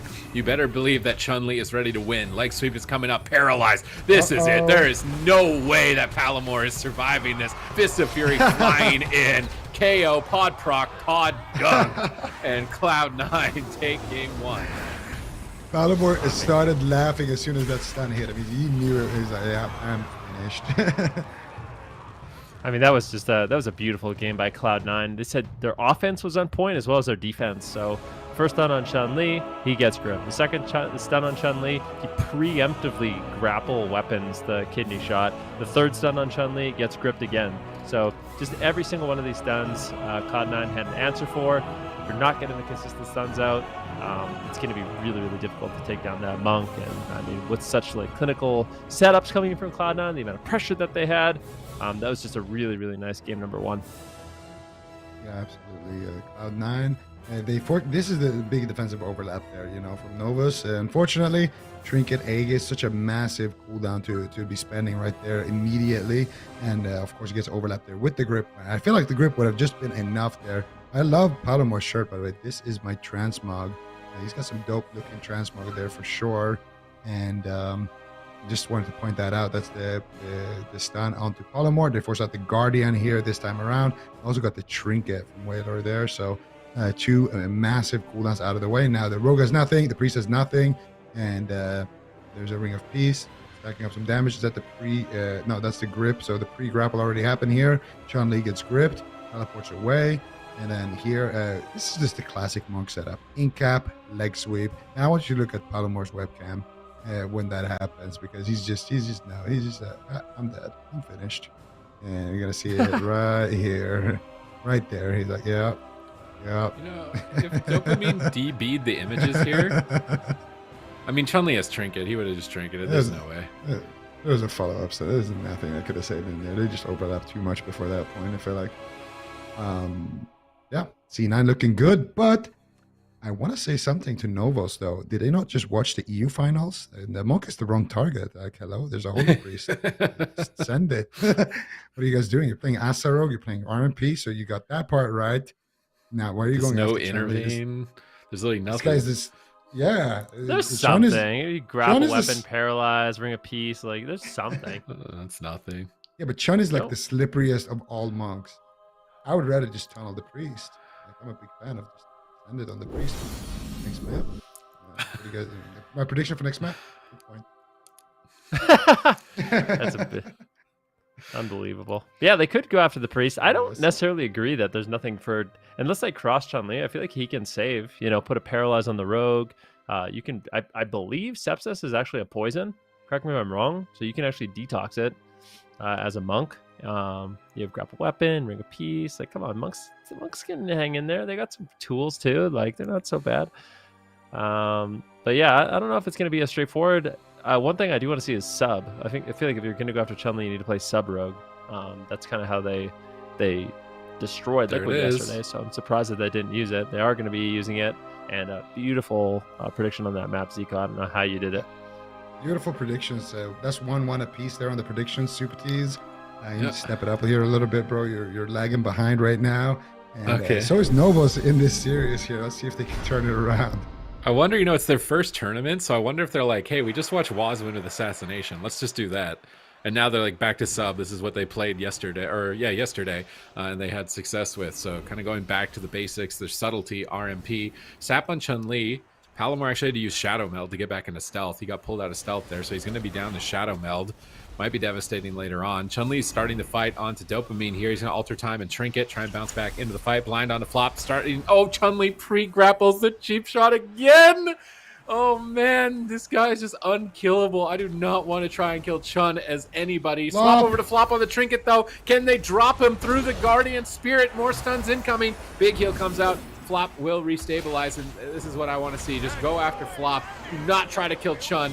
He is not going to go down. Palomar cowering behind the pillar at 30% health. Whaler trying to get into his line of sight. Peeking over now, finally connecting some heals. And if they get a clean setup here, no Guardian Spirit, no Trinket on the Priest, but they're going after Chun-Li. He's still got Trinket Diffuse if he needs to. He is going to pop it. Trinket Diffuse Karma. They do at least force cooldowns from him, as well as the Aegis. I'd love to see a swap to flop now, but Palomar is still just pulling away from the fight. Doesn't want to engage. Whaler's in a polymorph. Chun-Li's pulling back onto Dopamine. He's going to pre-alter time. Nice play by Dopamine, but still going to have to block that massive amount of damage. And with Ice Block out of the way, look at this. Leg sweep. Zwen images. What happened last time that was all up and Palomar had no Trinket? Palomar was dead. So if Chun-Li can get to target here, paralyze leg sweep, I think it's lights out. But at the same time, Chun-Li has no trinket. So paralyze, is it lights out? Bone dust, leg sweep, Wailor's in position, needs to be ready, chastises Chun-Li on his cooldowns there, but still almost killing Palomar. Now with the turnaround, Palomar smoke bombs Chun-Li, going for the kill. Flop fades into the smoke bomb, connecting heals. And this is clutch play after clutch play between Novus and Cloud9 in game 2. Yeah, absolutely beautiful. Chun-Li and Palomar going to be a little bit susceptible in these next swaps, and Palomar has no real defensives. Not only does he not have a trinket, but no evasion, no cloak of shadows. Wealthy Man right now with his combustion, trying to get some damage rolling onto Dopamine. Don't know if I love the combustion. Hopefully it was just a residual combustion, a little bit of damage there, and used most of it on Palomar. Still just 2 minutes into the game. Mana way in favor of Novus, though. I don't know if Wado was able to go get a drink, but he is way ahead on mana. Big setup here on Chun-Li. Can he live a kidney shot? He's got a few seconds left on that touch of karma, but Flop will keep him alive. Grapple weapon goes out onto Palomar. Now Chun-Li trying to stay on target with that Kiefer Skyreach, just tiger palming over and over, trying to connect with target. Nice double stun. Wealthy Man there for potential follow-up crowd control. Is he going to find it? No, he's not. Defensive blind by Palomar, just trying to shut down Chun-Li. Cheap shot on Flop, full polymorph. This is such a nice setup. Can they keep Chun-Li alive? He needs just a second on Karma, but they drop him. Chun-Li was just mashing his defensive cooldowns. Palomar flipped that. Beautiful plays by Palomar. We're going to see that in the replay. He does basically everything to set up his team in that situation and pulls out a huge win. That was absolutely incredible. shuts down the offensive go with the defensive blind, and then sets it up with the double sheep shot stun into the kidney, into the one shot, and I want to see what happened to, because I think Flop actually did trinket there, so curious to see how if he got polymorphed on his trinket or what actually happened there to allow Novus to win that one. But 1-1 apiece. Sabroke coming in hot, and so far it's working out for them. But it was a close one for sure. I mean, they had Polymorph there by the ropes, and let's see here, still in the little bit earlier stage of the game, Polymorph getting grappled right there. Flop staying back there using that Guardian Angel, and I see Chan here pushing in, and this is the moment I think where, yeah, this is the blind defensively there on the double sweep. They get a sheep onto Wailor, and then he sheep shots Flop, removes his Holy Ward, steps over there, it's a sheep shot onto Wealthy Man, a kidney shot onto Chan Li, and then Flop gets sheeped into a sheep on his trinket. Doesn't have a Guardian Spirit there as well, so Polymorph feels his team there beautifully in a situation where Dopamine was probably going down, and also turns it around and finds a kill. So very, very nice stuff here from Novus, and it's going to be 1-1 apiece. Good to see. I was thinking like they're not going to be able to kill Chun. Like, this is Chun, but Chun is showing that he's mortal here in this series. 1-1 between Novus and Cloud9. Now we're likely going to be going to bigger maps where Chun-Li will be able to space out during those counter attempts, and they're not going to be so dangerously stacked up, so it's easier to crowd control and cheap shot and stun the whole team, I would imagine. And having lost the blind pick means that those big map swings are going to be in favor of Cloud9 for the rest of the series. But at the same time, the subtlety version is looking a lot more lethal, a lot cleaner, because you can crowd control the whole team, whereas the Assassination Rogue is kind of committing to one target, which leaves other members of the team open to save the go or save the attempt at the win. So I do like that they went back to sub based on their performance with sub in the past. I think in this matchup too, it's better for locking down multiple targets, gives you more options. And that's exactly what it did. It gave them more options. They could switch around the map. We saw attempts at Flop, attempts at Chun-Li. So I like that they've got that surprise factor. Now it's Cloud9's turn to respond. And yes, Empyrean Domain, big maps, small pillar. There's no way they're switching Chun onto Hunter, right? There's no way they're bringing in that Hunter mage comp again, right?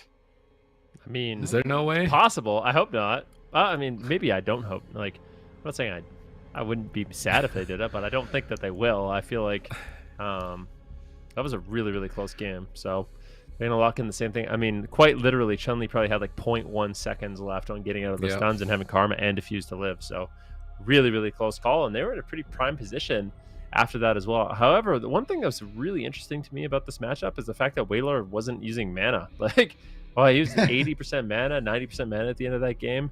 Flop was almost completely out of it. So I kind of wonder what the main differential is that is causing these huge disparities in mana in this match. That's interesting. I like how you put that. Wailor just wasn't using mana.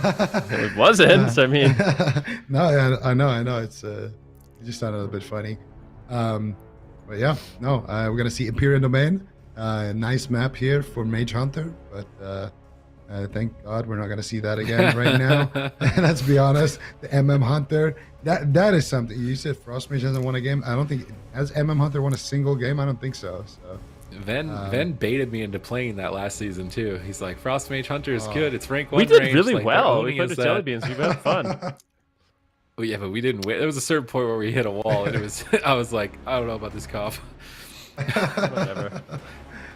Well, maybe eventually we'll see it in this tournament again, and it'll change my mind. But right now, like, I like it thematically. I like the resonating arrow, like shooting through the walls, just chunking people with frost bolts. Like, it is thematically fun, but in the current meta game right now, and the comps that the teams are playing, I just don't know if it's going to have a place. These rogue mages so fast paced, able to lock down targets, able to blast them away. Like, I've changed. I'm a Necrolord Boomy, man. I'm a Necrolord. You used to be the dreamer, man. We used to be able to rely on you for the fun picks, and now you're just like, even asking you to play at the end of last season, you didn't want to play with me unless I was playing on my Demon Hunter. Like, yeah, you said you were gonna play Demon Hunter the whole season, then you're just like, I'm not playing it anymore. I'm like, what? This isn't right. Anyways, game started. Chun-Li ports away before getting stunned. That DB from Wealthy Man was clutch. Now Dopamine is stunned up. Oh, he gets gripped away on the Bone Dust Brew. They're in hot pursuit. Maybe a swap to Palomore. Stunned up by that Chastise. Even more damage incoming. Whaler trying to pick him up with that Ray of Hope. Good response here from Novus for that initial trade of combustion and Storm, Earth, and Fire. Yeah, beautiful. Chun-Li just going to maneuver in, get out some damage with his Bone Dust Brew, with his images. Now it looks like Novus is trying to strike back. Polymorph now onto Chun-Li, maybe just preempting him, getting him into stun before they decide to go him. Once again, a beautiful grapple weapon by Chun-Li. He gets feared away. Can they get the Polymorph? They need Polymorph onto Flop. They get it pre-Karma by Chun-Li, but they swap. They go over to Flop. Can they get anything? Cheap shot on Chun-Li. The stun on Wealthy Man. Big damage on Flop. This is such a nice setup. And Flop is forced to trade out the trinket. Novus, really impressive setup there. Chun-Li read that situation perfectly and they just decided, all right, well, Chun-Li, you're going to do everything to live. Let's just go after the priest. And they managed to get that trinket, which is a huge win.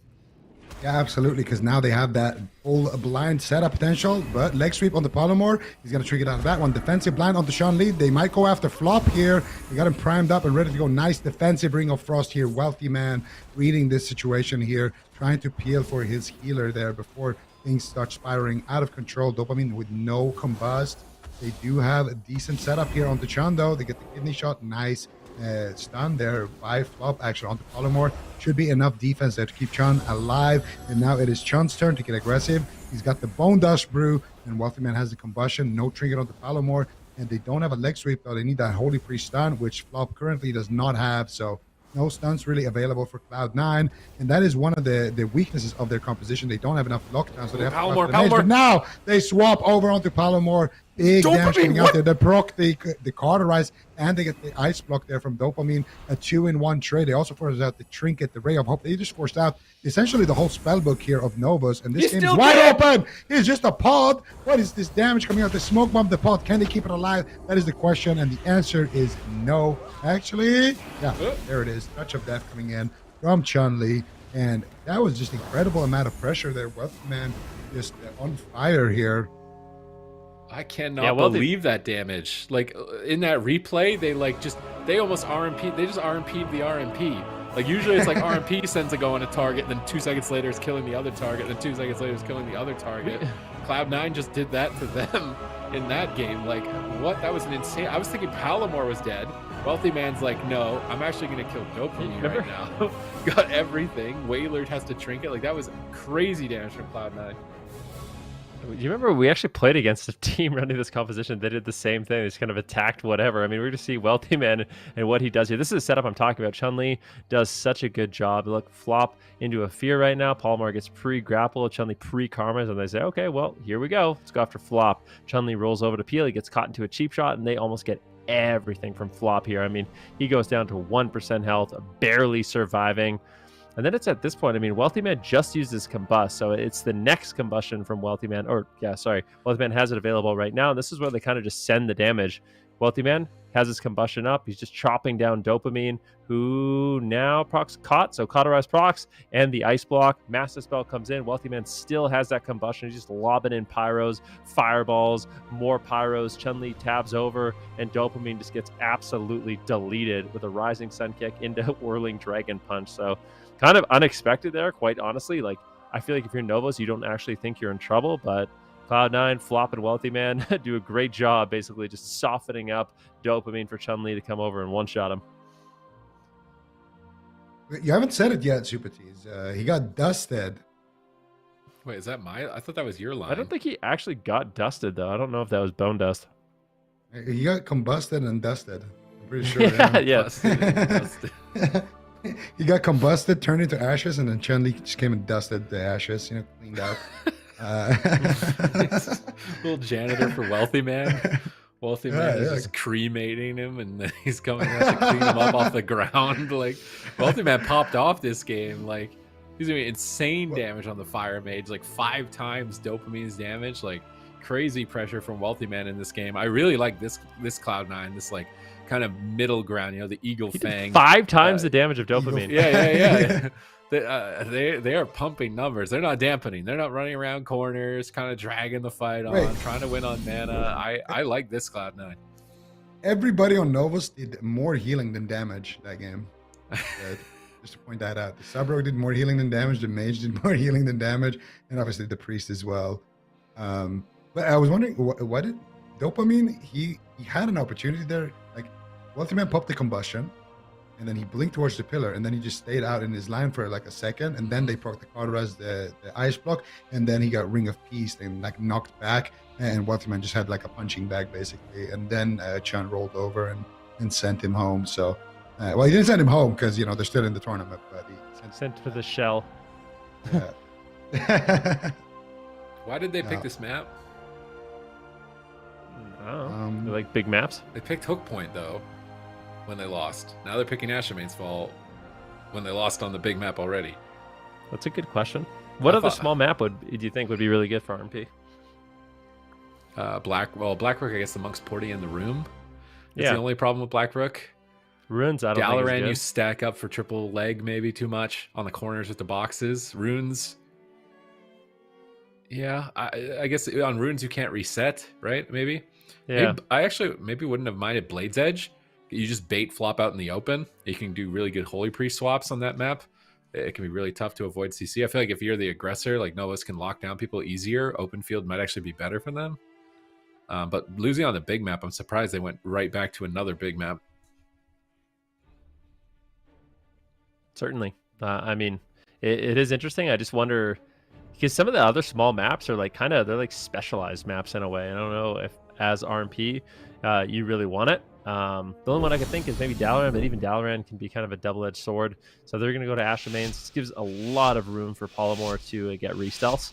I think that's the biggest thing. I actually don't mind the big maps for Rogue Mage, in all honesty. I feel like, I mean, playing against RMP can be very frustrating, trying to chase them and keep them in combat. And then when you do, they just go you and you're in trouble. You basically isolate yourself as a target. So let's see how they decide to open and what Wealthy Man and Chun-Li can get done. Polymorph gets a sap. Wealthy Man gets Chastise stunned. Are they going to go after flop? What are they going to do? It looks like Chun-Li is the target of choice. The full Polymorph on flop. Chun-Li taking a bit of damage right now. A huge hit of damage. Mind Games could land. No! He dies! He dies through Karma and Diffuse? What on earth? Sometimes lucky. Okay. I mean, was that Fleshcraft? They chopped him through Fleshcraft. Did he have a reaction to that? He didn't even react to that. He didn't even blink. I mean, he's like, yeah, that's what dude, we Novus, do. Novus's team is just so hilarious. I mean, I think out of like their last 6 games, 3 of them have just been winning in the opener. Someone in 2 seconds. Yeah. Yeah, exactly. Just against Sidu's team, taking them down 2 games in a row, 10 seconds, kill Chun-Li. I mean, if you're Chun-Li, that is what you want. I'm going to tell you right now, if you're the RMP, this is exactly what you want. You want the Windwalker Monk to lose confidence in his ability to survive, because it makes it so Chun-Li will maybe send defensive cooldowns when he doesn't necessarily have to. But this is so unbelievable that he died here. I want to see this like slow replay. Chun's like, I'm sapped. I'm fine. No CC yet. Oh, sheep. Okay, maybe I'm worried. Cheap shot. No kidney first. I think I can sit this. I'll be fine. Don't worry. I'll trinket and DB the mind games. You'll be fine. Kidney shot. 2 seconds is left. 1 second's left. There's no way I die in 1 second, right? I'm going to sit this. Cheap shot for 1/4 DR. Trinket Karma Diffuse dead through it through Resonators. Whoopsie. Like...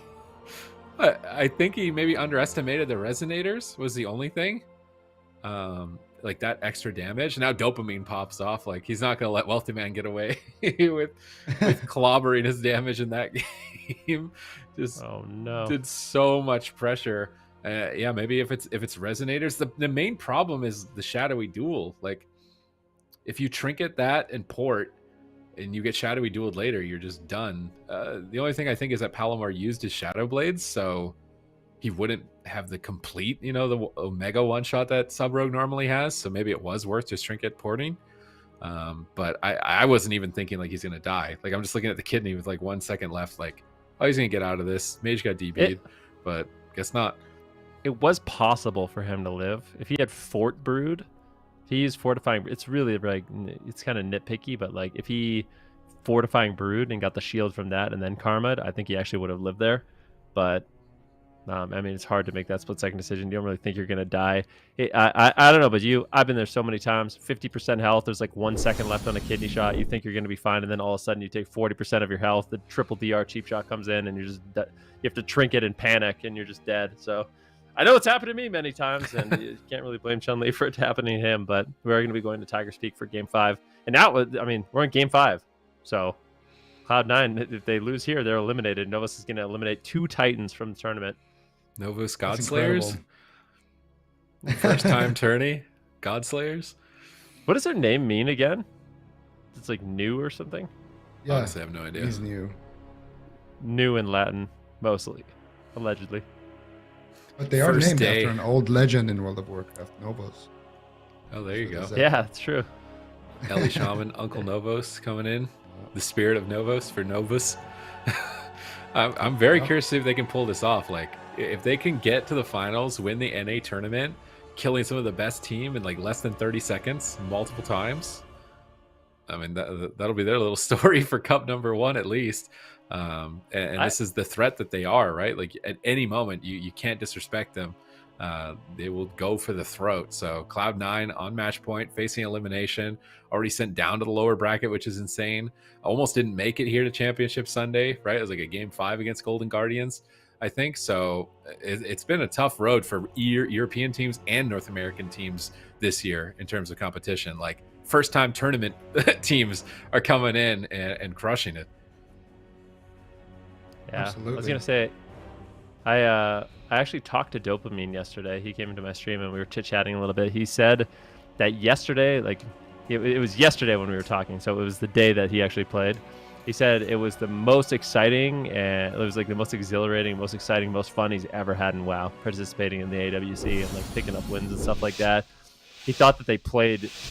He said they didn't play their best. Like they were very nervous, all of them. Like their comms weren't as good as normal, but I mean, maybe things have calmed down for them now. They're 2-2 against Cloud9. This is the elimination series, ladies and gentlemen. If Cloud9 loses here, they are eliminated. And same for Novus. This is their last chance to make it into that top 3. Well, if there was ever a time to play your best, this would be it. Let's see what they can get done. Sap onto flop. Chun taking a very defensive approach. They're going to go after Wealthy Man here. Wealthy Man getting tested on that mage, but actually that first combustion Shadow Blades netting 0 cooldowns here. So that Chun defensive positioning. Kind of throwing Novus here for a loop, and now big damage coming out, and that another overlap. We saw that in game number 1. That's devastating. That grip and that trinket from Palomar overlapped, and now they go after Dopamine as well. Dopamine catches a big heal with that Guardian, so now no Guardian, no trinket, no evasion on Palomar, and I think Palomar is going to die this game unless they can get some big counter pressure going here. Dopamine counterspelling the Polymorph from Wealthy Man. He's looking for his own Polymorph, not able to find it. And Wealthy Man with that Ring of Fire spec, trying to get some counter pressure. Chun in a CC. Polymorph potentially look for the B-Stealth. But if Chun can chase him down, this could be scary, scary times here. What is Polymorph going to do? He's got nothing in terms of defense, just that Cloak of Shadows really to work with. And he still has his Smoke Bomb, but he gets stand up. Could be scary times for him. He gets gripped there by Wailor, and that's Wailor's Trinket now out of the way. That next combustion for Wealthy Man going to be up in less than 30 seconds and potentially will be what seals the game. Oh, kidney shot on Chun-Li on match point. Wealthy Man into Dragon's Breath. Fear. Chun-Li getting blasted down by the Resonators. Is he going to be able to hold on? It's match point. Karma trading at quite possibly the last second, but now the leg sweep. Massive damage coming out from Chun-Li onto Palomar. Wailor is trying to just mash big heals through it, managing to tank the threat of Chun-Li at the moment. Still caught in the Dragon's Breath. Swap over to Dopamine now, getting chunked down to half health. Big spinning crane kick. Almost taking him out. He blinks away. His cauterized procs into a block. Mass Dispel potentially on this block as well. Mass Dispel connects. Dopamine still down below half on match point. They're chasing him down, going for the kill. Alter time. Chun-Li waits for it, bounces back. With the massive amounts of spinning crane kicks that he's able to get, he's going to force everything. They're still going for the kill, but now Chun-Li intercepted. Caught in the kidney shot. Ultimate trinkets, DBs the whole team away, trying to peel, but another cheap shot. Chun-Li doesn't want to go down without trinketing. Trinketing on 10%, while flops in a polymorph on match point. On the run, flesh crafting behind the pillar. And just looking at the situation right now, Palomar has options to survive. Dopamine has basically not, actually, Trinket's not bad, at least for Dopamine here. No combustion, but Zwen is available. Leg sweep's coming up in 2. Where is Chun-Li going to go with this leg sweep? Is he going to be able to connect before Palomar has his way with him? Because Palomar has a one-shot right now with Shadowy Duel and a no Trinket Monk. Ooh, Flop manages to get away, though. The Ring of Frost does not land. Good shutdown there, but Polymorph in stealth right now. Blind. Throws out the full blind. That's Cheap it, I shot on think. Chun-Li. Do they have the damage to take him down? He's got the Fleshcraft. They need a little bit more pressure. It's just not there. Good peels by Wealthy Man. Chun-Li with no defensive cooldown. Finally, Karma going to rotate back up and is available doesn't want to trade it out. That's going to be kind of his last line of defense, pushing forward. Needs to get something going because there's still a moment here where Flop doesn't have his trinket, Chun-Li doesn't have his trinket, and I am a little bit afraid for Chun-Li here. At the same time, though, Dopamine still with no defensive cooldowns could be a great target for Cloud9 to go after. Yeah, we're going to see right now, Chun has the potential to take down somebody, but that Guardian Angel was procced earlier for Whaler. Whaler now in a full polymorph. They're going to go after Dopamine. He's got nothing. Can he survive? They go Shadowy for duel, one shot. Here comes the one shot. The resonators are down. The bombs have been planted. They have the restarts. 2 resonators are going to proc, but that Guardian Spirit will be enough to keep Chun alive. Still, Whaler, long time before he gets that Guardian, as he did proc earlier. He did use his trinket here as well. Dopamine, a very, very susceptible target here. Chun, no trinket for another 20 seconds. Next kidney shot, they have the combustion, they have the smoke bomb. They could try to take down Chun-Li with that, but on the other end, Flop could grip it. They're not even going to go for it. Chun-Li with the pre-touch of Karma. Beautiful preemptive plays here. What are they going to get done? They're going after Flop here, but Dopamine actually using that combustion. Whaler! Getting nothing. They're going after Whaler. I think that's good night for Whaler. Big damage coming in, and Whaler will survive. Maybe 2 DR Chiefs coming out from Palomar. Both teams so far playing excellently defensively and running on basically 0 cooldowns left. Palomar gets a restuff here. What is he going to do with it, Sid? He's going to have to peel the team here. Nice Frost Nova on Chun-Li, catching all of his cooldowns. He drops Ring of Peace preemptively for the Rogue Palomar to pull him out and actually catches him. Nice Ring of Peace. Palomar moving towards Wealthy Man. Gets pre-grapple weapon. Here comes Combustion from Wealthy Man, chasing down Dopamine. Can they finish him here? No Ice Block for 40. He's avoiding Chun-Li to the best of his ability, but Whaler's into a fear now. They blind Chun-Li defensively, trying to bait his trinket, trying to get Dopamine comfortable, potentially going after Flop in the back line. If they can connect the mind games, he pre-fades the attempt at him. Whaler's right next to him. Chun-Li going to Fleshcraft, so he is more durable for the next stun lock. Flop getting interrupted on the mind games. Palomar caught in a Frost Nova. Where is Chun-Li going to go with the next stun? It's up in 1 second, but Flop's in the fear. They're setting up a stun on Chun-Li. That pre-Fleshcraft needs to be enough here. Whaler with the mind games from downtown. Resonator triggers, and Guardian Spirit trinket from Flop has to be traded. Now, no trinket on a priest, a holy priest. No Guardian Spirit on a holy priest against RMP. If Palomar survives, though, on match point, 1 second left on the stun, he's wrapping around the corner. Big heals coming out from Whaler at the last possible second. Now, if they can cleanly get to Flop, they have the kill. Yeah, I mean, this is such an interesting game. 5% dampening right now. Dopamine actually fights it out to another block. Here it is. You grapple weapon on the smoke bomb. Absolutely insane. Chun-Li there just playing out of his mind on Windwalker Monk, which is what you'd expect. Trades out the touch of Karma. Shadowy duel actually on Flop. Palomar just trying to survive the setup. He thinks maybe he's in trouble. Maybe he's trying to peel. Dopamine! No Ice Block. He actually trades it out aggressively during that setup, and he's going to get punished in a big way. Can he live? Beautiful peels on Chun-Li once again. Palomar doing everything that he can, but now he is susceptible. He feints a lot of this incoming damage as Novus retreating behind the pillar, trying to recover, but Whaler is completely tapped on mana. But look at Chun-Li. He's got leg sweep and he's smelling blood in the water. He's looking for a double. Can he find it? Dopamine trying to stall. Wealthy Man goes for the counter spell. That could be it. Kidney shot though. Palomar strikes first. Big damage here. Chun-Li might have to trinket here, and he will trinket. Guardian Angel as well coming out from Flop, and now both teams with no cooldowns left. That was the combusto from Dopamine, and now not a lot of damage. Actually, Shadow Blade's ready for Palomar. He gets a restuff. He gets pulled out. What is he going to do? Chun-Li now finding his target. The poly? Big damage. They actually miscommunicate there a little bit. Wealthy Man and Chun not on the same page. They're very rare, but defensive blind coming out, and this is Flop. This is the Shadow Blade. This could be it. Cloud9, what are they going to do? One more stun will take him down. Is he playing the Res Legendary? This might be it. Novus, the God Slayers here, taking out Liquid, and they might be taking him out as well. He is Res. Cloud9 and Flop coming back from the grave here to extend this match. Oh, I think we all learned the value of Res Legendary right now for Holy Priest against RMP here. It's going to keep his team alive. Maybe close it out here. Dopamine in trouble. Stun. He gets pulled by Whaler behind the pillar, setting up on Chun-Li. But DB on Palomar from Wealthy Man slows down the assault on Chun here.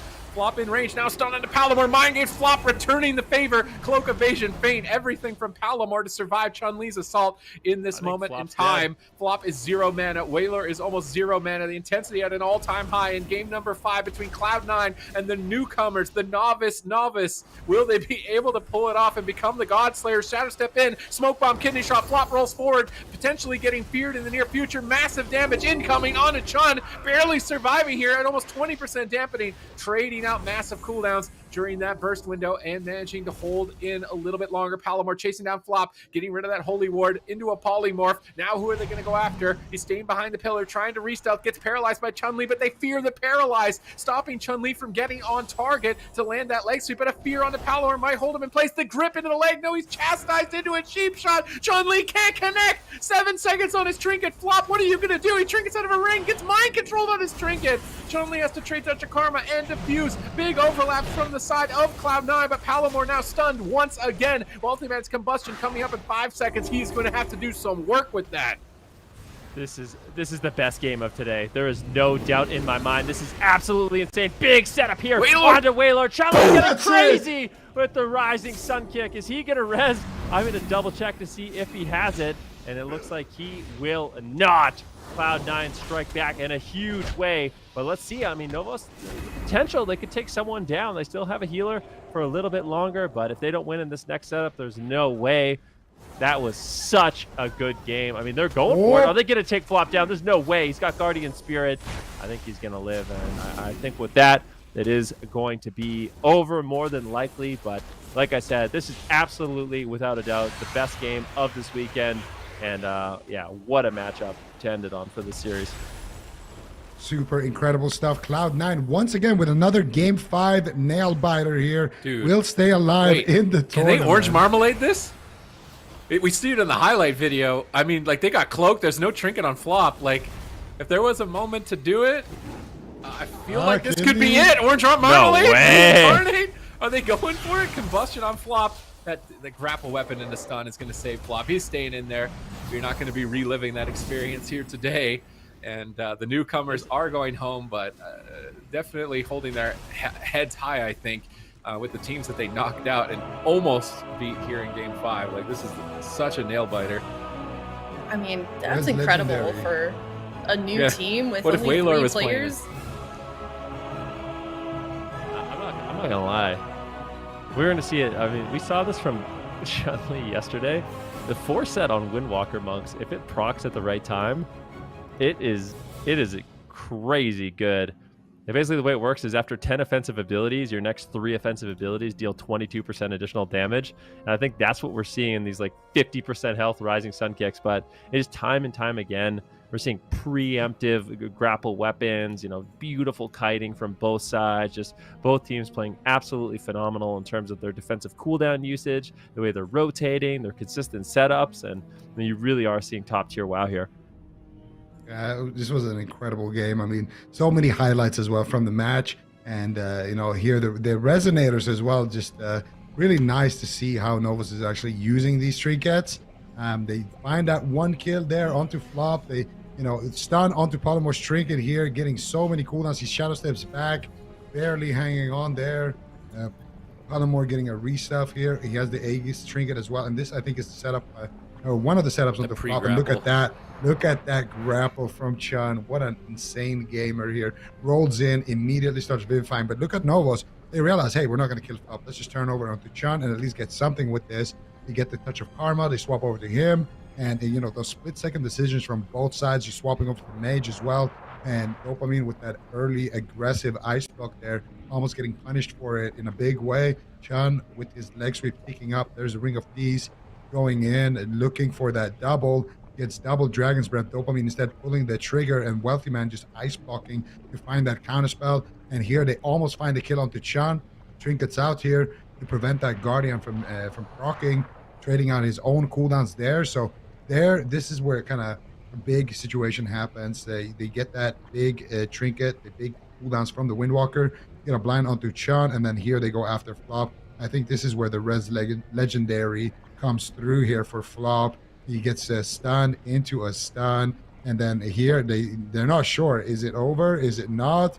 you never really know. So the only thing you can do in this situation is actually stop doing damage as well, because Oh, that Ring of Peace actually saved him. If you saw that Ring of Peace, you come at 1% HP out of the Guardian's resurrection. If Chun-Li didn't Ring of Peace Palomar away, he might have just even auto attacked and killed him before he could fade. I've seen that happen playing with Envious on Holy Priest. Like, that actually could have been the end of the game even on the res Lego. This was so close. Look at this damage. Look at this Whaler damage. literally disappears from thin air. Like, Chun-Li is Houdini. Like, he just made Whaler disappear. Like, I don't even understand what that was. It's a 4-set. The 4-set legendary for Windwalker Monks. Very powerful with the Bone Dust Brew. I mean, I literally think he lost 60% of his health instantaneously there. So Chun-Li set that up, I suppose. But yeah, this is like I said, this is my favorite game of the weekend. What a great series. Cloud9 will advance, making into that top 3. Now we get to go to that upper bracket and see who they're going to be playing against. Yeah, very smooth. Well, maybe smooth is the wrong word. I mean, obviously that was a really hard-fought victory for Cloud9, and like Fen said, they're going to be moving to the lower finals. They're going to play the loser of this next up series that we've got coming up here at the North American Upper Finals. It's 3.5 men versus KAWHI, and I was talking with Nuked from 3.5 men just a little bit during that last game that we saw, and I asked him, how he was feeling about heading into this game that against KAWHI. We know KAWHI has an insane record. They're in a really, really consistent team. They're kind of always in that first place position there. So I was really surprised when he answered that they're really confident going into it. He says that they're prepared for any composition that KAWHI is known to play, and it sounds like they're just overall feeling good heading into this series, which obviously is good to hear. But I was a little surprised with that answer, Zico. What do you think? I mean, KAWHI is just kind of it's the team to beat. It's the Titan in North America, so it's great that they're feeling confident about that. But at the end of the day, they also need to put that skill to the test. I mean, 3.5 men, they looked absolutely phenomenal yesterday, and when we saw them in those RMP mirrors. But still, KAWHI is just a different beast. RMP definitely really, really strong right now, but we're gonna have to wait and see if they can actually back up that talk. They had some incredible performances though, for sure. KAWHI playing with that Sheet Def and making some miracles happen yesterday. Gonna need to do it again. Yeah, I most certainly will. We know KAWHI is the new player on the block. He's only 16, super young. He's probably, I haven't looked at I don't know this for sure, but I'm just going to guess he's got to be one of the youngest AWC players that we've got currently. So we'll have to keep an eye on this guy. I mean, it's crazy that he's entering the scene right now at this age, and he's already playing on a team that is, finding success early on in the form of 3.5 men. So we're going to see after this break how they are going to do against KAWHI, but it's going to be a nail-biter for sure. It's the upper finals for North America coming up next. 3.5 men versus KAWHI. Loser goes down to face Cloud9. See you soon.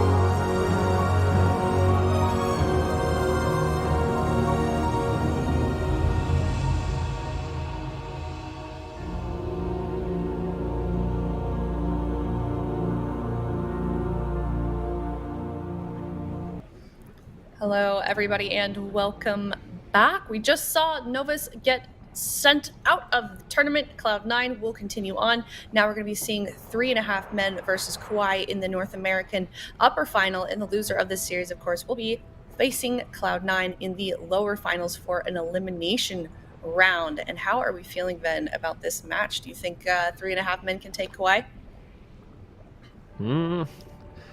It's really hard to say. I mean, KAWHI right now, I would say that there is a clear advantage for Holy Priests over Holy Paladins. Can never really count KAWHI out. We've seen Brain play other things, specifically Shaman. So he's played the Shaman, he's played the Paladin at a really high level. KAWHI is one of those teams that they war game, they practice, they prepare a lot, and they always have, it seems like they always have the perfect crafted composition for anything. It's like, I don't know how they do it, but it seems like they never really counter comp. They just have one composition for the matchup and just play it and just win out with it. So we'll see what they have ready for RMP. I think right now, 3.5 men, they're one of the best RMPs in North America, and they play it extremely well. We saw it in the mirrors yesterday against Novus, and I think if there's any team that could go toe-to-toe with KAWHI right now, especially with how good RMP is, 3.5 men is that team. Okay, well, we'll see if they are ready for the challenge. If you were tuning in before we went to the break, Nuked did say that they're feeling good at the moment. They're confident they can beat KAWHI, so let's see if they do pull that off. But you guys have to remember, KAWHI has a very long track record of winning these tournaments and winning in situations such as this. It's game number 1, the Grand Arena, 3.5 men versus KAWHI. All right, let's see if RMP can do it here in North America as well. Actually, that would be awesome, actually, to see another RMP in the finals. 3.5 men. They could do it, but they're going to have to get through the beast. And I would say KAWHI is that team to beat in North America. And we are going to see the Shadow Priest Rogue Paladin. So the same thing that we saw from KAWHI yesterday being brought in here once again. KAWHI did kind of destroy Cloud9 with the setup. They were playing that Mage Hunter. However, RMP going to be a completely different beast. We're going to see Calvish here playing the Night Elf sub rogue. We're going to see sub fire. Yesterday, this man was playing an Orc assassination rogue. Sap of Trev, and they're going to go after Brain immediately here. Immediate disarm though from Drake on that rogue, and should shut down most of that setup. They're going to polymorph Brain now, go after Trev. Nice stun now onto Drake. They're just going on everybody so far, but nice preemptive moves here once again by Drake, activating that Aegis, preemptive disarm on their setup on the Brain, just countering every single move, and now it's KAWHI's turn to get aggressive. Yeah, that was an insane opener for them, and now they're turning it around. Silence on the Priest, stun onto Calvish, immediate trinket on the Kidney Shot, as well as Cloak of Shadows. Big opener here for KAWHI. Calvish trying to turn it around, stunning up Drake, blind on Brain, bringing a trinket bop here and try and recover. Cheap shot on his trinket into a full polymorph. This could be Bubble on top of Evasion Cloak. Drake is so dangerously low, no Aegis available, trying to pop that Crimson Vial, slip behind the pillar here while Brain sits through polymorphs and recover. Prev now turning the tables, popping big damage out with that Void Eruption onto Calvish. Kearney gonna grip him back to the pillar, but now Shadow step in for a full blind. Drake gets polymorph during the blind. They need to stop the sap here. Do they have enough crowd control to stop the crowd control on Kearney here? He does manage to finally get out of the chain and recover. Calvish dismantled at the moment, now able to stay on target. Here now, they're still pushing forward. Brain could still be a target. Are they going to set up on him? Cheap shot. Nuked is in a Quaking Palm at the moment, not able to land the Ring of Frost. Brain is going to dodge that. Calvish now stunned up. Lots of damage on him. Brain line of sighting the polymorph on the pillar here with that Divine Steed. Calvish now the target. During stun lock is over, he's going to retreat away from that attempt. Brain is staying, maybe overstaying his welcome here, standing on top of Calvish. I guess he has to keep him in combat, but he can just use his Shadow Dance here at any time, and they are going to go into Brain, punishing him here. He's playing that Mechanicos, can have that low HP stun to peel for him at the moment, but now they're swapping it back over to Drake. Massive damage incoming. Dragon's Breath at low health. Brain Divine Shields to try and save the day, but he procs the Wild Seed. They sacrifice the Wild Seed. I think the sack on the Wild Seed is the big sacrifice. Should be enough to keep it alive, and Drake actually stays alive through the Wild Seed. Now Kearney stunned up. They're going after Calvish. I cannot believe it. Res Legendary, Resing Pods. Is it going to be enough here for KAWHI to pull off a victory? Oh, there it is. Triple setup once again. Ring of Frost on Brain, polymorph on Prev. Beautiful precision here from 3.5 men. Can they take down Drake? He trades out the trinket. He's fainted. He's low health. He's trying to run. Soul Shape going nowhere and dropped. That is it. And I mean, 3.5 men, they played this one beautifully. I mean, there's no other way to put it. Every single DR was basically perfect. They're hitting all 3 targets. Go after the Paladin, get his trinket. Oh, fear him up. Now swap over the Rogue. Like, they put this one in. Very impressive. Yeah, this is insane. Swapping back and forth between the Paladin and the Rogue. Also here at the end with the Resonators. They actually killed Drake through the Aegis trinket. And that was mostly just KAWHI, of course, on that sub-rogue. He's really the only one who can go through that trinket. Just doing tons and tons of damage on that sub-rogue. We're going to probably see it here on the replay. So this is the opening stages. Look at that setup from... look at Drake here. Just gets the early disarm, shutting down the setup onto Brain. Pre-Aegis to stun on himself. And, you know, a lot of preemptive moves here. Drake's reading the game so well. To get the fear into the stun, getting their counter setups there as well. So KAWHI definitely showing why they're so good. But here, another clean setup. They force out the trinket with the blind. They get the mind games there onto Drake as well. Proccing that Save by the Life. He's going to cloak. He's going to go away behind the pillar here. Use that Crimson Vial and make sure that he recovers. And then later on, we're probably going to see, nice root there on the grip as well. KAWHI here in a stun. They get blind on Kearney. They shut down the sap. Here's the setup onto Brain. And they just fear Brain out of the kidney shot. Swap over to Drake with a polymorph. Get massive damage onto Drake. Proc the pod. Brain sacrificing the pod right there with that divine shield. Going for the double blinding light actually. And at this point he manages to bring Drake back from the grave. But still Brain, no trinket, no sacrifice. KAWHI here surviving with his own cooldowns using that vanish. And then immediately using that to set up. Sheep shot, kidney. Ring of Frost, Holy Fire, Sheep. There's such a clean setup. There's a smoke bomb. And look how early he uses his cooldowns here, Drake. Actually playing it so well, using that Night Fire. Unfortunately for him, doesn't actually blink with it, but KAWHI just sends him out, gets the DR sap as well. And 3.5 men definitely making a very convincing case for themselves. That was excellent. That was excellent RMP. Keep swapping between. I love when RMPs play like this, where they have 2 targets that they're pressuring, because it becomes very scripted when you're only going after 1 target. But if you have an off target, it becomes a lot more hard for Brain to predict who's he gonna heal for, where is he gonna position. And my prediction for the next map is that we're gonna go to Hook Point. Oh yeah. Oh. So? Did it pop up again? I didn't see. But, no, it's just you know. Are you cheating again? Makes sense. No, it makes sense. Cheating. I believe you. I wonder if they actually switch up the composition. I swear at 3.5 men, they play RMP really well. Like, yeah. I don't know what KAWHI is going to do. They're going to play the Assassination Rogue, Paladin, Shadow Priest. I just feel like when I think about this matchup, the amount of control 3.5 men have over it, there's no ranged interrupt for KAWHI. I mean, sure, they have Master Spell, but if they're just keep doing these triple CC goes, it just seems like it's a matter of time before Drake on the Rogue is going to fall. So I'm not sure how they're actually going to develop pressure in the match. Subtlety Rogue control is just so strong, and it seems like they're getting they're getting the CC out basically on diminishing return. So I'm really curious to see how KAWHI is going to approach this matchup and try to get more pressure. Yeah, and they're actually playing triple Resonator, but we don't have time to talk about that because we have triple crowd control here. Brain in a fear. No follow-up just yet, though. There's 1 Resonator connecting onto Drake. Full Sheep as well out of that one. Drake should be fine with that Gladiator's Aegis, but he will use that Cloak of Shadows now. Finally, a kidney shot onto KAWHI. Silence onto Kearney. Brain is there to follow it up. Hammer of Justice coming through. Sheep onto Drake. Prev here soloing Kearney actually into a fear, but no more lockdown. But they will force out the Guardian Spirit there. Sap. Full sap onto Drake. Cheap shot onto Prev. Full Ring of Frost onto Brain. Goodness. Stun onto Drake. Into a kidney shot. Into a triple DR. Into a Resonator. Drake forced out to use his Vanish there as well. And these triple Resonators, we didn't see it in EU, but here in NA, they've been doing a lot of work. Yeah, we can see the RMP trying to reset now after that assault. They didn't get any medallions out of the way, but they did get Cloak as well as the Aegis, so Drake likely the main target still here for them, but Blinding Light on Kearney, Dismantle on KAWHI, nuked actually the target at the moment, so KAWHI really mixing up their targeting, going after the Holy Priest and going after the Mage. It's a lot different for them here in game number 2, and it gets them a cauterized, maybe an Ice Block. He is critically low at the moment. Kearney picking him up at the last possible second, blind onto KAWHI defensively, trying to retreat. KAWHI sitting in the blind here. Drake shadow stepping over to Nuke. Doesn't look like he's going to have any way to get a sap on KAWHI. Kidney shot on Nuke, really pressuring for the the block, trying to find that major cooldown. KAWHI on his back, getting ready to set up crowd control for the whole team at any moment.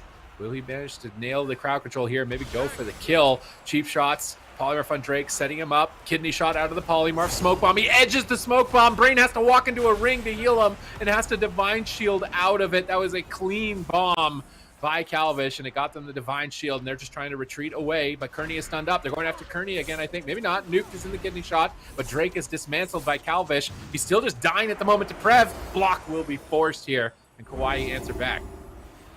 Yeah, seeing some signs of life here. Nuke really under pressure. No cauterize, no ice block. Here's a big setup. Cheap shot onto Brain into a full polymorph. Cheap shot into cheap shot onto Drake. He gets feared up. Maybe they make a swap. I'm not sure. Drake's barely holding on. He's got the evasion. Is he going to trade up the Cloak of Shadows as well? Commits a kidney shot onto Nuke. Sap on Brain as well. Good control from both these teams. Nuke is likely going to be the main target in this matchup. Really not too much left for him. Luckily, Kearney still has a lot of cooldowns. Got his Guardian Spirit, he's got his Trinket. Lots left to work with. Drake, though, with the Vendetta, really just ripping into Nuke. Big setup here onto Drake, though. Looks like it will be a Chastise onto Prev. No crowd control on Brain just yet. Unfortunately, Nuke wasn't able to find it. Maybe a full polymorph out of the fear. Drake on the run. This is the Cloak of Shadows. Brain does not want to have to trade his Trinket Sacrifice. Drake helps him out with his Vanish. And now it's going to be up to KAWHI to kind of strike back here. Yep, they get a kidney shot onto Nuke. There's the kidney shot and the smoke bomb onto Nuke, but he will blink out. Kearney's still in crowd control, though. Do they have anything more to follow it up? Drake doesn't look like he's going to find that sap. Instead, they're going to use that disarm from the Shadow Priest. Prev getting Sheep.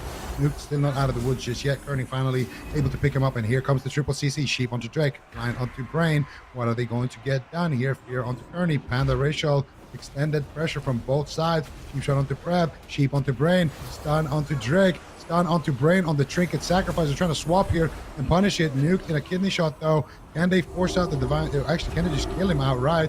Doesn't look like it. Brain will survive, but they will proc that auto stun from the Kyrian, and that will be a small victory at least here for 3.5 men. Can they keep it going, though? That's the question. Now it's a turn of KAWHI to get aggressive. Full blind onto Kearney. Full Sheep onto Drake. Nuke could just go down here potentially. Do they have the CC? But look at KAWHI goes for the restuff, gets the Sheep shot, goes for the smoke bomb here onto Drake. We don't have a Sheep, unfortunately, onto Brain. Chastise coming through instead. Here's the Resonator. Brain is in position to soak it. They kick the Fleshcraft instantly. DR Sheep there with that Chastise, and it looks like Drake should survive here with the Aegis Trinket as well. And now it's going to be Nuke on the back foot, no cooldowns left. What are they going to do on the side of 3.5 men? They're trying to retreat right now, just spamming up polymorphs onto Drake, but Prev is really tearing in. Unholy Nova, massive Shadow Priest damage onto Nuke right now. Kearney picks him up. Mana's not looking good right now for 3.5 men either, actually. And Vendetta is coming up for Drake. He pre-evasions here, but he gets Dragon's Breath, so he can get Kidney Shot from behind. Nice setup, but it looks like he's going to be able to tank that Kidney Shot. Shadow stepping back over to Nuke. Blinding Light on Kearney into the Hammer of Justice. This could be it in game number 2. What do they have for Nuke? He's silenced up. He soul shapes around the corner. Is he going to be able to hold on? Blazing Barrier. Kearney finally out of crowd control, trying to connect the Apotheosis heals and stabilize Nuke here for another attempt. There's no stun breakers for Brain or Drake. The next Kidney Shot could close out the game. They have Combustion. They could absolutely tear KAWHI apart. They needed to kill Nuke there. He's got block to go for the kill if they need to. Can they get it? Double Psychic Scream defensively, trying to stall the go here. KAWHI is going to go for a setup, but no Brain into the Kidney Shot. No Trinket. They're setting up on Brain. Can they take him out? Fear onto Drake. Polly's onto Prev. Swap over to Drake. Chastise onto Brain. Into Polymorph. Drake with 1 second left, but oh, the Void Shift comes in clutch from Prev. He was holding that in his back pocket, stabilizing the team on another setup, and Nuke used block during that. Kearney is now caught in the Quaking Palm. Nuke is in a lot of trouble. Do they continue the chain on Kearney? Now into the silence. Nuke is down to half. So he's desperately spamming Polymorph. KAWHI is dismantled. Drake is trying to go after him now as well, keeping the pressure on multiple targets. Brain, though, was able to comfortably sit a blind, which is great for his team. That's a major cooldown. They actually have a lot of options, and now KAWHI are in the lead.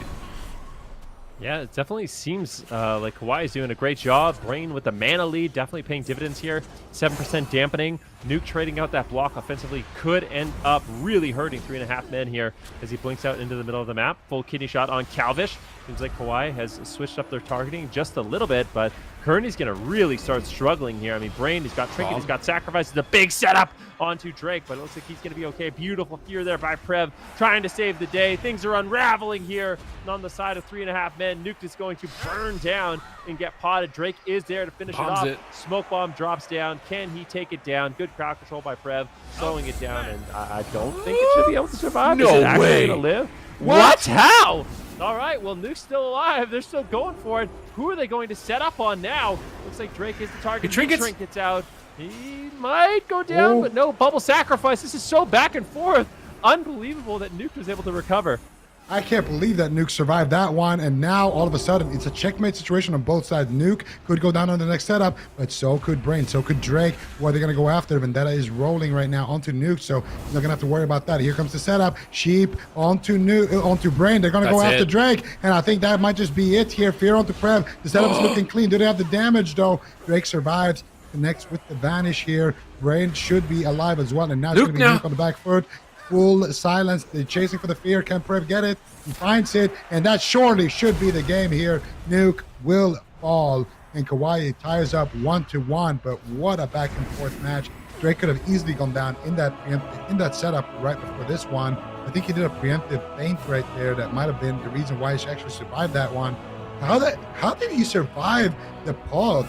They smoke bombed the pod. They killed Calvish. It looked like Prev and Drake were there connecting on it, but somehow Holy Priest came in and kept it alive. I have no idea how. We're going to see it on the replay.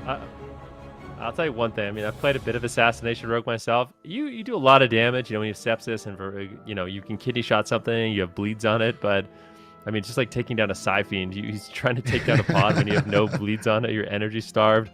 I think you're just basically poking it with sticks at that point, and unfortunately it wasn't enough damage, but this was an insane back and forth game. Honestly, KAWHI did a really good job disrupting the goes, putting the pressure on Nuke and Calvish, not allowing them to do whatever they want. Prev, as a member of the team, like his defense was unbelievable. The fears that he was landing, the quaking palms, the silences, like he was really setting up his team and keeping them alive. And it's what he has to do in this match. If he can do a good job of that, they can't deny. Here's the pod at the end, but you can see Drake drops a smoke bomb. He's just doing what he can, but the pod is taking no damage. Like, yeah, I mean, you're just poking, you're mutilating it with no bleeds, like doing anything you can. And this pod felt like it went actually pretty fast. I'm not gonna lie. I think, yeah. Well, ultimately going to leave. Actually was getting some healing, so Kearney was able to get there and actually get some healing on the pod. But ultimately, at this point, even though they had a really nice setup here on Drake, really scary moment with the combustion, with the mind games, with everything. Drake still had his Aegis. He still had feint, evasion, lots of defense left to work with. And at this point, so deep into dampening, there just wasn't really that much left. And I would say pressure just started going. There's another nice setup on Drake here. But with this Vanish, it was after this moment where pressure just was heavily in favor of KAWHI. It seemed like 3.5 mana just really couldn't recover. This is, I think, the final kidney shot of the game on Nuked into a Hammer of Justice, Fear on Kearney. Nice setup. I kind of wonder where we're going. Probably a large map. I think we're going to see the same compositions for the rest of the series. But yeah, what a game that was. That was incredible. Like Drake actually at the end there, he was sheep, so he couldn't even pre-fight. They just didn't have enough damage there to take him out. And yeah, smoke bomb faded because I was wondering how did Kearney actually connect heals to the pod, but they just didn't have enough damage to take down the pod. They used all the damage to actually kill Nuke, and then they needed to get those bleeds back up again on the pod, and just couldn't finish it before the smoke bomb faded. And then Kearney was able to connect there with a couple of heals, save it, and extend the match. And it was such a scary moment because right after that, Drake overlapped his trinket with Brain's Divine Shield and that sacrifice. So they had a legitimate moment there where they could have just taken the game. And I do think that Void Shift as well earlier in the match kind of took them off guard because a lot of the pressure came from Nuke actually using his Ice Block aggressively to try to secure a kill. And then they just forced out the Void Shift. And that's when things started to spiral for 3.5 men. Yeah, I mean, regardless, this is a close fight, right? So I think that no matter what, this could go to a game 5.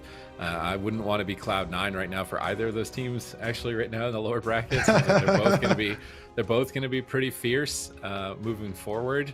Like 3.5 men are looking so coordinated. To be that coordinated that long, like to have sometimes an RMP might only have a game plan for like 2 or 3 setups, and then beyond that, maybe they fall apart. They don't know where they want to go. So 3.5 men always being able to keep setting up the next target, the next swap, the next go for that long and keep prolonging it. is a very important skill for them if they're going to be able to take this entire tournament. Nuked is rolling forward, Calvish rolling up, Sap on Prev, Brain out in the open, getting blasted right away here. We see Chastise on Drake from Kearney, trying to slow down the reconnect onto Brain. Now they're going to Ring of Frost him, swap back over onto Drake, and this is what I love from 3.5 men, is just these opener swaps. Drake pre-reads it, pops that Aegis, now they're swapping to Prev. Not going to get too much from the Shadow Priest, I don't think. They're trying to go fishing for dispersion. They're not going to get it. Saved by the Light Shield's going to be more than enough. Now Prev turning around the pressure, trying to get on target, purging down Nuked, Shadow Crash, developing some Void energy for a big push of damage. When is he going to decide to go for it? Drake's in a Polymorph, Brain in a Blind. They're actually pretty committed to Prev. Prev's going to pre-fade here, get on top of his healer, maybe try and break him out of CC, but not able to. Cheap shot out of the Blind. Nuke set up for a Ring of Frost around the corner. Ring of Frost secured. Prev is actually the main target here. Dispersion force from Prev, even though Calvish is in a kidney shot. Prev going to cancel that, try and turn it around and recover behind the pillar now, actually. Void Eruption over onto Nuked. Trying to take him out here, trying to force some cooldowns. Mirror Image is going to pop. Nuke seems fine. This is with a big map. Really pays favors to 3.5 men. Calvish just goes so far away from the fight. Can re-stealth if he needs to make a push. Actually gets pulled out of stealth. He's trying to move in quick here to get Drake, but he can't find him. Now he's into the kidney shot. Kearney into the silence. Good setup on the Calvish. Trinket, Cloak of Shadows forced so early on the side of 3.5 men. KAWHI now getting it turned on its head against them, trying to go after Drake, but Calvish gets pre-dismantled on the attempt. Kearney into the full blind, has to Trinket, stunned on his Trinket. Calvish not with many options. Evasion at critically low health in game number 3. Guardian Spirit and Trinket has to come out. And KAWHI still looking decently strong here, even though Prev is holding on at 10%. He's got the Void Shift. He's holding on to it. Brain's getting low. Huge Divine Toll comes in from Brain. And he's trying to recover his whole team at the moment because every single one of them is being devastated, but they've got Trinkets from Calvish. They got Trinket from Kearney. Next CC chain could win the game for KAWHI. Yeah, it definitely could. There's a Hammer of Justice, and he stuns on Calvish. How is he going to get out of this one? He's 40% health right now. A silence on Kearney. He is just rotting down. Defensive cheap shot on Drake. Cheap shot on Prev. Smoke bomb drops down. Cheap shot on Brain. Calvish doing anything he can. Get the Divine Shield from Brain with this counter setup. That'd be massive. Unfortunately, not able to find it. Calvish just going to cross the map. But I think it's not Prev in hot pursuit. It's Kearney in hot pursuit, trying to keep him alive. Going to be retreating behind the pillar, perhaps overstaying their welcome. And KAWHI going to be happy to kind of swat them away from their pillar. Actually force Calvish to play really scared here. He doesn't have any cooldowns now with the Vanish. Trinket rotating up in 40 seconds. I feel like for 3.5 men, this is a good opportunity to just cool it. Like, let your cooldowns rotate back up, potentially go for a drink, let Calvish sit in stealth, because that was a really scary situation they just found themselves in. Absolutely, and that was due to Brain actually using that Blessing of Protection on that smoke bomb preemptively. He's been playing like an absolute beast. And Drake as well, pre-vanished in the opener, which is the reason why they actually had to kind of go after Prev, and then they got the dispersion. So now it's kind of been a chain effect because of that. I'm not actually sure if they still want to go after Prev now that he has dispersion, and the game has kind of reset a little bit to, a close state to what it was in the start of the match. So we're going to see if they decide to continue to go to Prev, or if that's actually just something that happened because of Drake's pre-vanish on their go. I'm going to see now as well. They do have that buff lead, and mana is somewhat equal between the healers. Going to see if the Nuke decides to push in here. What is Calvish going to do? They're behind enemy lines. Both rogues, if they find each other, it could be massive as well. Right now, Nuke is stacking up some damage here onto Prev. Oh, they're so close. Yeah, there it is. Calvish gets sapped by Drake. And who are they going to go after now? Are they going to go after Nuke? Are they going to go after Calvish? No, they're going to blind Kearney and go after Calvish to get his Trinket immediately there. So that sap definitely going to lead them to a Trinket. Now Calvish, after that disarm, what is he going to decide to do here? He gets fully disarmed. Still can't use his character. Vanishes here, looking for Drake maybe. Looking for the cheap shot. He gets War Stomp there as well. So his Vanish being shut down, but he does get a kidney shot onto Drake. Gets gripped there by Prev because they don't have that cross CC. Now they clear up Prev, and they still get some good damage onto Drake, but they don't get any trinkets just yet. Cheap shot onto Brain. They're still looking for it. Drake's super low, and Brain will respect it and trade out his trinket there with a big divine, actually just a big heal, and that will be enough. That's all they're going to get at this point. Calvish now looking for the reset. So that was Void Shift from Prev. 5-minute cooldown. Might not see that again. It was overlapped with Brain's trinket. that could be devastating here for KAWHI. Those are major cooldowns. Now no cloak, full blind, no trinket. Drake pre-feints the stun. Is that going to be enough for him to survive the lockdown? Full fear on Prev. Resonators are down. Mind Game's going to connect onto Drake. He cannot heal. He pops the Crimson Vial into Mind Games. I feel like that's going to be a mistake here, but he's trying to turn it around onto Calvish. Kidney shot, trying to take him out. Kearney going to trinket, respect it. Guardian Spirit. Is it going to proc though? I think they might be able to proc it. Big kills coming in. It looks like Calvish is going to stabilize, and it does not proc. 60 seconds left on that cooldown. Mana advantage to KAWHI. They still got a couple of escape mechanisms with that bubble and sacrifice and bop as well, so they're not out of it just yet. They're trying to set up onto Calvish very soon with no trinket on him. They want to go for the win here, but there's no crowd control on Kearney. He's got Apotheosis. Finally, the Hammers of Justice have arrived, and Calvish is down below half. Drake is chasing after him. Brain is chasing after him, even adding that Holy Paladin damage, but not enough. Kearney's big heal is going to be stabilizing Calvish. Nuke now spamming up Polymorphs, just trying to slow down the reconnect here, find their target. Symbols of Hope, Kearney getting fully channeled. Lots of mana return to Kearney. Try and keep this fight going. Yeah, Calvish looking for a reset. If he can find it, would be massive for his team.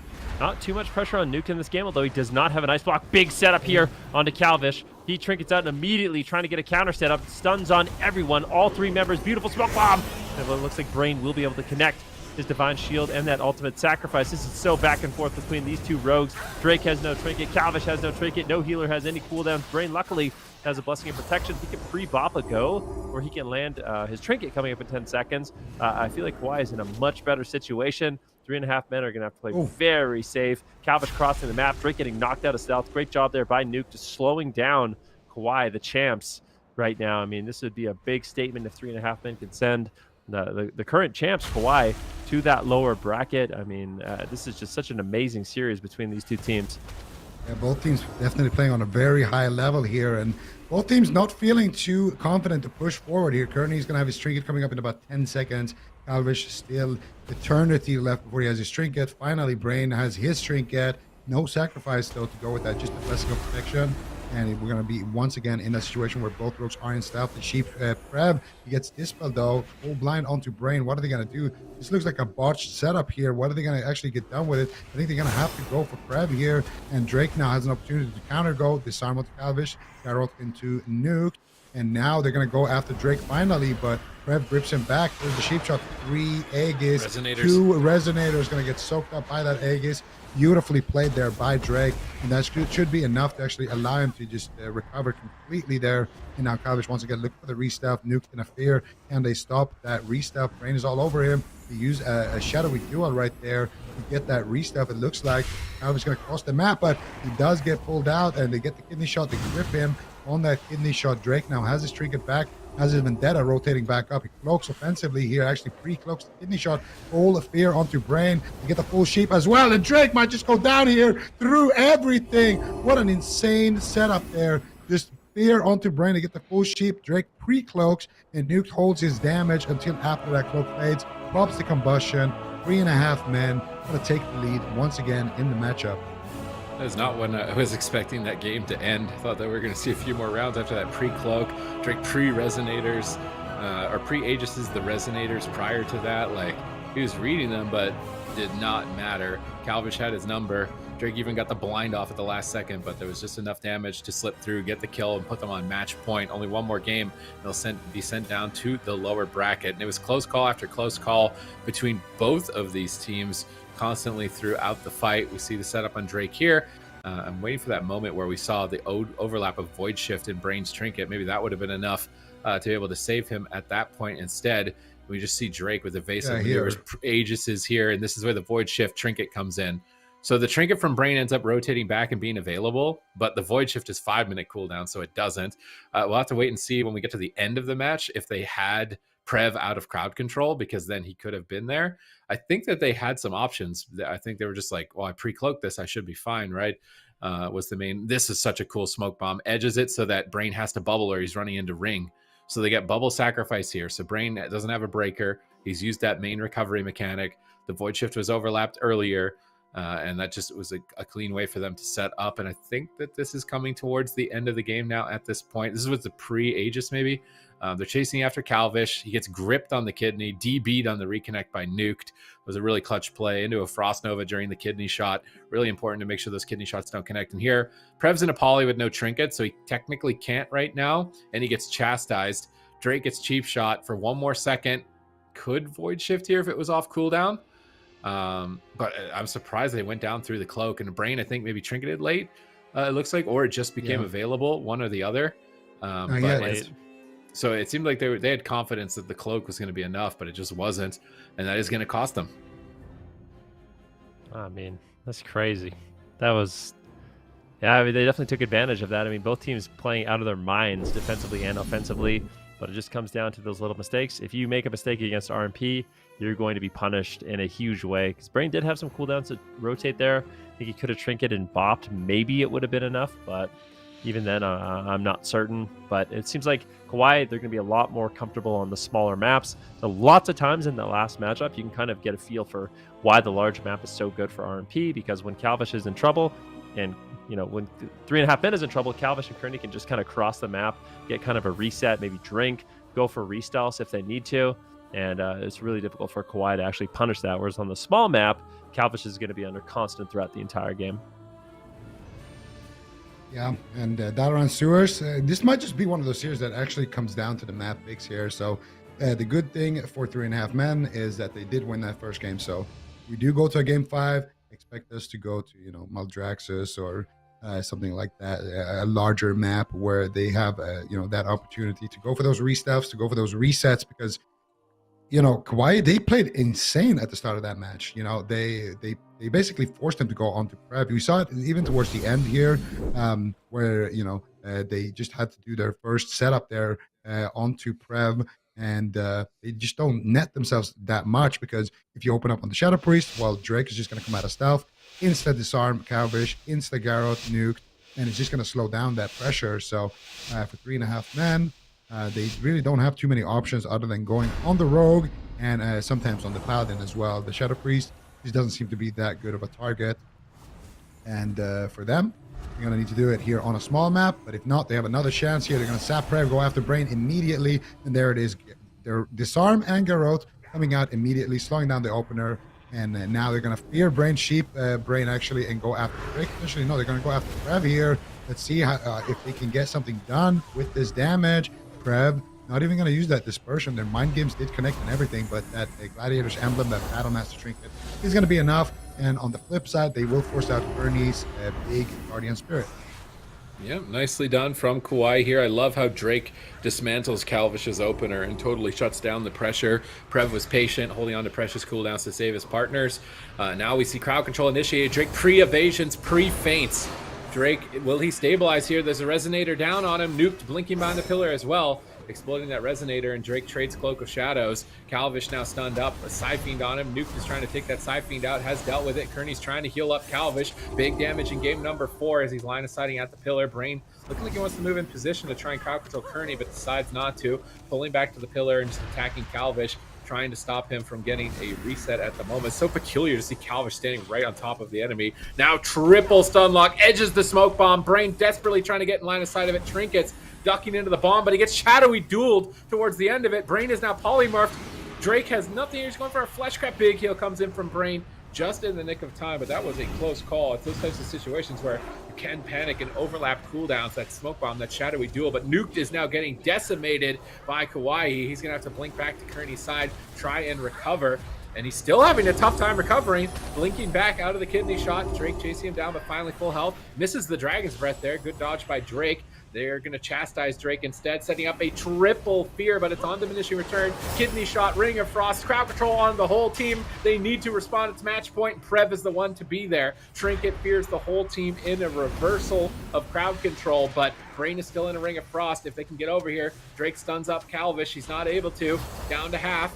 He's going to trade a big shield here, try and recover, managing to survive, but the dots are ticking away at Nuke and Calvish, both on the side of KAWHI, and that is costing a lot of mana from Kearney. Yeah, I mean, it certainly is. Nuke right now getting low. They actually forced out the ice block. This is massive. It's a blind on Kearney. He doesn't want to have to trade out his trinket, but no ice block on Nuke. A full sap on Kearney as well. Hammer of Justice on Calvish. Great pressure here from KAWHI. They're really punishing. I mean, right now, Warstop. Kalvish has to trade out his Cloak of Shadows. That was a beautiful blind sap on kidney shot on Kearney. Now, 3.5 men are trying to reverse the pressure of full blind onto Brain. Cheap shot into Fear, into Ring of Frost on Prev. Ring of Frost on Brain. Drake is all alone. He's got the evasion. He's got the Aegis. He's trying to run behind the pillar and avoid some of this incoming damage with a follow-up sap. Drake could fall. Brain might have to use more, maybe the sacrifice. No, the heals are going to be enough. And now KAWHI looking to get aggressive. They actually did Kalvish. They did get Kalvish Trinket with that War Stop, and now Kalvish with no Trinket going to be in a lot of trouble here, taking massive damage here from Drake, but he's going to get bled up and nuked as well. Going to be a big target here as well with no ice block. So I would say KAWHI finally in the driver's seat here.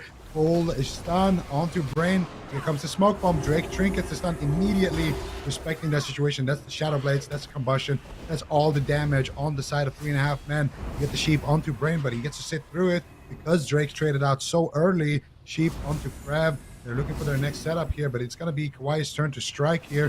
Who are they going to go after? Mind Control coming out here onto Nuke. Kalvish looking for the re-stuff here, and he will find it. Brain trying to stop him, trying to pull him out, and the dot's actually going to be enough to pull him out, but he does get another re-stuff with that shield as well. Should be able to get that cheap shot, gets the cheap shot, gets the skin shot onto Drake, and Prev chastise, depths the chastise right there. Beautifully done, and now Nuke's going to be in a lot of trouble. Kearney in a full stun. Nuke on the ropes, going for that blink there. Alter times back to his team. Kearney still in a fear. They have the silence. They do have the silence to follow it up. No ice block, and they might proc that Guardian right there. I'm not sure. They don't proc the Guardian, but they do proc the Cauterize from Nuke.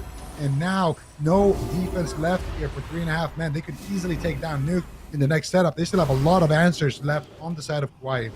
Yeah, they're in a good position here to take it to a game 5, but here comes the setup. Who is going to respond in the situation? Drake makes a big trade here and manages to stabilize, vanishing onto the whole team, silencing. They're chasing down Kearney, blinding light onto Kearney. This could be the end of the game. Kalvish is dismantled. He can't assist. Drake shadow steps to reconnect. Nuke is likely going to proc his pod here. He drags with Drake in desperation. He's dismantled, but in blind now. He's so critically low. Can they cut down through the shield? Mind control for 1 second. Nuke pops combust to go for the kill at 1% health here. He gets purged on it, and he's going to get proc. Can they kill the pod this time around? The entire team is on top of Nuke and will completely demolish him.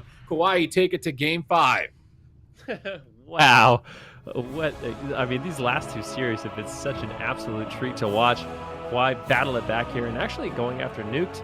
I like it. I think if you're a mage and you are playing that trinket, as well as Blazing Soul, you just have a regular blink, your mobility is a little bit limited, and you can get caught. I mean, just a vendetta on you. You don't even need to connect the kidney shot necessarily if you are Drake and Prev, which is normally the scariest moment. You just go up, you just attack them. Their limited mobility makes them, unfortunately, have to tank a lot of that damage. So I really like kind of abusing that on Nuked, pressuring him down in this match as well. Kalvish from that last game just was so slippery. It was really difficult to take him down, especially with Nuke backing him up.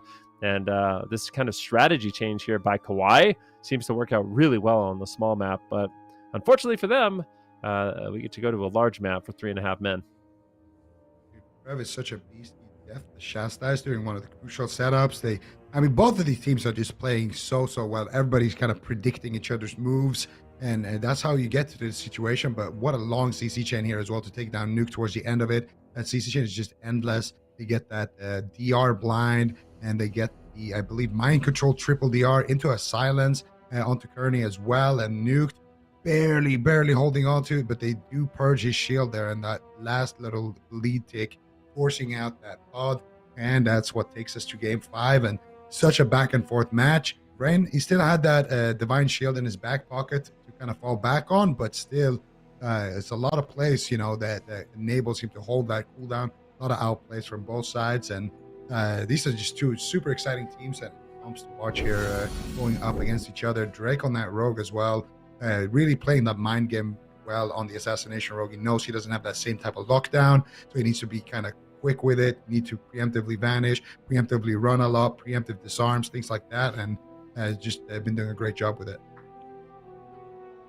Both teams are playing insane here. Like, either one of them really deserves here to be in the grand finals, so it's going to be a bit disappointing to have to see one of them leave at a certain point, but this is it.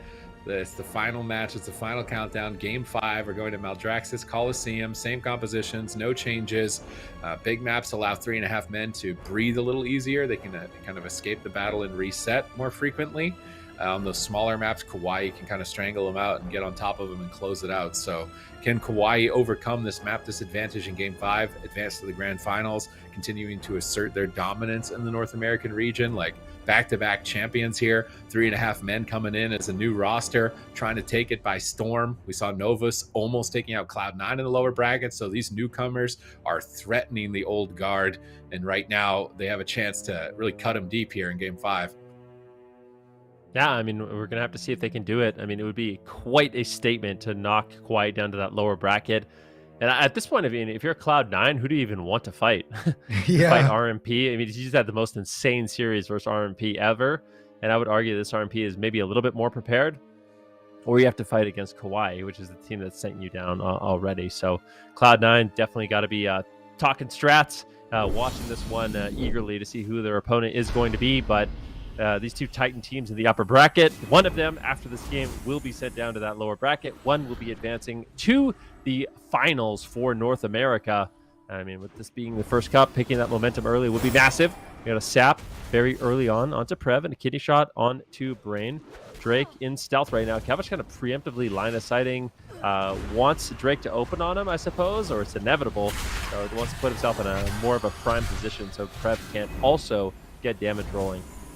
Yeah, and we're going to see what does KAWHI do. Drake already kind of crossing the map here a little bit, going back to his team now, potentially looking for that re-stuff, and I think he will find it. No, Nuke blinks in. Oh, he does get it, and now he's going to go rogue Nuke, actually, and Nuke has been the main target here. Nuke with no blink right there, going to be in a little bit of trouble here, taking a lot of damage, actually, forcing out the ice block immediately. That aggressive blink gets punished immediately here by KAWHI, and that's a big statement here in the opening match. You get that big Guardian Spirit as well, so Nuke not going to be feeling too confident here the rest of the match. You get a sheep here onto Brain, a fear onto Prev. Now they're going after Drake. There is the resonators coming out. The nice grip though by Prev. Flashcraft coming out by Drake, allowing Brain to, well, he doesn't really have a choice but to sit through that crowd control as he did Trinket the Blind earlier. So now you're going to see them once again going after Nuke here, blinking towards the pillar, blinking towards Kearney. And this is where the big map can come through. They're just going for those resets. Now they're isolating Calvish on the other side of the map. No grip. What are they going to do? Calvish forced to Trinket. And now KAWHI starting to take some big leads already in this match. Yeah, not what you expected, but Smoke Bomb comes in. Brain ducks inside of it to try and assist. Drake gets Cloak off. He should be able to survive here with evasion as well. Now Polymorph onto Brain. Maybe not if they can keep up the damage here. You're going after Prev a little bit, just poking down 2 targets. Fear comes out defensively into a dismantle, trying to prevent Calvish from going for a stun lock. Brain's locked in a Ring of Frost right now. It looks like it's his Ring of Frost. Going to run through it. No ice block for Nuke. They're pushing for the Cauterize. Do they have enough damage? Purge is coming out from Prev. If they get that shield off, it could be deadly, but no follow-up crowd control onto Kearney. The chain has been lost with Prev getting stunned up by Calvish. 3.5 men gonna stay alive, but what I love about KAWHI is they're just staying on top of the Rogue Mage Priest. They're not allowing them any space to breathe despite this large map. Unless they can cross and get away, this could be dangerous. Full kidney shot onto Nuke. He could be just sent to the lower bracket right here and now. Guardian Spirit needs to be enough. Is it going to be? He gets purged on his Blazing Barrier. So much damage incoming. Blinding Light onto Kearney in game number 5. Nuke holding on by a thread. Polymorph onto Brain, trying to turn it around at 10% health onto Prev. He's getting blasted, has options. Greater Fade gonna trade for him. Nuke holds on to his Cauterize, but they procced the Guardian. 3-minute cooldown now for Kearney. He's not gonna have that to rely on. Still no ice block for 2 minutes. No Trinket on Calvish. They could swap as well. They're going after Prev, but you as the RPS love the Shadow Priest as the target. He's got so many cooldowns. He's so much more durable. So this is looking grim for 3.5 men right now. I mean, it definitely is. Brain has so many defensive cooldowns he can still work with. Nuke still has about 1.5 minutes left on that ice block. Interrupt onto Nuke, going for Polymorphs. Where can he find it? He does manage to find it. They're going after Prev. This is a nice setup. Thing is a dispersion. That's going to be big. But they need to get more than that. They need to get Brain's Trinket here as well. If they could do that, then I think it's a job well done. They might. Prev forced to trade out his Fade. The sap into the sap. Is there any more? Mind games. They do get the Trinket sacrifice. Okay, that's what they needed to put themselves back in the game. 3.5 men still in a little bit of trouble, but Prev just traded out in a huge way and now is vulnerable. Kearney doing a great job there, actually holding his mind games waiting for the dispersion and then doing it, but now Nuked in a lot of trouble. Every man for himself is going to come out. All the time's coming out. Big cooldowns being forced here. Trinket on the blind from Kearney. And now they find themselves in that kind of checkmate situation. No Guardian, no nothing here. They need to try to get some pressure onto Prev, which is the new target, to get a sap onto Brain and a fear onto Kearney. Can he find the fear onto Brain? He will find it. Do they have the damage to take down Prev? Beautiful void shift coming out from Prev. Both of these teams basically one setup away from winning the game. Still 30 seconds away on that dispersion, but now Nuked, how is he going to survive? Kearney has basically no mana left, no big cooldowns to work with. Nuke has no ice block for another 5 seconds, and they raise the ice block. Here comes the resonators. Prev walking actually out of them. The resonators not going to be doing too much here. Disarm onto Calvish by Drake. Shadow Step kick coming out onto Prev. And now it looks like Prev will survive this one, but still a lot of more crowd control. Resheet comes out, Double Fear comes out as well. Prev's still kind of low, 5 seconds left on the dispersion. Greater Fade should be enough to buy him that time that he needs. But guess what? Drake has Vendetta. However, Nuked also has his ice block, so both of these teams finally rotating back those big defensive cooldowns. Better swap up Calvish. Might be enough to take him down. He has no trinket, and he will get sent to the lower bracket. KAWHI, Nail Biter, takes the big map with a nice swap there, realizing, hey, Nuke's got his ice block back. Calvish, however, has no trinket. Kearney has no trinket. We still have a win condition here, and we're going to press it with that Vendetta. Beautiful stuff here from Drake and company, and not very surprising to see these guys back in the finals here once again in North America. I mean, you wouldn't have it any other way. KAWHI, once again, I mean, that was a really close series, a nail biter, like you said. And I just feel like this team always shows up. Like I said, they picked the one composition that they can rely on, and it was well practiced. I mean, that was really back and forth. I feel like if we saw these teams go head-to-head again, could be a different result. But now, 3.5 men find themselves against Cloud9 in the lower bracket, but we can take a look at some of the highlights of this game. This is where Nuke is just in so much trouble. They managed to force out an early ice block, but this is the second time I've seen Nuke do this, where he soul shapes into the blinding light to remove all those dots. I don't know if it's intentional. If it is, absolutely sick heads-up play, because it probably kept him alive, or at least saved his team some cooldowns. Big setup on Prev. This is a really nice chain. So we get a blind onto Brain, into a sap, and even though Prev trades out the dispersion, the sap, into the DR Fear, into the mind games is enough for them to get Brain to trade out the trinket as well as the sacrifice. So that was such a great CC chain there by 3.5 men, but KAWHI, they play it calm, cool, and collected. They don't overuse cooldowns, and eventually Calvish with no trinket. I want to see exactly when Calvish actually used his trinket here, if it was aggressive or what, but they do another setup here. At the Ring of Frost on Drake with a polymorph into a sap on Brain. Beautiful cross crowd control once again, but Prev actually gets out the void shift at the last second. Calvish trades out his trinket aggressively, and as a result, KAWHI is able to punish. Yeah, he trinketed out aggressively, but it's the same thing kind of that happened earlier, where Nuked ice blocked offensively to get the kill, but then they forget about that void shift in Prev's back pocket. Same thing here. You get the aggressive trinket from Calvish, and then here they push in. You get a preemptive cloak actually here. Calvish does read the situation, but he's just in a kidney shot anyway, and just goes down through that cloak of shadows. There's so much damage coming out from Drake, that as well, and Drake putting on a show for us here. And honestly, all of these players playing absolutely phenomenal here, but it is going to be KAWHI going up to the grand finals, and 3.5 men and be facing Cloud9 in that lower bracket. Yeah, fortunately, that is not the end of 3.5 men. I mean, super close game 5. Obviously, everyone here saw it, and I feel like that's impressive enough for them to be able to go head-to-head like they just did against KAWHI. They have a 90% win rate, this team of KAWHI, in this season for individual matches, so that would have been a tremendous upset, and I feel like it kind of was in a way anyways, considering just how close that was and how close 3.5 men was to winning that. But we do get to see, like you said, Zico, them go up against Cloud9, and that's going to be another difficult team to face. Do you think they can handle it, Zico?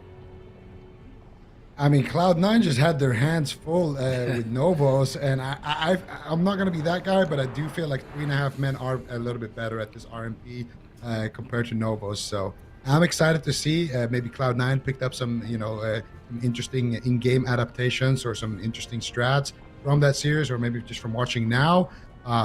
But they're definitely going to have their hands full because 3.5 men, I'm really sure that these guys are super hungry to get back and get that revenge match into KAWHI. So they're gonna have to go through C9 first though to do it. Yeah, very true. I am interested to see. I mean, we know KAWHI, they're in the grand finals. They're waiting for the winner of this series to move on for a competitor. So it'd be interesting to see if we get a rematch, or Cloud9 does hop up and face Cloud9. Both of those would end up being a rematch. They both played each other on Saturday, yesterday today's Saturday, right? Like forgetting the days for the North American games when we were eliminating teams earlier on in this tournament. But 3.5 men, Cloud9, that one is the one coming up. Ven, do you have any idea of what we may see from Cloud9 for 3.5 men's comps? I mean, Cloud9, they just played an RMP, and they played the Windwalker Holy Priest Fire Mage. So I think that's kind of their go-to into RMP. That's what they practice. That's what they prepared. And I think it's likely 3.5 men know exactly what they're walking into. It's just going to be one of those series where both teams, they've already shown their cards, and may the better team win, I suppose.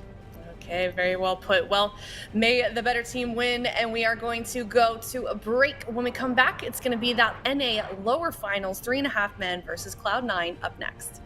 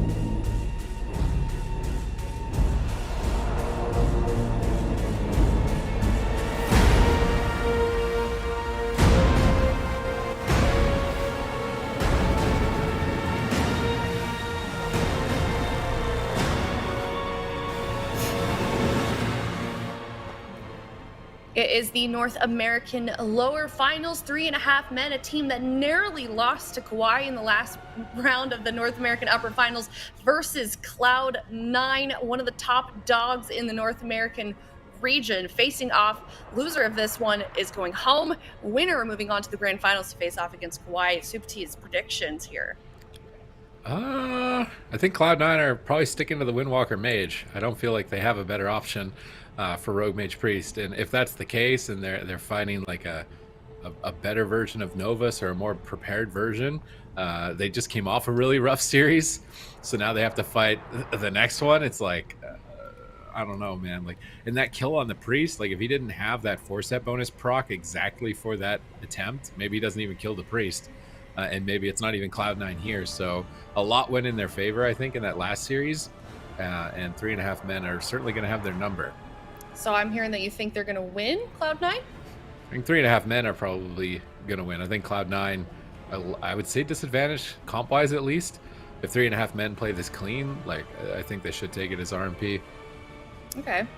I was able to talk with Chun just a little bit between that break right there, and I was curious about, how is the fact that they've kind of swapped the roster around a little bit. If you guys remember, Cloud9, Chanimals and Snuts were on the roster last season, and now they've got Chun and Flop in. And Chun said the transition to this new-ish roster has been super seamless. Flop, he's been playing with him for about 6 months, and he sees a lot of potential in him, according to Chun. And then, of course, he's been playing with the rest of the roster, just historically with Cubsy and Wealthy, quite a few times before. So really not much of an issue right there, according to him. But yeah, I think compositionally you're for sure right there. It's going to be interesting to see exactly how they do decide to handle this. 3.5 men, obviously kind of a newcomer here, but they've been starting off really, really strong. We can see the bracket right now. KAWHI, of course, they've been waiting for a competitor in that grand finals position, and it will be one of these two teams, 3.5 men or Cloud9. What do you think, Ben? Do you have a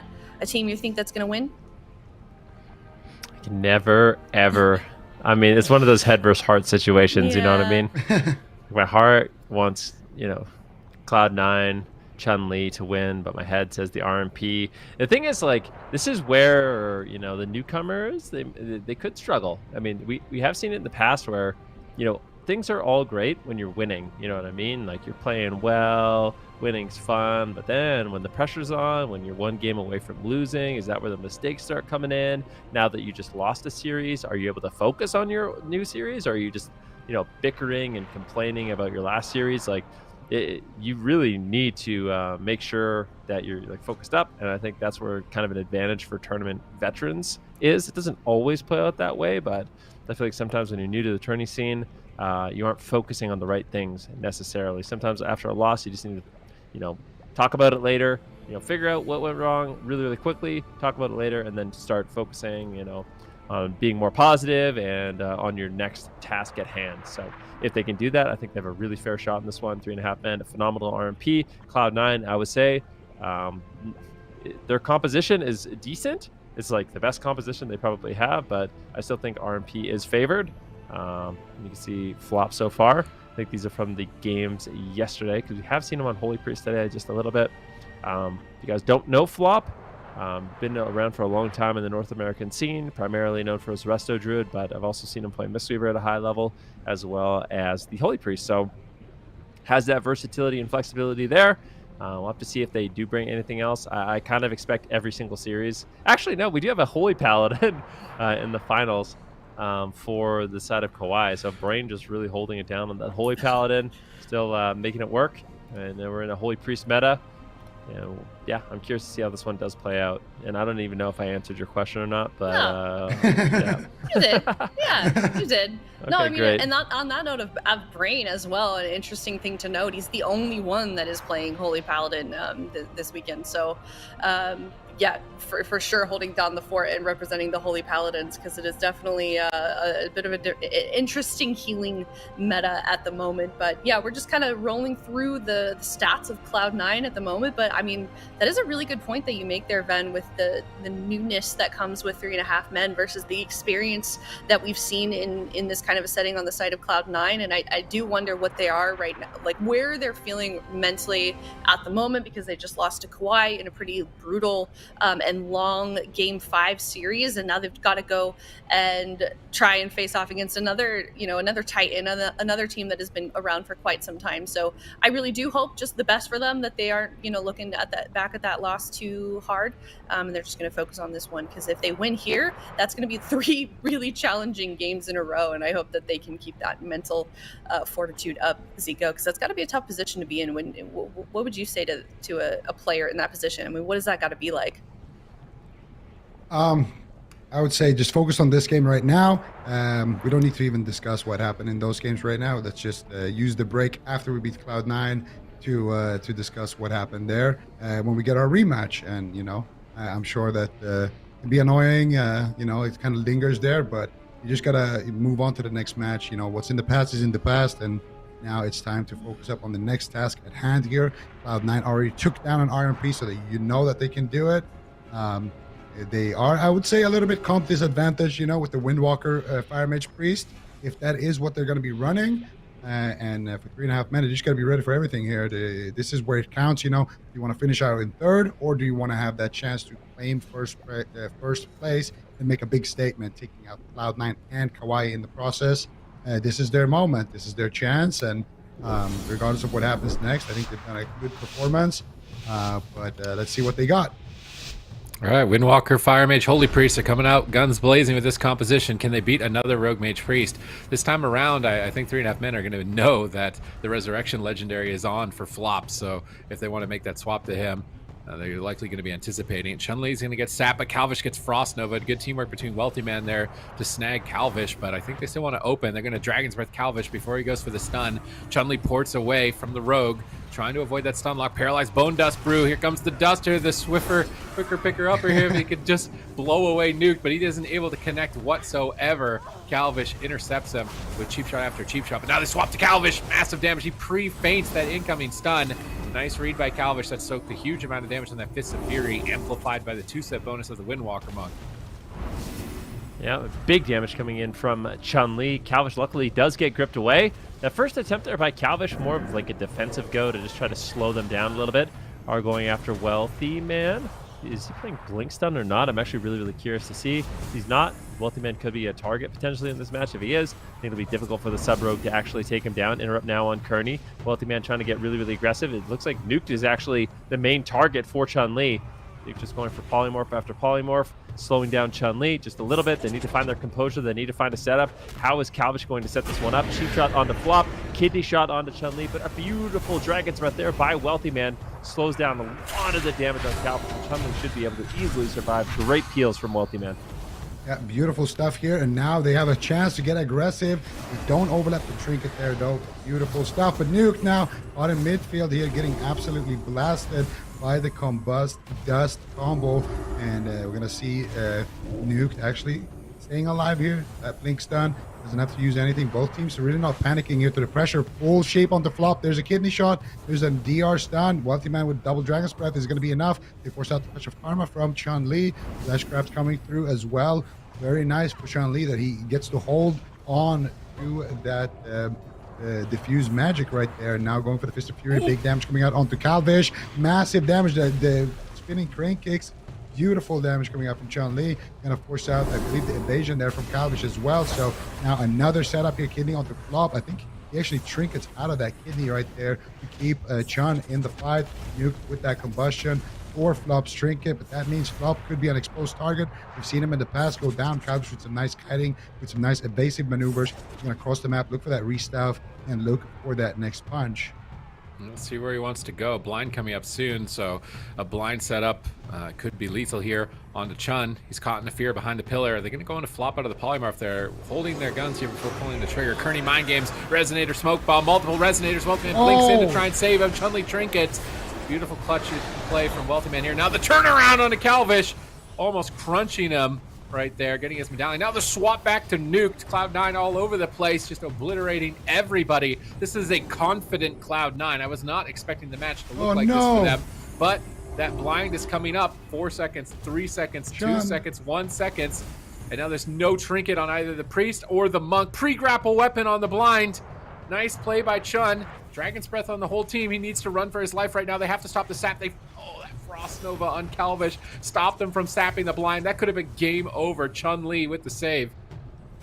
Yeah, Chun-Li just playing this matchup beautifully so far. He doesn't have a trinket, though. There's no trinkets on the side of Cloud9, and Nuke has this combustion in 10 seconds. That could be a checkmate situation if they can set it up. Polymorph onto flop. Preemptive Karma coming in from Chun-Li. Can they take him down? They're going to need an overwhelming amount of damage. Chun-Li incredibly low and gets absolutely destroyed. Calvish with the Shadowy Blaze. Nuke with his combustion. That was the overwhelming damage we were looking for. 3 Karma on full HP and just went down like nothing. That was an insane amount of damage there to Chun. We did read that situation coming. We're gonna need to see that on the replay again, but that's the strength of Rogue Mage when you force out somebody's trinket with those resonators, and then you pop your own personal cooldowns later on. Those are the win conditions that you can kind of bring to yourself. And 3.5 men, they don't look too phased from that loss earlier against KAWHI. Going to take the lead here in game number 1. Yeah, and we'll see that moment where Chun-Li, this is Weltimate blinking into the resonators. Could have been his life here, but those resonators got value. They got the trinket from Chun, which was the important thing to get out of the way, even if they didn't get the kill. And then because of that, this blind should have been lethal. By blinding flop into a sap while Chun gets stunned, the game should be over. But Chun-Li pre-grapple weapons it, stops it, the sap, stops the blind with the Frost Nova.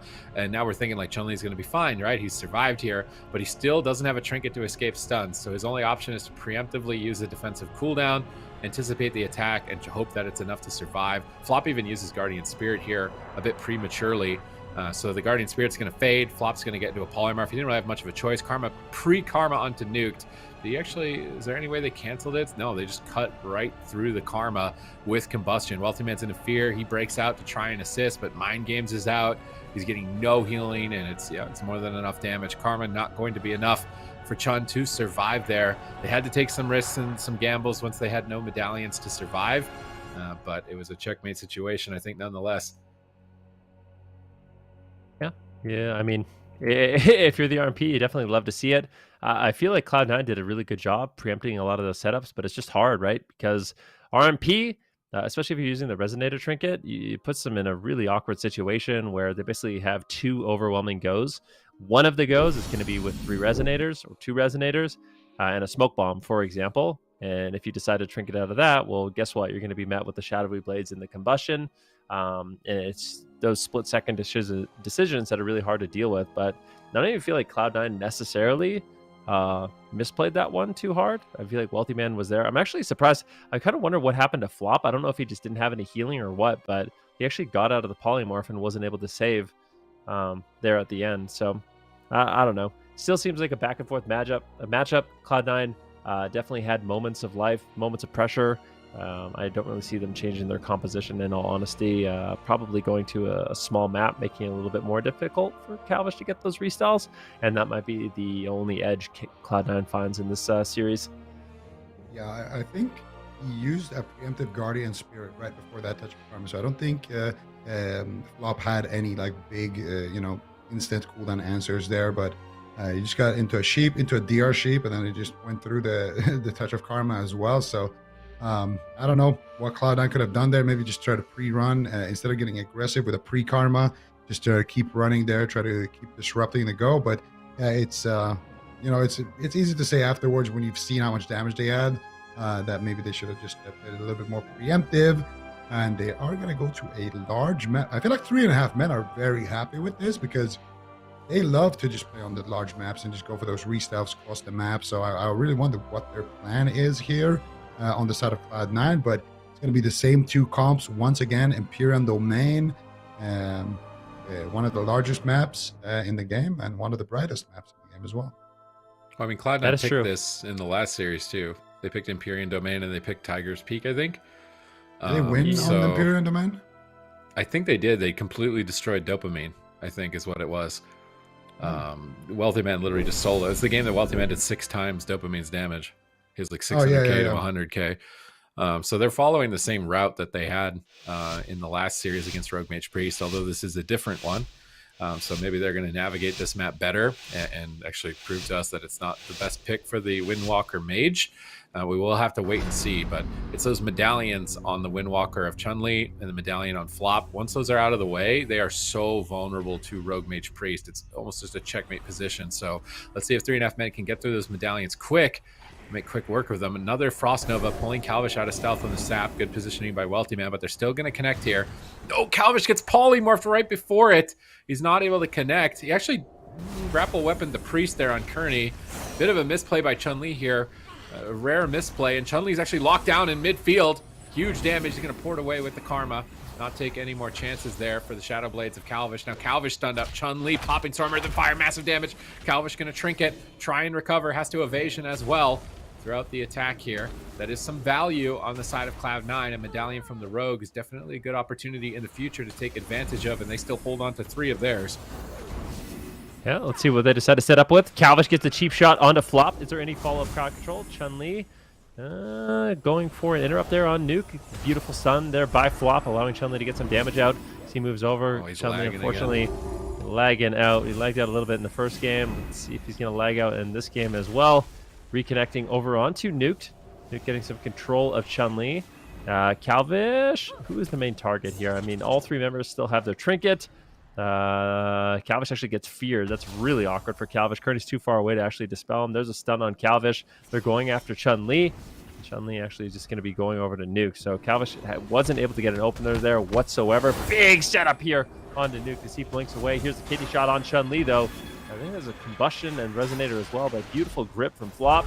Frees Chun-Li, and basically they don't force anything from Chun-Li, but they do get the trinket from Flop, which is big. Yeah, Flop having to use his trinket there on the blind, so they could potentially take him out, but I do believe he's playing that red legendary. Ernie in a paralyzed Calvish, it pre-vanished right there. He realizes he doesn't have his trinket. He does not want to get dusted right now. Wealthy Man with the combustion active and ready to roll. Cheap shot onto Flop. Nuke with the polymorph, finds it, but Chan already pre-kiting this setup here, pre-fleshcraft as well, and he's just trying to pull Calvish out of stealth as well. But finally, the kidney shot does connect. Wealthy Man looking for the Ring of Frost. There's the resonator onto Chan. Calvish is going on a solo mission. Nuke is literally in a sheep on the other side, so I don't know if that resonator is going to get too much value, but they do get some pressure there. They poke off the fleshcraft shield. Calvish once again look at the re-stealth, and this is what I'm talking about. Like, look how they're using the map. They're just resetting instant. They just hit and run, hit and run, hit and run. And it's really hard to go after the mage as well on a map that's like as large as this. So I'm not sure how good this map is going to be. They get the cheap shot. They get another cheap shot. Can they follow it up with the Ring of Frost? They do get it. And they have any more stuns onto Chan. They force out the diffuse magic. They force out the Karma. And now a counter stun onto Calvish. He's going to trinket out of that one. Both teams trading out their respective personal cooldowns there on the side of Chun-Li and Calvish. Now it is going to be once again 3.5 men looking to attack as soon as that sheep yard comes off cooldown. Let's see if they can set it up here and go for a kill. No defensive cooldowns really for Chun-Li other than his medallion. Spinning crane kick on Nuked. Massive damage from Chun. Kearney deals with it. Calvish trying to re-stealth at the pillar at the moment. Mark for Death Kidney gets grapple weaponed on his kidney shot. Calvish not able to get too much damage out during this time. And they don't bait any cooldowns either with that push. So nice read by Chun. Fist of Fury now on Calvish, parrying his incoming attacks. Just trying to hold him at bay. Cleave him down. Calvish going to feint all that AoE damage. Good time feint. Calvish now feared. Trying to slow down the push here as much as possible. Flop setting up a mind games, gets kicked, goes for Holy Fire. Calvish going to use Cloak of Shadows here on the Wealthy Man's combustion, and that Holy Fire I think is going to make sense for him as he doesn't have evasion or trinket. If he dips too low, it could be his life. Chun-Li's light sweep's available. He's got a lot of cooldowns. He wants Calvish here in game number 2. Is he going to be able to connect? He's caught in a Dragon's Breath. Calvish trying to retreat away, shadow stepping away from the engagement. I don't think they're going to be able to get to Calvish. Chun-Li does not want to run in the middle of the map, but he's getting trapped by a Ring of Frost. He's going to paralyze it, move towards Calvish. Calvish vanishes. He tries to find him with the spinning crane kick. Pre-port the stun potentially. Fleshcraft preemptively trying to get that ultimate form. He's interrupted, trying to line of sight here. And now there's the leg sweep. Here comes massive damage from Chun-Li. Is Kearney ready for it? They drop the Guardian Spirit. Massive heals incoming, and it looks like he was more than ready. But now it's 3.5 men on offense. Stun locked down, and Chun-Li, is he going to be able to survive? Karma comes through. Overlapped with the Guardian Spirit a bit here, but the Karma, he died through that last game, so not surprised to see them want to use more than just that in this situation. He procced it. Yeah, Bone Dust Brew. Big damage here onto Nukes, but Spinning Crane Kick once again gets no, but unfortunately he just can't get there. It's so sad.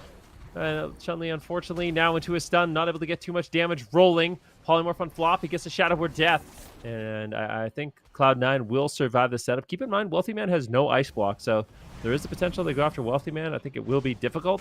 He just uses Will of Forsaken as well, so not going to have access to that trinket. Definitely an option for the side of 3.5 men. Nuked getting stunned up. Big combustion here by Wealthy Man as they are in hot pursuit. Looking to get some crowd control on Kearney potentially, but a big setup on Wealthy Man. This is what I was talking about. Can they take him down? The Mind Games comes in. Flop is there to save the day. Flop with quick reaction time there to save Wealthy Man. That's a big commitment in terms of damage from 3.5 men, and they don't get too much.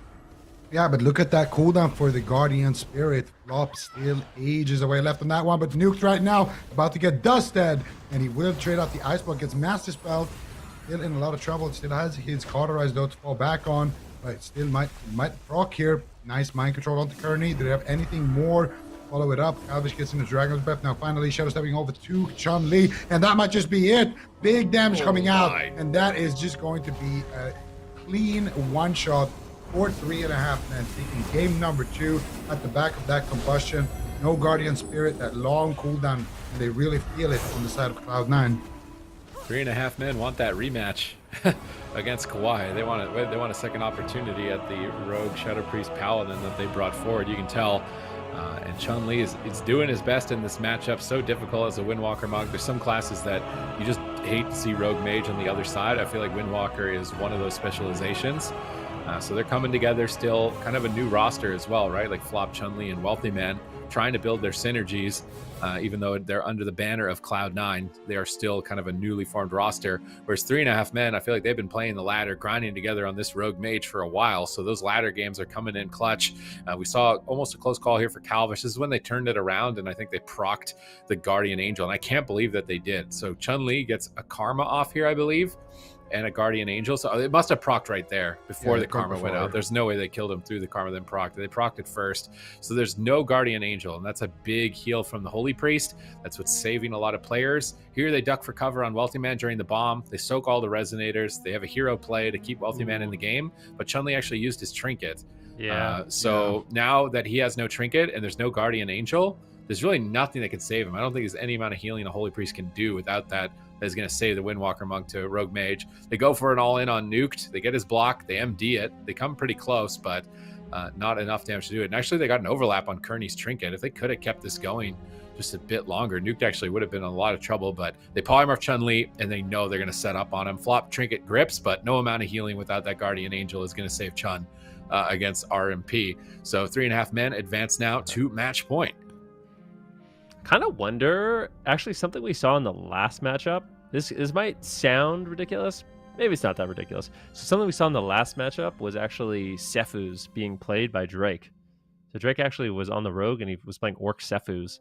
And I feel like that could throw a wrench in like the DPS rotation of Calvish just a little bit. We saw him consistently living stuns. I almost wonder if Chun-Li should also go Sephuz. You are going to lose out on a lot of damage, but he's basically the main vulnerability, dying in stuns. And if he has additional stun reduction, then maybe there's a chance he can squeak in, his Fortifying Brew, Diffuse Magic, Karma a little bit earlier, and kind of bolster his defensives against 3.5 men.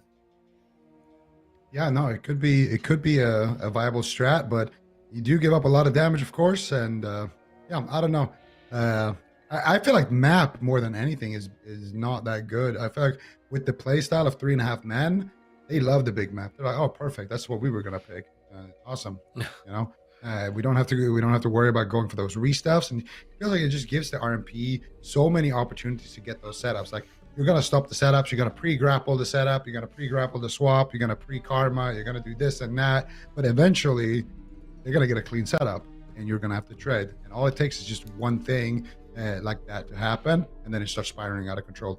You get Wealthy Man's Ice Block. Oh, perfect. All of a sudden, now we're going to all in on Wealthy Man with triple Resonator. Oh, nice. Chun trinketed now to save Wealthy Man. Now we just kill Chun. And before then, they get the Guardian Spirit on a 3-minute cooldown. So at least with the Holy Priest, you have that, every 1 minute you're going to have that Guardian Spirit. It's going to save somebody, and you're not going to have to worry too much. But when that thing is on 3 minutes cooldown and you don't have trinket on Chun, you're just not going to have it. And that's the answer that you need when the Windwalker trinket is down. I mean, he can pre-do this and that, but if there's no Guardian Spirit, he's dead. Especially if there's a combustion there. Even there at the end of the match, it wasn't like a perfect 100% clean setup. The priest was still out of crowd control, gripped him to the pillar, and if they had that Guardian Spirit, easily he lives there.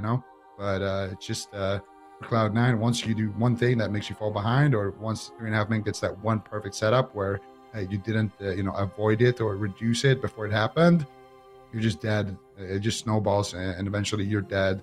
And a big map just gives the RMP more opportunities to do that. It just allows them to basically mess up more setups and still just get a restuff and go again, I can agree with that. I just think Cloud9 were trying to follow the same game plan they had against Novus. And so if they are, then they would lock in Tiger's Peak here, which is a more neutral map. But again, Flop died on that map. He came back to life with the Res Legendary, so even there is not going to be safe territory. I think they're worried maybe about the Monk getting run down, not able to use Port on some of the smaller maps. Maybe a map that's really catered to Monk, like Black Rock Hold, where you can portal into the starting rooms and get really good distance away. That way it's a small map and you get the advantage of the Monk portal and mobility would be a good option for them. But then after that, they got to win 2 games on 3.5 men's pick. So not good. Not a good situation for Cloud9. I almost wonder if they've got a different comp they can try. Like we saw that DK come out last second by Swapsy to try and beat RMP, and that actually ended up being, I think, their best game. But I'm not sure what classes Cubsy plays that would be able to kind of let them play the TSG, for example. I don't know if Chun-Li can play a DK or Wealthy Man can play a DK, and maybe they could try that comp. But I also kind of doubt they'll make that swap. It's just something maybe in the future that teams are going to have to consider here. Because RMP is here and I don't know if it's going anywhere. So the TSG looks like a decent option to try and go head to head with it. Yeah, I mean, we'll see. I really doubt at this point that they switch. They're going to a really small map though, so I like that. Going to Hook Point, potentially looking for more aggression here, but sometimes Hook Point can backfire too for Windwalker monks. I mean, I can remember a lot of monks on this map in particular. It can be really, really difficult to get away. The pillars aren't large to actually kite around, and RMP can reconnect you very fast. So I think this could backfire, but I don't mind that Cloud9 is switching it up. They tried one of the biggest maps in the pool, didn't work out. Now going to one of the largest maps in the pool, or sorry, they tried one of the biggest. Now they're going to one of the smallest in the pool. We'll see. Maybe they make a change. Maybe they bring in Cubsy for this last game. Kind of doubt it. I feel like the Windwalker Fire Mage Priest is probably their comfort pick for this one. But I also wouldn't mind them making a change, even though these games are close. I guess your guess is as good as mine. But it kind of feels nice if you're in the situation of 3.5 men where you just have one composition and it's a really good comp. So you never really have to second guess yourself. You kind of just get to play the comp you're warmed up on. Ready to go for Cloud9. There's always that lingering thought of, should we be changing it up? I actually wouldn't mind seeing like KFC if Cubsy plays Warrior, like a Hunter Warrior attempt, but no, they're going to stick with the guns, stick with the main classes here, well, at least for everybody but Flop at the moment. With that Holy Priest going to Hook Point, small map. Advantage is that they can maybe stay on top of 3.5 men. Disadvantage is Chun-Li's ability to reset and get away is going to be that much more difficult. So I feel like it's no matter what map they pick, I think it's a double-edged sword that could be taken in favor of the opposing team as well. So, but 3.5 men, they're looking good, looking solid. They got the overwhelming amount of damage for these situations to kind of crash through big cooldowns, and they've got clean setups. So they're looking nasty. They're looking like they're likely to get into the grand finals, but don't want to count Cloud9 out just yet. Of course, they are Cloud9. Yeah, of course not. I just feel like if you're Chun-Li, most of the time you're going to just die in a stun anyway. Like, sure, you can kite and prevent the stun from happening a little bit and stall it out. Like if you're Priest in CC, you can kind of drag it out a little bit and maybe buy some time for him to get out of CC and things like that. Like it matters, but I feel like once you get stunned, it's a cooldown trade, or if you don't have any cooldowns, you're dead. Whereas the upside, so the downside is that you can't stall between the stuns as much, but the upside is you have uptime on the mage. And I feel like more often than not, when we've seen 3.5 men lose, it's been nuked going down. And I also, another bonus, of course, is what we talked about earlier with Karvish, not able to get those restuffs. So if you actually outplay one of his shadow dances, you can't let him just re-stealth and go and get a new Shadowlands. It's obviously really hard to stop, especially with the new conduit in Shadowlands, where if they do get a re-stealth, they get a shield anyway, so you can't really pull them out that easily from stealth. So it is, of course, hard to do, but just being able to stay on top of him and not allow him to just cross the map and just get a free re-stealth like that, it will stop these constant setups, at least a little bit, you know, because with that Shadow Dance, you need some uptime to reset the cooldown of it. So sometimes he's just gonna have those, you know, kidney shot setups where you just have to snap kidney somebody and maybe blind the healer, and the third guy, you know, wealthy man, probably gonna be free, and those setups won't be as devastating. So I think the upsides for sure kind of outweighs the downsides. I like the map pick, but still, it's a long way to go here for Cloud9 to be able to bring this one back. 3.5 men look like they are absolutely on fire. They look hungry to get that rematch against KAWHI, and they're just one game away from being able to do that. Yeah, I mean, it's a big game. That's why these teams are taking basically the maximum length. I mean, Tourney Live is on the line right now for Cloud9, so they probably really want to discuss strategies if they're going to be making any changes. It's just kind of hard because I feel like in a lot of ways the game is in 3.5 men's control, but the way they're able to kind of establish these setups, Cloud9 has to just perfectly react to what they're doing, make preemptive plays, you know, get the preemptive Aegis up, preemptive wall, preemptive grapple weapon, pre-port the go. Wealthy Man has to be there right away with the Dragon's Rest appeal for Chun-Li to keep him alive, and then they have to find a target. It's not easy to do as a Windwalker Monk against RMP in this particular matchup, but they got to get it done. I mean, we saw them just beat an RMP. They beat NOVUS' team in a really, really close series. Flop literally had to res from the grave in order to win that one. But yeah, I'm curious to see if they can kind of relive that success. At this point, they're going to have to win 3 in a row, which is definitely a tough task against RMP, especially one this good. All right, I'm excited to see it. Are they going to be able to pull it off? Reverse sweep against 3.5 men? Like, you're going to need how many preemptive grapple weapons to do a 3-0 in reverse? How many preemptive ports? How many preemptive walls? How many, like, deaths on blind? How many is it going to take? You have to reverse sweep 3 in a row. Like, it's a lot. It's a lot. Like, it's tough to do one, let alone how many you're going to need to do to actually pull this off. But because there's always that threat of just dying in the opener, too. Like, you just, if you miscalculate, you're just dead instantly. Yeah, we've seen it. We've seen that.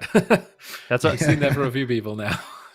I think I was talking to Sidu yesterday, you know, later on in the evening after, you know, everything had calmed down. And he said the hardest thing about fighting RMP is it just feels like if you make any mistakes, you lose. Like, it's the most punishing comp. You know what I mean? Like, you can fight other comps and you can maybe trip up once or twice. You don't rotate perfectly. But against RMP, if you mess up, it's game over. It's good night. So I think that's what makes playing against the comp so stressful. Sometimes you don't even mess up. Yeah, sometimes you don't mess up. You still lose. Sometimes you die through pre-karma. Like, so it's a really rough matchup right now. I think teams. I really liked the TSG as far as a comp is concerned. Like, it seems like it's more durable, even though Swapsy was dying through everything at a certain point in the game, like 8 minutes in. But the fact that you've got like a beefier target that can sustain itself and break out of more crowd control and have better trades, I think a Death Knight is important for this matchup. And then figuring out what plus a Death Knight could be enough for this. And right now, Warrior seems pretty good as well because it's quite durable. It can use the Enrage regen during stuns. You can reset the Enrage regen. Having the Intervene and the Disarm as well for the DK during setups. Seems like that TSG is something that I would like to see teams that have it as an option start practicing more. And maybe when they get double legendaries as well, like a Paladin TSG. Oh my! You just have infinite answers. They're actually so good with double legendary. Warriors with double legendary. You get the long spear and you get unhinged. So you just pin someone, Bladestorm, MS critting them to death. And then the DK is going to have like, I think it's like 10 or 20% increased damage during Abomination Limb. And you also get your sustained damage legendary that's buffing your pet damage all game. Like, the amount of damage they're going to do is going to be really high. Like, this isn't, there's a lot that could change even if there are no changes to the game, just because of that second legendary being equipped next weekend. Yep. We're going to have game 3 very, very shortly for y'all. Just working through some issues behind the scene. We're going to go to a quick break. When we get back, we'll have game 3 between Cloud9 and 3.5 men.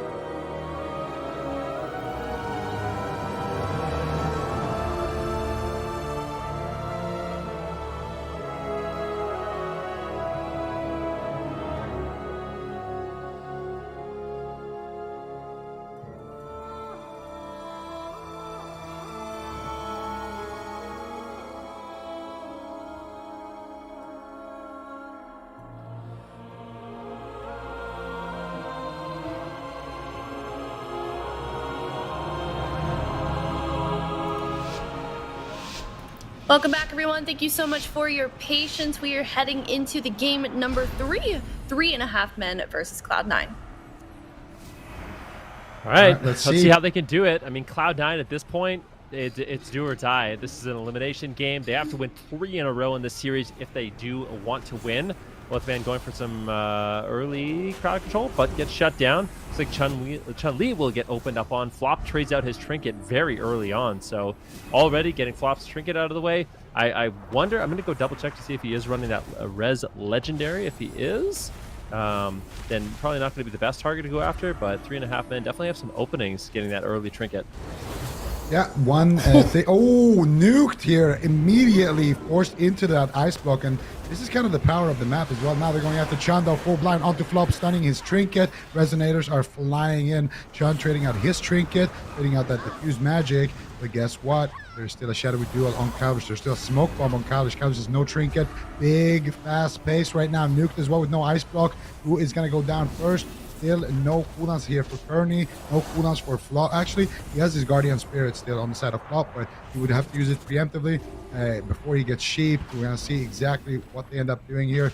Nice connect here on to Nuked, but now they're going to maybe look to swap to Kearney here. We've seen Chun-Li dust pre-split in the past, but nice peels here as well. Chun-Li getting cleared up there, getting peeled by Nuked as well before that pre-touch of Karma. Guardian. Nice Guardian there as well coming out from Flop, but Calvish and the company are going to be happy with that trade. Now Calvish getting gripped here on the leg sweep. He has no trinket. If they can reconnect, they could dust him, and he gets stunned up once again. Calvish, though, accessing that vanish and will be able to survive. Whoever gets that next setup, if they get a clean setup right now onto Chun or Flop, I think they're just dead. But Nuke as well could just go down. Calvish could also go down. So much pressure right now.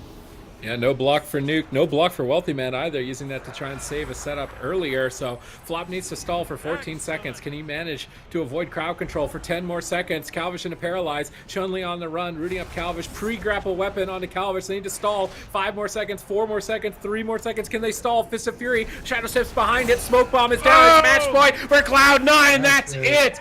3.5 men, 3-0. Oh, wow. I mean, that was such an explosive game from start to finish, but 3.5 men just with beautiful setups. They managed to get the trinket from Flop right away. Second setup, they get the trinket from Chun-Li. And even though we saw Cloud9 do a really good job, try to stall it out, kiting, the pre-grapple weapon, Chun-Li ran a little bit too far away, and he gets caught into the smoke bomb. And that's one of the difficulties against RMP. If you chase them, you get isolated. If you run too far away, you get isolated, and it's a rough one for sure. But you got to give credit to 3.5 men. They've earned their spot in the finals, and they will be getting their rematch. Very, very beautiful stuff here from 3.5 men. But I mean, you can take a look at the replay. This is the problem, right? Flop trinket's the first setup to save Chun-Li. Well, now he gets fully blinded, so Chun-Li has the trinket. Now Chun-Li has no trinket, Flop has no trinket, and there's a Shadow Duel and a Smoke Bomb on the side of 3.5 men. So what do you do here? This is the part where you kind of have to do something. They try to get a setup there onto Flop, pre-Touch of Karma, pre-Guardian on this go, but they just won't commit their Smoke Bomb. They just won't commit their damage on the side of RMP. Instead, they're just going to go for the re-stealth, and here they get good pressure, actually. If that was a larger map, Calvish just re-stealth there, but they do connect. They almost take him down there, but beautiful heals coming out from Kearney. They don't have the CC onto him. Calvish accessing that vanish right there. And then here, Chun-Li knows he's a dead man walking, and Flop here as well. You know, he knows you need to get out of here. If they double Dragon's Breathos, you're dead. But if you run too far, you're also dead. Pre-grapple weapon to stall out the stun here. Pre-Fist of Fury, but Shadow Step Kidney doesn't care about that Fist Parry. Pull a Kidney into Smoke Bomb. And of course, Flop's gonna be on the other side. And it's just the biggest overkill. There's still 2 more stuns there to go, after that Kidney shot. They can still Shadowy Duel after that as well. And yeah, it's just a rough position to be in. Cloud9, honestly, with this new roster, honestly, it looks pretty good so far this weekend. They took down one of the RMPs, which is very, very hard for them to do. I think individually, they performed very well, but we didn't see Cubsy at all. So hopefully we get to see him next week. And still a 3rd place finish for them. Not a bad start for them for their season, but probably, they wanted to get a little bit further than that. However, losing to the only other 2 teams that, the 2 teams that are in the grand finals, still, you can be pretty happy with that, I think, for your first week as kind of a new roster. Absolutely, I agree. I mean, if you look at the top 4 that made it from this region to Championship Sunday, 3.5 men, of course, KAWHI, and then Cloud9, all super, super solid teams. So really, it's a good place to be. So hopefully we'll see them bounce back as we come into Cup number 2 for the North American region. But up next, we have the grand finals. Only 2 teams remain now for this region, and it is, of course, KAWHI versus 3.5 men. 3.5 men, I mean, this is going to be their 3rd match in a row. They've had kind of a rough go of it, just having to play these really long, extended matches, and this is a rematch as we stated, so they're going to have another chance to face off against KAWHI. If you guys don't remember, if you weren't there and present for that series against KAWHI, it was a best of 5, or went to a game 5. It was really, really close, and now they get a second chance. They were super confident the first time that they went into that game against KAWHI, and they weren't quite able to get a win out. So maybe the second time around, Supatees is going to be the winning ticket for 3.5 men. What do you think? It could be. It seems like they're fired up, right? Coming off a 3-0 on Cloud9. They're primed and ready, I think, moving into this grand finals. KAWHI, they had to fight for it, but at the same time, it felt like they were getting better and better as the series went on. Yeah, it did. Like they were trading cooldowns way more efficiently, getting way more damage out. So I don't know, it's tough. 3.5 men have the momentum, and so do KAWHI. It's going to be an epic grand finals nonetheless. I think so as well. And we are going to have to go to a break before we get to see the grand finals, but definitely stick around. This is going to be a really good one. Coming up next, it's KAWHI versus 3.5 men in the last series of the day, grand finals for North America. We'll be right back.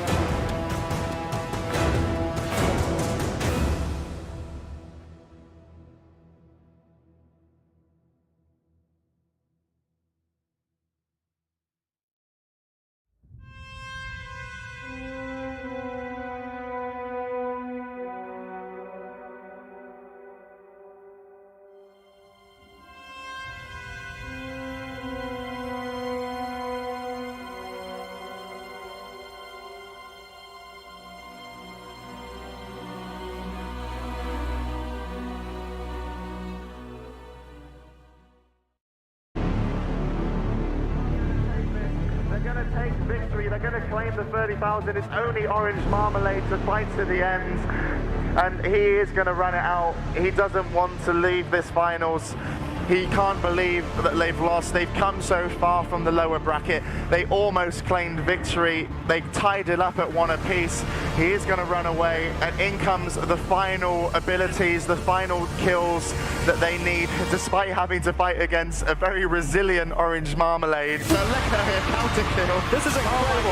Orange Marmalade turned that on its head. SK Gaming were playing like they won. We know what happens next. There's the Wolves and Bloodlust on Benruki, drops down to half. Wow, and down goes Benruki. He didn't try to give him up. I don't know if it's possible. He landed back up in.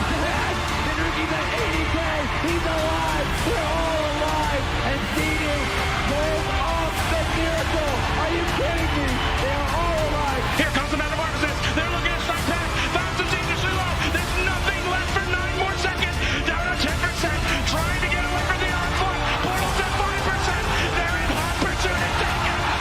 No way. The Panda Global. Yeah, but Method have won the game. If they can just stay alive here, Snuds just needs to live a few more seconds. Incarnation is up in 1. No bubble, no pop, no Avenger Crusader. Here comes the Incarnation. It's in the barrage. It's gonna bomb. There's nothing he can do. The mighty Bastia. He doesn't have anything left. So many upfields from Swansea. They're desperately trying to get him. The key. See him barely hanging on. This is insane. But Wolves are going to take it. The 2-time champions. Don't open, don't open. I've opened on him, man. You're joking. A ship mage. 1-star surge, 2-star surges.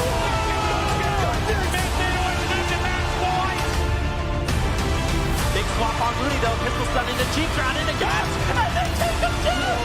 What was that damage? The game winning gouge coming in from WOD, denying anything from Looney. That was absolutely insane.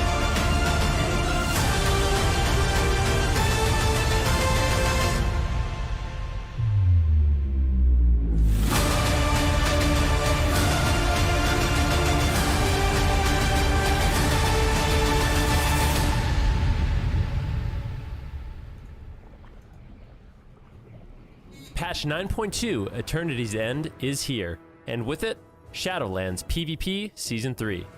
In this video, we'll be covering all of the important changes and features of the new season to help you stay up to date on all things PvP. 9.2 includes Maldraxxus Coliseum, a brand new circular mid-size arena map.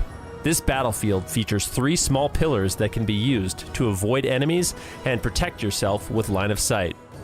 For competitive play, Maldraxxus Coliseum has a portion of open area that benefits casters, as well as pillars that are quick to access for melee compositions.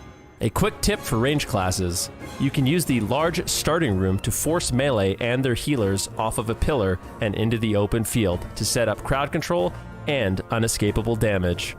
Remember this if you're a melee. Be careful of overextending in this position, your healer will thank you. Season 3 will also feature 5 new Cosmic Gladiators PvP trinkets with unique, powerful effects.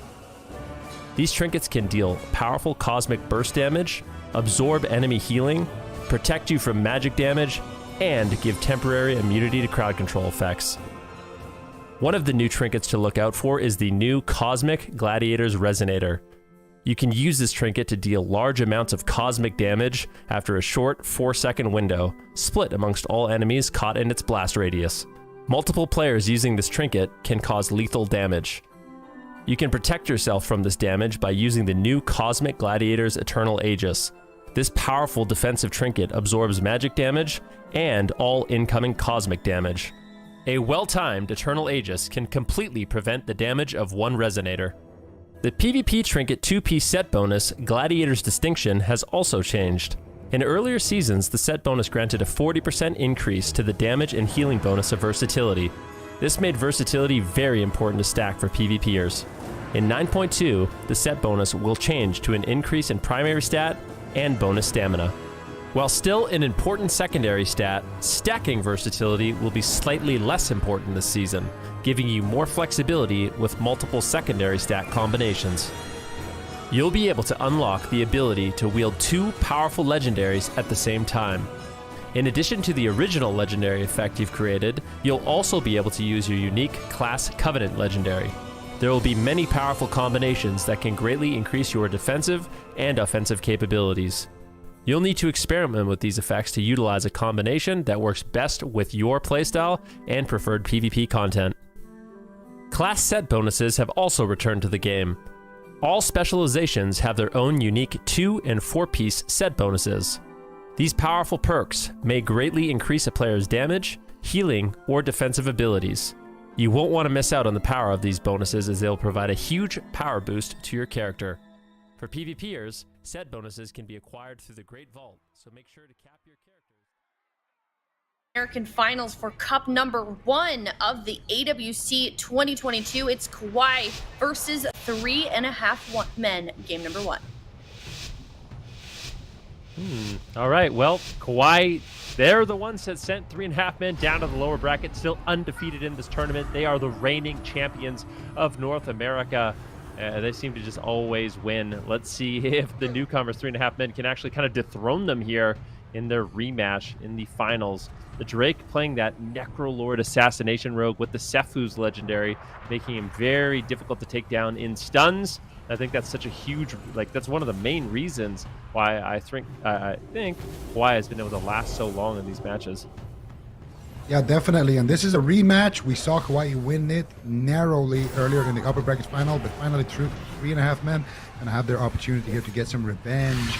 Right now, Drake is looking for just that here, going all over Nuke, popping that Vendetta here, doing a lot of damage, but Nuke playing with that Aegis trinket. And not something that we see that much on mages, actually, but he will be playing that to be a little bit extra safe there. Really going to work out for him there. KAWHI and a kidney shot. Now they're turning their attention over onto him. Doing a lot of damage here, a lot of pressure from KAWHI so far in this match, but now double Dragon's Breath. What do they have here for Brain? It doesn't look like anything. Currently sitting in a blind, into a blind. Do they have anything to follow that up? Doesn't look like it. Now this should be able to sustain himself here now with the heals of Kearney. Disarm onto Kearney. Potential there for a silence as well. Doesn't look like Prev is going to have that one. Now finally connecting with that silence. Kidney shot as well. Decent pressure so far from KAWHI. It's not really, I haven't really seen a single setup yet from 3.5 men, and this game has been going on for quite some time so far. Just KAWHI pushing over them with all-out aggression. KAWHI now in a disarm, finally looking for that first clean setup, and there it is. Onto Prev this time around. Instant dispersion being forced here. They get a full fear. They get that mind control as well onto Brain, but it does get dispelled out. And I don't think they're going to pull any more cooldowns from that, but they do at least get themselves to dispersion. Hammers of Justice on Kearney here, set up onto KAWHI. How are they going to respond here? It looks like he pre-shadowy dueled that incoming stun, so he didn't take too much damage. Nuked is rotted down from Prev as well, though. Blind on the Brain, Poly on Drake, 3-on-1 on Prev. No dispersion, tries to pre-fade, doesn't hit the kidney, edges the bomb. Brain barely gets there in time, but he's polymorphed on his trinket. Luckily, he tanked the Cosmic Resonators to break his polymorph there. A critical move on his part to soak not only the damage, but break his crowd control. Now KAWHI are getting aggressive, pushing towards what looks like KAWHI in the kidney shot. KAWHI pulled back to the pillar. Drake still chasing him down. Prev trying to cross midfield, getting polymorphed by Nuked on his way over, and he's unable to get too much pressure. Early on, I'm really liking Brain's positioning here, just trying to stay away from crowd control, but Kearney ultimately does get there. Chastise into fear, triple crowd control. Prev is the target at the moment, stun locked, but not taking too much damage just yet. Has Void Shift available if necessary to swap his health with a partner, or Greater Fade now available to go immune to damage. So not really great setups here from 3.5 men. They seem to be committed to the Shadow Priest, but the Shadow Priest is just so durable that I don't think Prev is likely to go down. In the meantime, Nuked is getting tunneled down by Drake down to half HP. Kearney spending a lot of mana into the silence. This could be a caught or a block. Unholy Nova, Nuked blinks away from it with the Soul Shape, dodging that powerful damage over time effect. Good evasive maneuvers from Nuked there. Now Dragon's Breath onto Drake, trying to get a polymorph. Polymorph's Brain, but looks like it's on diminishing return, and unless they can catch up to their target, they're not going to get too much done here. They do go for the kidney shot, but Brain isn't crowd controlled. He's just spamming out heals, stuns Kearney actually in the midst of the RMP's setup. This is not looking good for 3.5 men in my books.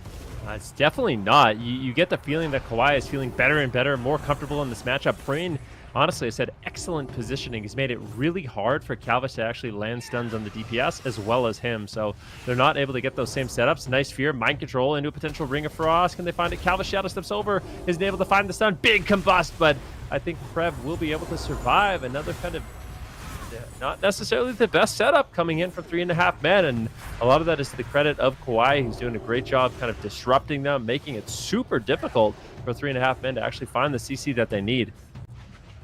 Yeah, and we're going to see another blind into silence here onto Kearney. Elvish with no trinket. Has Cloak of Shadows, no evasion as well, though he had to trade that one out just now. Good pressure here onto KAWHI. Full kidney shot secured. Going to be the Ray of Hope coming out from Kearney. He's healing into it. Should be a positive one with that Guardian Spirit as well. Full blind now onto Brain. Kidney shot onto Prev. Prev has his dispersion back off cooldown. Might have to use it right now. Do they have any more follow-up? Prev will commit the dispersion there. You get the mind games onto it though as well. The Gladiator's emblem active onto Prev, but they realize they're not going to get any more out of that CC chain. KAWHI going for that restuff all the way across the map here, and luckily for them, the first map is a big one, so they do have that reset potential. But immediately they're pouncing here on the side of KAWHI, going after Nuke, forcing out another life grip right there. Now Kearney's going to be able to pick Nuke back up to full, but now KAWHI in midfield getting disarmed. Sheep onto Prev, and now they need to make it count because they force out the dispersion and then they don't really get any more cooldowns until the next dispersion. They need to get something going. Kidney shot onto Drake, but what a nice blinding light here. It's going to be a triple into a fair, beautiful setup coming out from KAWHI here, just dominating so far in game number 1. KAWHI here once again with the Ray of Hope. That's going to be the trinket of Kearney. Drake with the blind coming up in 30 seconds. Very happy about that one. It does look like KAWHI have complete control of game number 1, but clean setup from 3.5 men. They've isolated Prev. How are they going to deal with this? Brain trinkets out to assist. Prev is still struggling to survive with 1 second left into the polymorph. What are they going to trade now? KAWHI and the kidney shot damage has stopped. Brain is free of crowd control, but mana is getting low on both sides at this point. Curious to see if that does end up playing a factor. 6 minutes in, 6% dampening. Nuke's the target at the moment. Going to pop that alter time preemptively while Kearney is crowd controlled, blinking back in time. KAWHI shadow stepping over. Dismantle onto Drake, preventing him from connecting during the CC chain. Good peels by KAWHI. Drake counter dismantling into kidney shot onto KAWHI, setting up some damage. Trying to get the pressure. Brain looks like he's trying to drink actually behind the pillar here, possibly, but KAWHI is chasing him down. Kidney shot secured. Poly on Drake. 3 versus 1 likely in the near future onto Prev here. 1 second on that crowd control for Drake. What can he do to save? Looks like Prev is just going to trinket and fear. His trinket a little bit less important than that of the Rogue or the Paladin in my mind, so that's going to be more than a fair trade. Set up on Kearney. No trinket. Is he going to Guardian Spirit? He has to. He might die through it. Is he going to be able to survive? They're likely going to proc it. Can they kill him through the proc as well? Massive damage from KAWHI, almost taking Kearney out in that swap. And there's still more damage coming. KAWHI at half health, Nuke at half health. They're trying to turn it around with crowd control onto Brain, crowd control onto Drake, and crowd control onto Prev. Everybody locked down. Prev going to trade the dispersion, but now with Guardian Spirit on 3-minute cooldown and a full blind onto the healer of the RMP of 3.5 men. How is KAWHI going to hold strong here? Pre-evasion, pre-cloak, pre-feint, everything to try and stay alive here at 14% dampening, running laps around the pillar while his healer is still crowd controlled, but it might not be enough. He's meeting a huge amount of damage. Ray of Hope, but Kearney has to cast some heals. He doesn't have that Guardian Spirit. They're just damaging into the Ray of Hope, trying to kill him through it, and they will secure the kill. KAWHI carrying that momentum from the series prior in this rematch.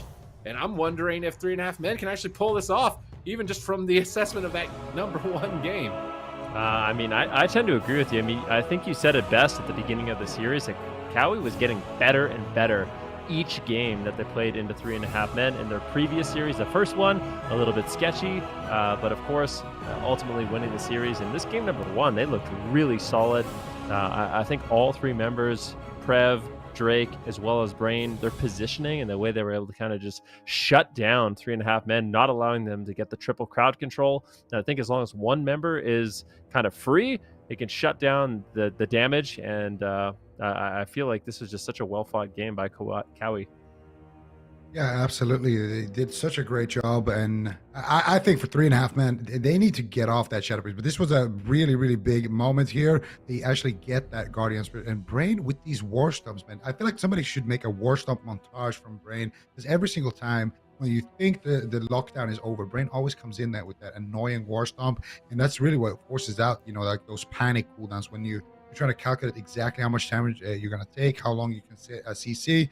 He always comes in there with that unexpected stomp, and it just buys you more CDs. Here, of course, they get that full blind into a blinding light, and then here, because that Guardian Spirit is on cooldown, that Ray of Hope is going to be negative, and nothing really Kearney can do about that one.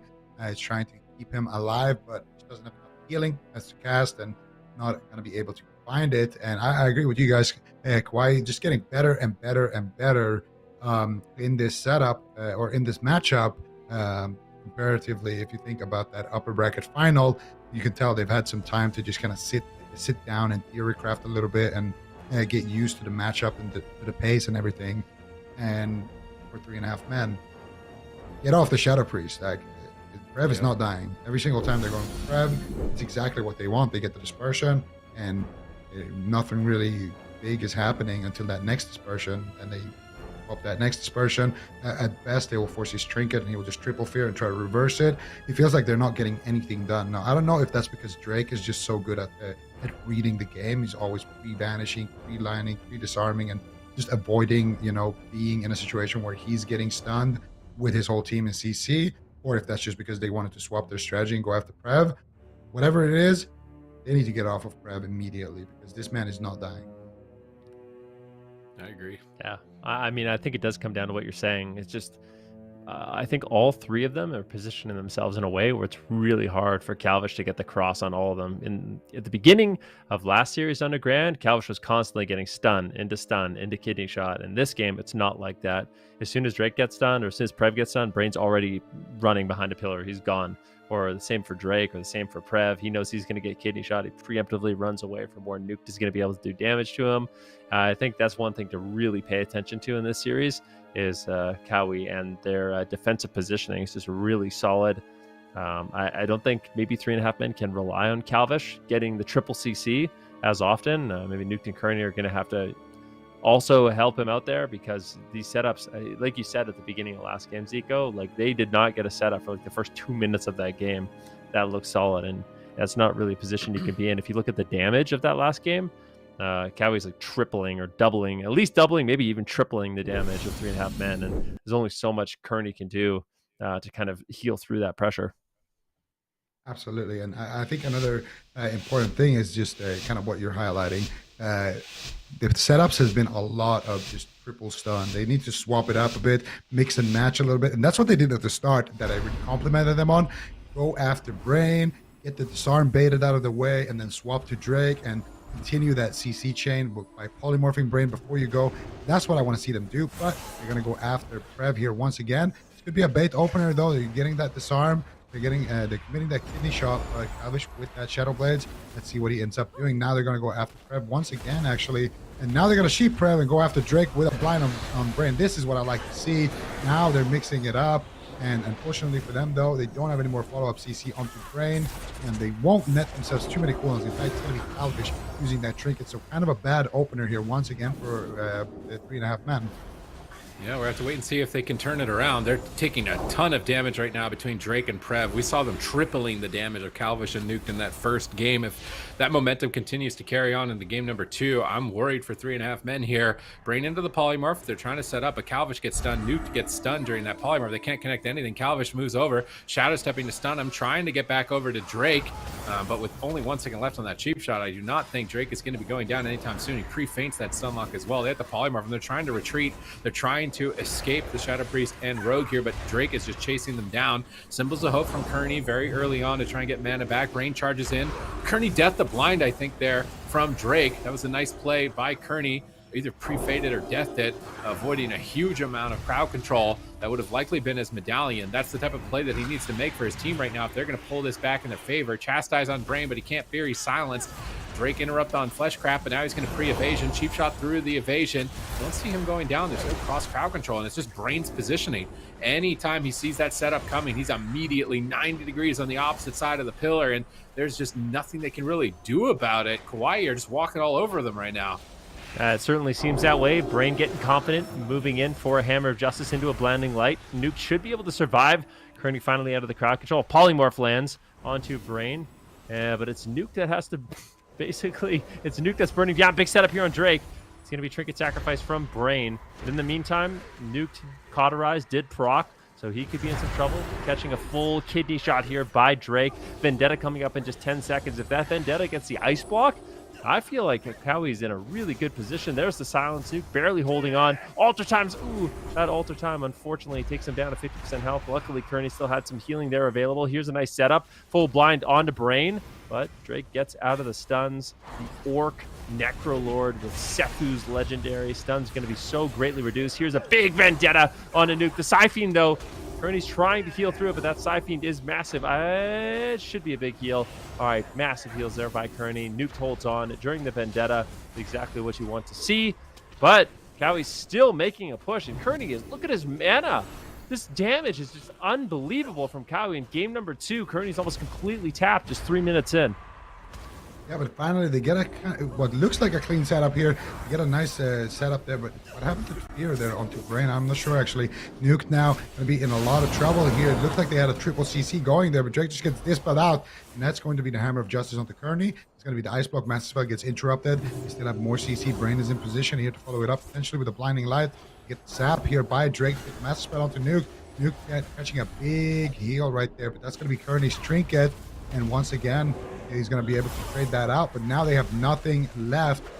Brain in a full sheep here. What can they get done with it? Drake's just unrelenting with his pressure here onto Nuke. Brain now finally coming out of that fear to be able to keep Drake offensive. And at this point, it's up to KAWHI sure to get something going, because Nuke is just getting pressured so heavily right now in the match. They counterspell the Drake on that Fleshcraft. Nuke going to pre-Aegis here. Let's see what they can get done. Cheap shot onto Brain. Can they find the Polymorph? They don't find the Polymorph. They do find the Polymorph, but no crowd control onto Trev out of that stun, unfortunately. And that's going to be Nuked actually in big trouble here, and they keep him alive. They sap Brain here. They do have a Fear, I believe, as well, but no crowd control onto Trev. Finally, they get a Sheep, and Drake trades out the Aegis. He's going to be completely fine instead as he spoke to Shadows. 20 seconds from that Vendetta. Kearney, 0 mana left. Nuked, 0 cooldowns left. Oh, the alter time and the blink. Mismanagement there as well. This is not going to be great. Nuke has that all the time, and now that's his final defensive. What a nice grip there from Prev as well. I don't know how Nuke is going to survive this next setup. I mean, here it is. Silence on the Kearney, Kidney on the Nuked in game number 2. How is he going to hold strong? Prev's launching tons of damage on that Shadow Priest. He's trying to blink back to the pillar in line of sight here. Defensive blind onto Drake, really the main reason that Nuked is even alive right now. Kearney's working with nothing. He already used Symbols of Hope to regenerate mana. He's just dying to dots. A ticking time bomb on that Shadow Priest. Kearney trying to drink. Prev is rolling up. Gets Dragon's Breath. Kearney's trying to sidestep, trying to be greedy with his heals right now. Brain gets put into the polymorph. They're setting up onto Drake. They get Trinket and Cloak of Shadows. Finally, some offense here from 3.5 men. It seems like they've been doing nothing but dying and running away for the past 5 minutes. Can they pull it off here in the final seconds? Drake at 10%, Nuked at 30%, double Fear onto Kearney and Calvish. Calvish trinketing out, lobbying tons of damage once again on the Nuke. You see a Frost Nova get freedomed onto Drake. Nuke's gonna spell here, but Shadow Word Death connects. He's so close to being dead. Nuke blinks into midfield. Big heal out from Kearney with that Guardian Spirit. Now setting up to try and go after what I would imagine is Drake. How much damage do they have for 1 second left on the cheap shot? Now Drake is out. He's going to vanish away. Get a Garrote onto Nuked and build up massive damage. Nuke gets pulled away from the kidney shot, but Drake reconnects. He's going to get dismantled. Can't stay on target. Kearney's into a blind, though. If they can get any crowd control off this, I don't think that he can get a sap right now, unfortunately. So that blind, not going to get huge value. Maybe they can overwhelm him. His mana is so limited. No Guardian Spirit for 3 minutes. They procced him earlier on. Dangerous time for 3.5 men. What is their opportunities to win right now? They do have Shadowy Duel and Smoke Bomb. So Shadowy Duel up in 30. Smoke Bomb available now. Maybe a Smoke Bomb on the road, but Drake pre-evasions the setup. They do manage to get the stuns regardless through the evasion. He's going to use that Cosmic Gladiator's Aegis now. Calvish at 10% with evasion. Is he going to go down? Drake Shadow steps behind him, trying to get the killing blow. Drake holds on by a thread. Fear on the whole team by Prep. Calvish gets Hammers of Justice down on his cooldowns and will flop. KAWHI moving up 2-0. That was a really nice Hammer of Justice. I feel like Calvish at that exact moment was like, okay, Cloak and Evasion are no longer up. I'm just going to vanish out. And he gets met with a hammer to the face and ultimately drops. So you're going to see it in the replay by KAWHI. This composition that they crafted, I wasn't necessarily sold on it when I first saw it, but if you play this composition right with the right position, the amount of pressure they're able to put out, the fact that you can have that rogue with the Sefus just makes him so difficult to take down. Normally rogues are, you know, a great target for RNP, but when you are a Necrolord, when you're an Orc, when you're Sephuz, you have a Shadow Priest backing you up, it actually seems really difficult, because if they don't 100-0 him, you're going to get a Cloak Evasion, which means he lives, or you're going to get a Vanish, which means he lives. And those rotating with Paladin CDs gives them a lot of longevity in the match. Yeah, I mean, we don't see... actually, Brain is the only one who's played Holy Paladin in this set. Well, in both regions, actually, so far, but he's making a case for it once again. And Holy Paladins, they're not even power spiking yet. So looking good for KAWHI so far. 2-0 here. They force out the Ice Block of Nuke very early on in the match. And they almost take him down through it. They get the Sap here on the blind. They get the Master Spell. And Nuke, that's going to force out Ernie's Trinket as well. So big cooldown traits here. And the fact that Nuke is not playing the Blink Stun is really, they're just punishing it super hard in this game here. Nuke playing with that Aegis Trinket, but almost going down through it here once again. Basically, every single one of these highlights is just Nuke getting farmed, you know. And eventually, he just has to play so defensive that they just go after Calvish. And you can just tell, you know, the lack of pressure. You can see it, you know, Nuke once again. 10% HP as soon as the replay starts. Ernie looking for a drink, looking for, you know, something. Finally, this is the one time where they actually get a clean setup. They get a sheep onto Brain. They get Drake's Trinket there. And it's somewhat aggressive. They just want to stay aggressive. You can tell they're kind of happy with just trading those cooldowns. For a second here, I thought Drake might actually die through it because, you know, it is combustion anyway. But Brain just trades out the sacrifice, just allows them to stay aggressive. And then here they finally go after Drake once again with no Trinket. But once again, Ernie also in crowd control there. You get the silence on him, to get the disarm on him, and Calvish here instead is just gonna be going down, takes so much damage, and there's that beautiful Hammer of Justice there coming out from Brain.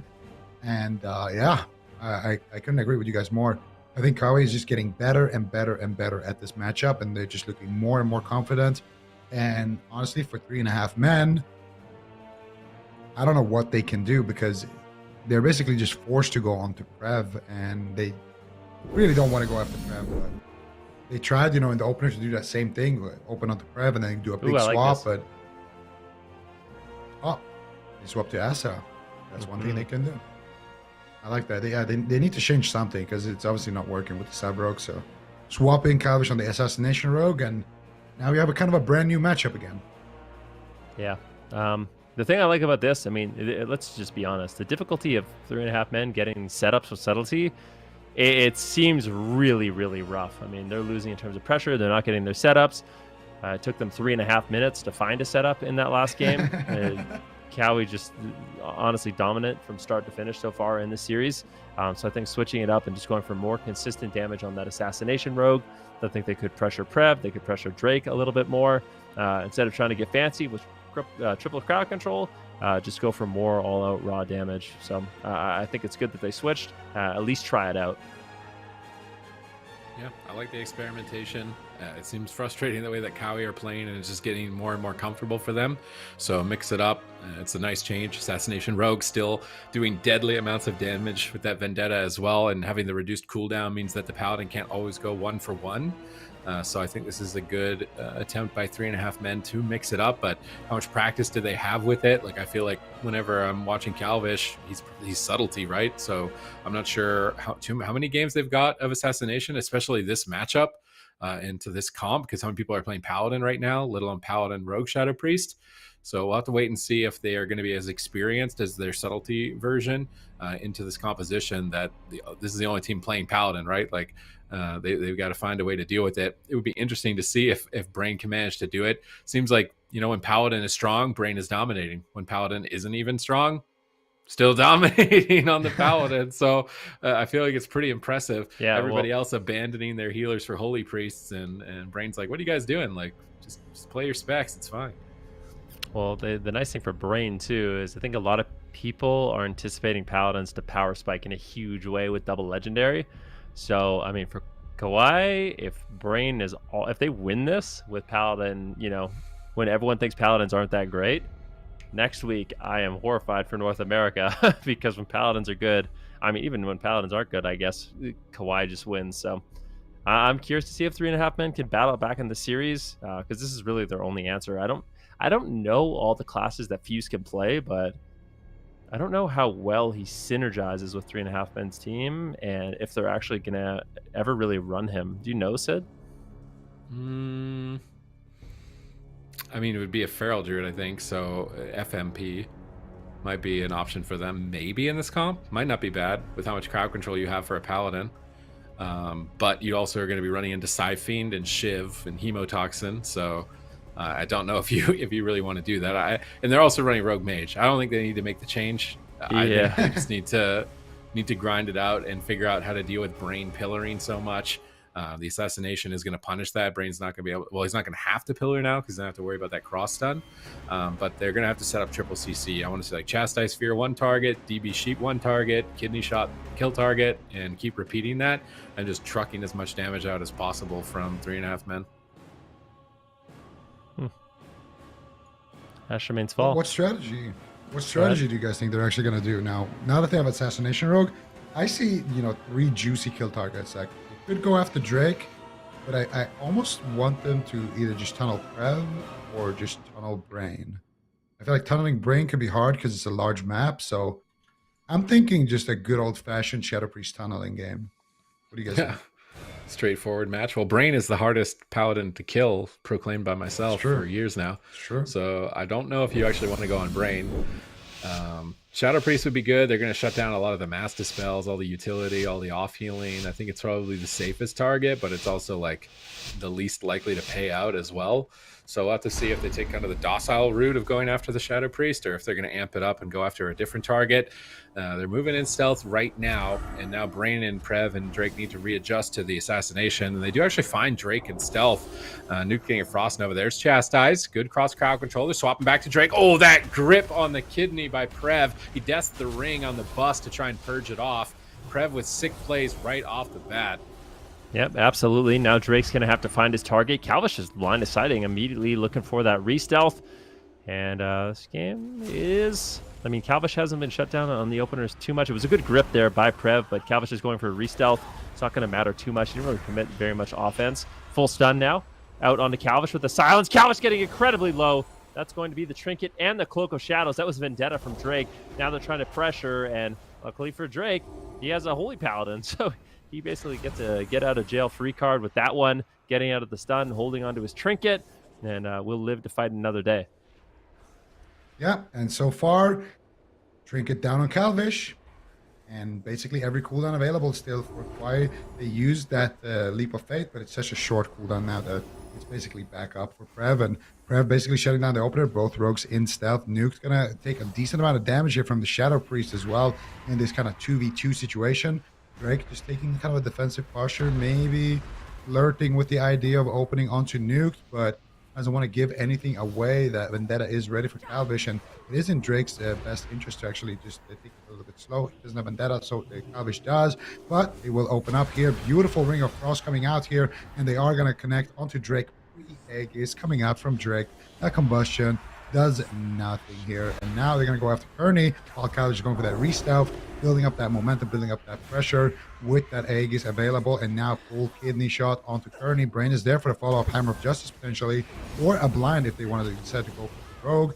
They would blind off those dots though, so maybe not the smartest idea. Calvish and a Disarm.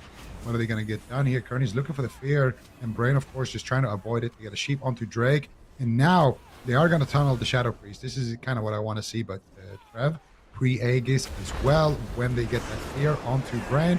Mass Dispel, it's fake casted, but they will connect with that Vendetta, and that will be the dispersion getting traded out. And Prev's still in a lot of trouble here. Big damage with that smoke bomb. That's going to be the tree. Calvish! And Calvish Holy gets what? absolutely They procced his pot. Can they take down the obliterated. pot? They took down the pot. Prev is at 10%, turns it around and kills Calvish, moves to match point.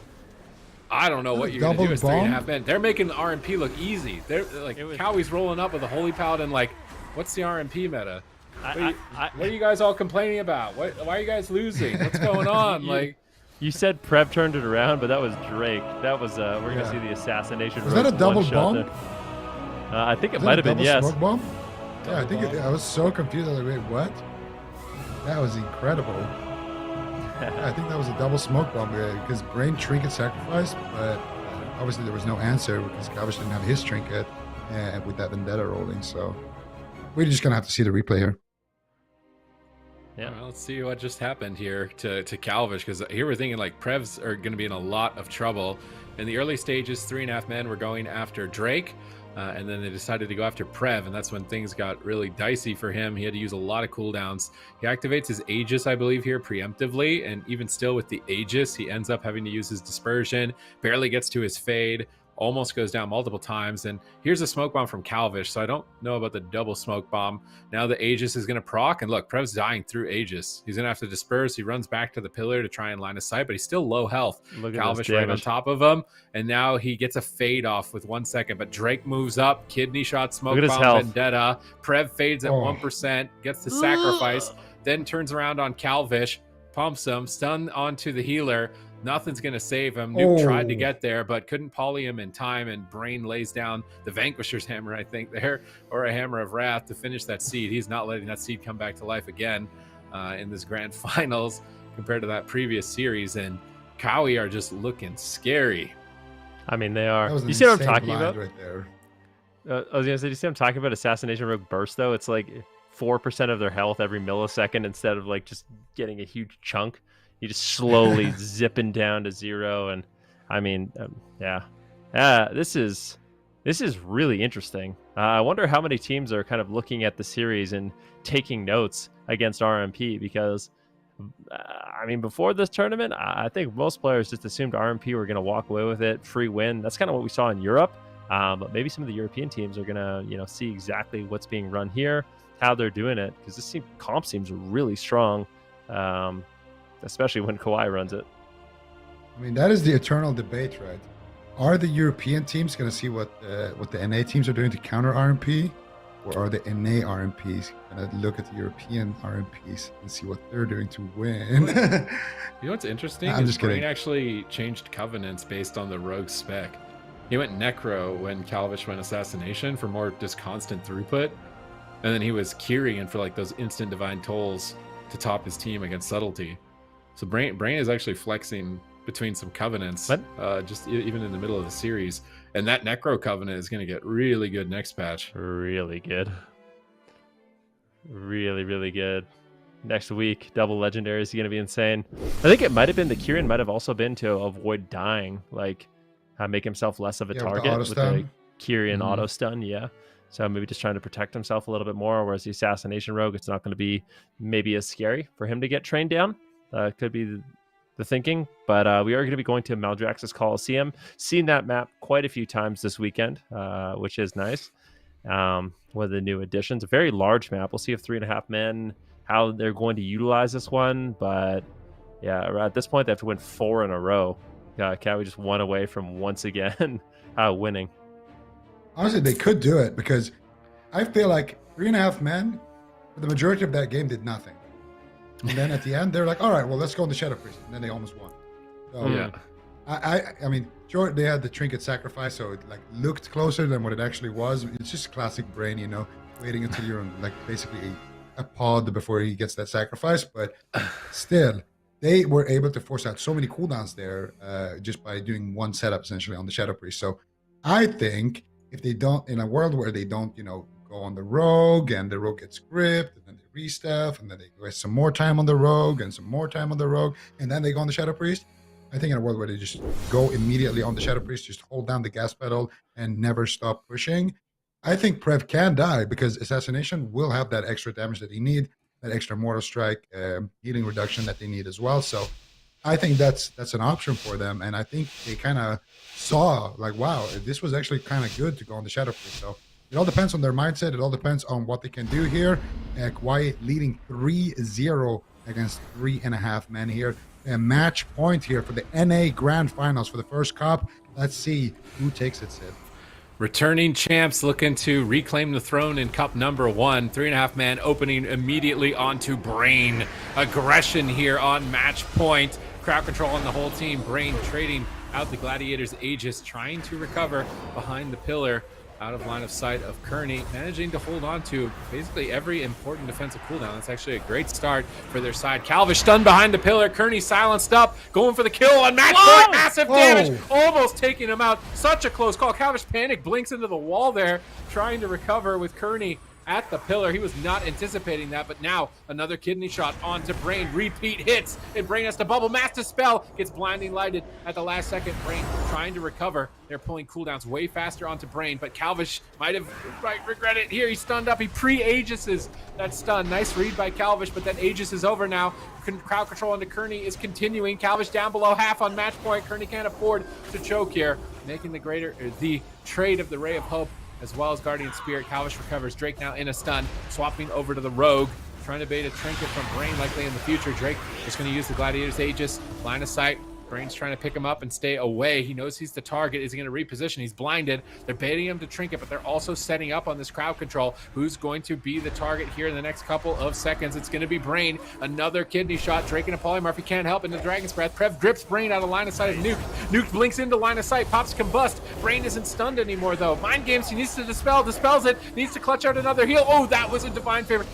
Going for divine favor when counter spells up is so risky. If you got spell stolen CS there, could have been his life, but he took the gamble, holds on to the medallion. Now Kearney into the full blind. Kidney shot on Calvish, no trinket, and Drake is going for the win. He cuts right through it. Is he going to take his kill? Oh my goodness, Calvish has got it. That's it. KAWHI have done it. They are back for 2022 NA champs. Remember the name, that's for sure. I mean, this team... They are back to champs. Like this team is absolutely insane. I literally think in North America, in the last 3 years, they maybe lost like one cup. I mean, someone could correct me if I'm wrong with that one, but this team is absolutely unbelievable. They're back in a big way. Brain on the Holy Paladin. They have the answer for RMP. 4-0 in the finals against one of the best RMPs in North America. I mean, this team is just showing that. I mean, you can never count them out at all. I mean, it's just regardless of the meta. These guys always show up, such consistent players, and you can tell in the upper final, that was a struggle. That was a real nail-biter. That was such a close 3-2 victory for them to get to the grand final. But then once they get to the grand final, they're like, okay, this is what we did bad. This is how they played. This is how we're going to abuse it. And they just didn't give them any openings whatsoever. I mean, it really felt like 3.5 men. They had no options. You know, Drake just always in a good position, always avoiding everything. And look at this opener. I mean, they just Hammer of Justice. Calvish gripped Drake back in, and Calvish just raw panic here, pops his whole spellbook essentially just to get, just to stay alive. And they finally get that counter push onto Brain. Of course, out his divine shield, he gets a triple blind, interrupting that master spell. And then here they set up onto Brain. I would have liked to see that blind a little bit earlier when Drake was actually low to try to bait out his trinket, and then they might have had Brain in a checkmate position. They almost take him out here as well with that counterspell ready onto Nuked here. I mean, this is so close. Look at that. Nuked, spell steal, and counterspell just actually did it onto Prev right there. So very close call. I mean, Prev could have just void shifted anyway if Brain got counterspell there, but still, it would have to be one of those split-second decisions, and then immediately Nuke doesn't even get to link to the other side here for that push before Drake is just all over Calvish here, procs the pod, sets up the win, and they kill the pod as well, sends the smoke bomb, and 4-0. I mean, it's so impressive how they learn from each game to come back from a 3-2 super close upper final to just complete domination, not even letting them get a single go essentially for several minutes in a lot of these games. Yeah, you're absolutely right, Zico. Super impressive from KAWHI when you consider the first time we saw these two teams play against each other and the game that we just saw, just complete night and day difference. Would you say that there are any main factors behind that, Zico? I think they just learn between the games very, very good. You know, they're just a team that picks up on the enemy team's habits. How do they play and how do we abuse it? What is their win condition? How do they set those up, and how do we stop that? You know, it's and you can tell they just have very, very experienced players. You can tell they don't get fazed by a loss. They just move on to the next game. And I also really like the decision making as well, because a lot of teams, they lose a game, it might look rough, and then they just instantly swap comp. But these guys, they stuck to their guns, and they just decided, okay, we're going to bring out the Holy Paladin. This is what we've prepared. This is how we're going to win. We have tons of practice. We have tons of experience. And this is what we're going to do to win. And they just do it better and better and better. And eventually you just get this result. Yeah, and I feel like we've seen that from this team really since the beginning, is the from KAWHI, that is, like ever since we first saw them, you know, in BFA form as a team, they've been able to adapt. It's like one team figures out a way to beat them, and then they just bounce back really quickly, and they're able to make those adaptations and do something like this, where now they're at 4-0 in the grand finals, and 3.5 men weren't able to get a single game off of them. But moving forward, Ben, 3.5 men, regardless of, the score that we just saw on our screen. I'm sorry if you guys hear screaming. I don't know what's going on.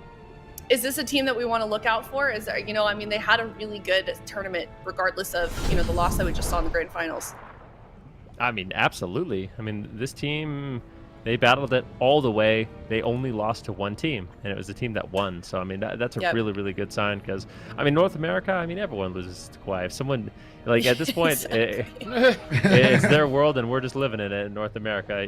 Like, if someone can beat them, it's going to be absolutely incredible. I can't wait to see it if it happens, but for 3.5 men, I feel like they got to hang their head high, because they beat everybody else. They had a terrific run through the upper bracket, make it to the semifinals, losing to KAWHI, then going down, beating Cloud9. So already taking down some Titan teams. Definitely one of these teams you need to look out for, because RMP is strong. I don't think it's going anywhere, and these guys can certainly play it well. Absolutely. And I just feel like this entire weekend, both North America and Europe, there's a lot of teams I'm really excited for. Zico, is there a region that I feel like I wish we could see them play together, like right now? It'd be really interesting to see, because it's like we haven't been able to see the regions play against each other in quite some time, and just like we're seeing so many teams for Cup number 1 just come out and be so strong already. And I want to hear your thoughts on what you're hoping for Cup number 2 from either region. I mean, just consistent improvements across the board, because you know what I'm hoping for? I mean, sure, Cup number 2 is going to be super exciting, of course. And, we see here on the EU side as well, all the teams that played, a lot of new rosters, a lot of those Titan rosters that we had, kind of splitting up their members. Even here on TBD and KUNGARNA, you can see it's 2 teammates on the side of KUNGARNA, with Waz and Chaz going up against Swapsy and Tessia, former teammates. That's literally a team that was together and dominating last season. So to see those guys kind of split up and both make it to the finals, the competition is just higher than ever, I think, on both sides, because there is a lot of those teams like Spawn of Damage, like 3.5 men, that just kind of come in out of nowhere, newly formed rosters, and they had deep runs here already. And of course, meta switching as well for Cup number 2 with the double legendaries. I hope we see a lot more healer variety, and I think we will, with things like Holy Paladin, potentially power spiking as well. But the thing that I'm super excited about, I just want to see EU versus NA, because it feels like on NA, it's just like Ben said, it's KAWHI's world, and everybody else is just living in it. They're just farming everybody at this point. I want to see EU, because we had that interview with Chaz earlier where he said, yeah, we're going to farm KAWHI. I really want to face them. I want to see that. I want to see, a good old-fashioned LAN, because we talked about it a little bit. We said, oh yeah, maybe the EU teams are looking at, what KAWHI is doing here with the Rogue Shadow Priest, and maybe they're going to copy it and realize, hey, we can beat RMP. And I'm like, well, maybe, the NA RMPs are looking at the EU team with Waz and KUNGARNA, and maybe they're like, okay, maybe we should just swap our strategies and copy them a little bit. So it's going to be interesting to see if we do see that big clash of regions, because that's ultimately what I would love to see. Yeah, me too. I mean, looking back, like you kind of said it already, Chaz's interview, like hoping that he could face off against KAWHI. We may or may not get an interview at the end of this little segment here. We'll let you know as soon as possible, but that's certainly a question that I'm going to be asking them, if they, if there's a team over in the EU region that they'd like to face, if we were ever able to do that again. We can also take a look. This is Europe standings. Let's take a look at North American standings after the cup that we did just see today. It's only cup number 1, so we don't really have too much going on at the moment, but it's just you know, if you look at the teams that we saw today in North America, it's obviously KAWHI won. That's kind of something that we're used to seeing, but it's really just, it's interesting seeing how it's developing with North America and just these new teams already doing so well. 3.5 men, Novus, really excited for them. And then if you look on that right side, teams that we're really not used to being, get knocked out that early. Golden Guardians, Team Liquid. It's just all over the place right now. And, you know, Zigo already said it, excited to be looking in the future for Cup number 2 for both of these regions. What about you? What about you, Super T's? Is there a team that you liked watching play the most this weekend? Do you have a match you were most excited to see? I really like Nazrin's on Destro Warlock. I liked that unique triple Mortal Coil build, the damage he was getting out. Like, he made me almost want to go Destro. I say almost because Double Legendary is not out yet. When that's actually out, everyone's going to convert to Demonology, so I'm holding my tongue yet on whether or not I'm sold for the Destro dream, because I think Demonology actually is going to get a lot better, but I really enjoyed watching Nazrin's. Part of me wonders if the Golden Guardians had gotten to see these games into RMP before they played against RMP, if they would have ran with a Paladin, because it looked so sturdy. Like, Brain looked bulletproof in that last game, and playing with the Paladin gives you more offense, more cooldowns to trade with the RMP. It just looks better for the matchup. And KAWHI with that polished in the grand finals, man, 4-0. Like, I want to see Golden Guardians on a Paladin. I want Absurge on a Paladin, getting that ready for RMP next week.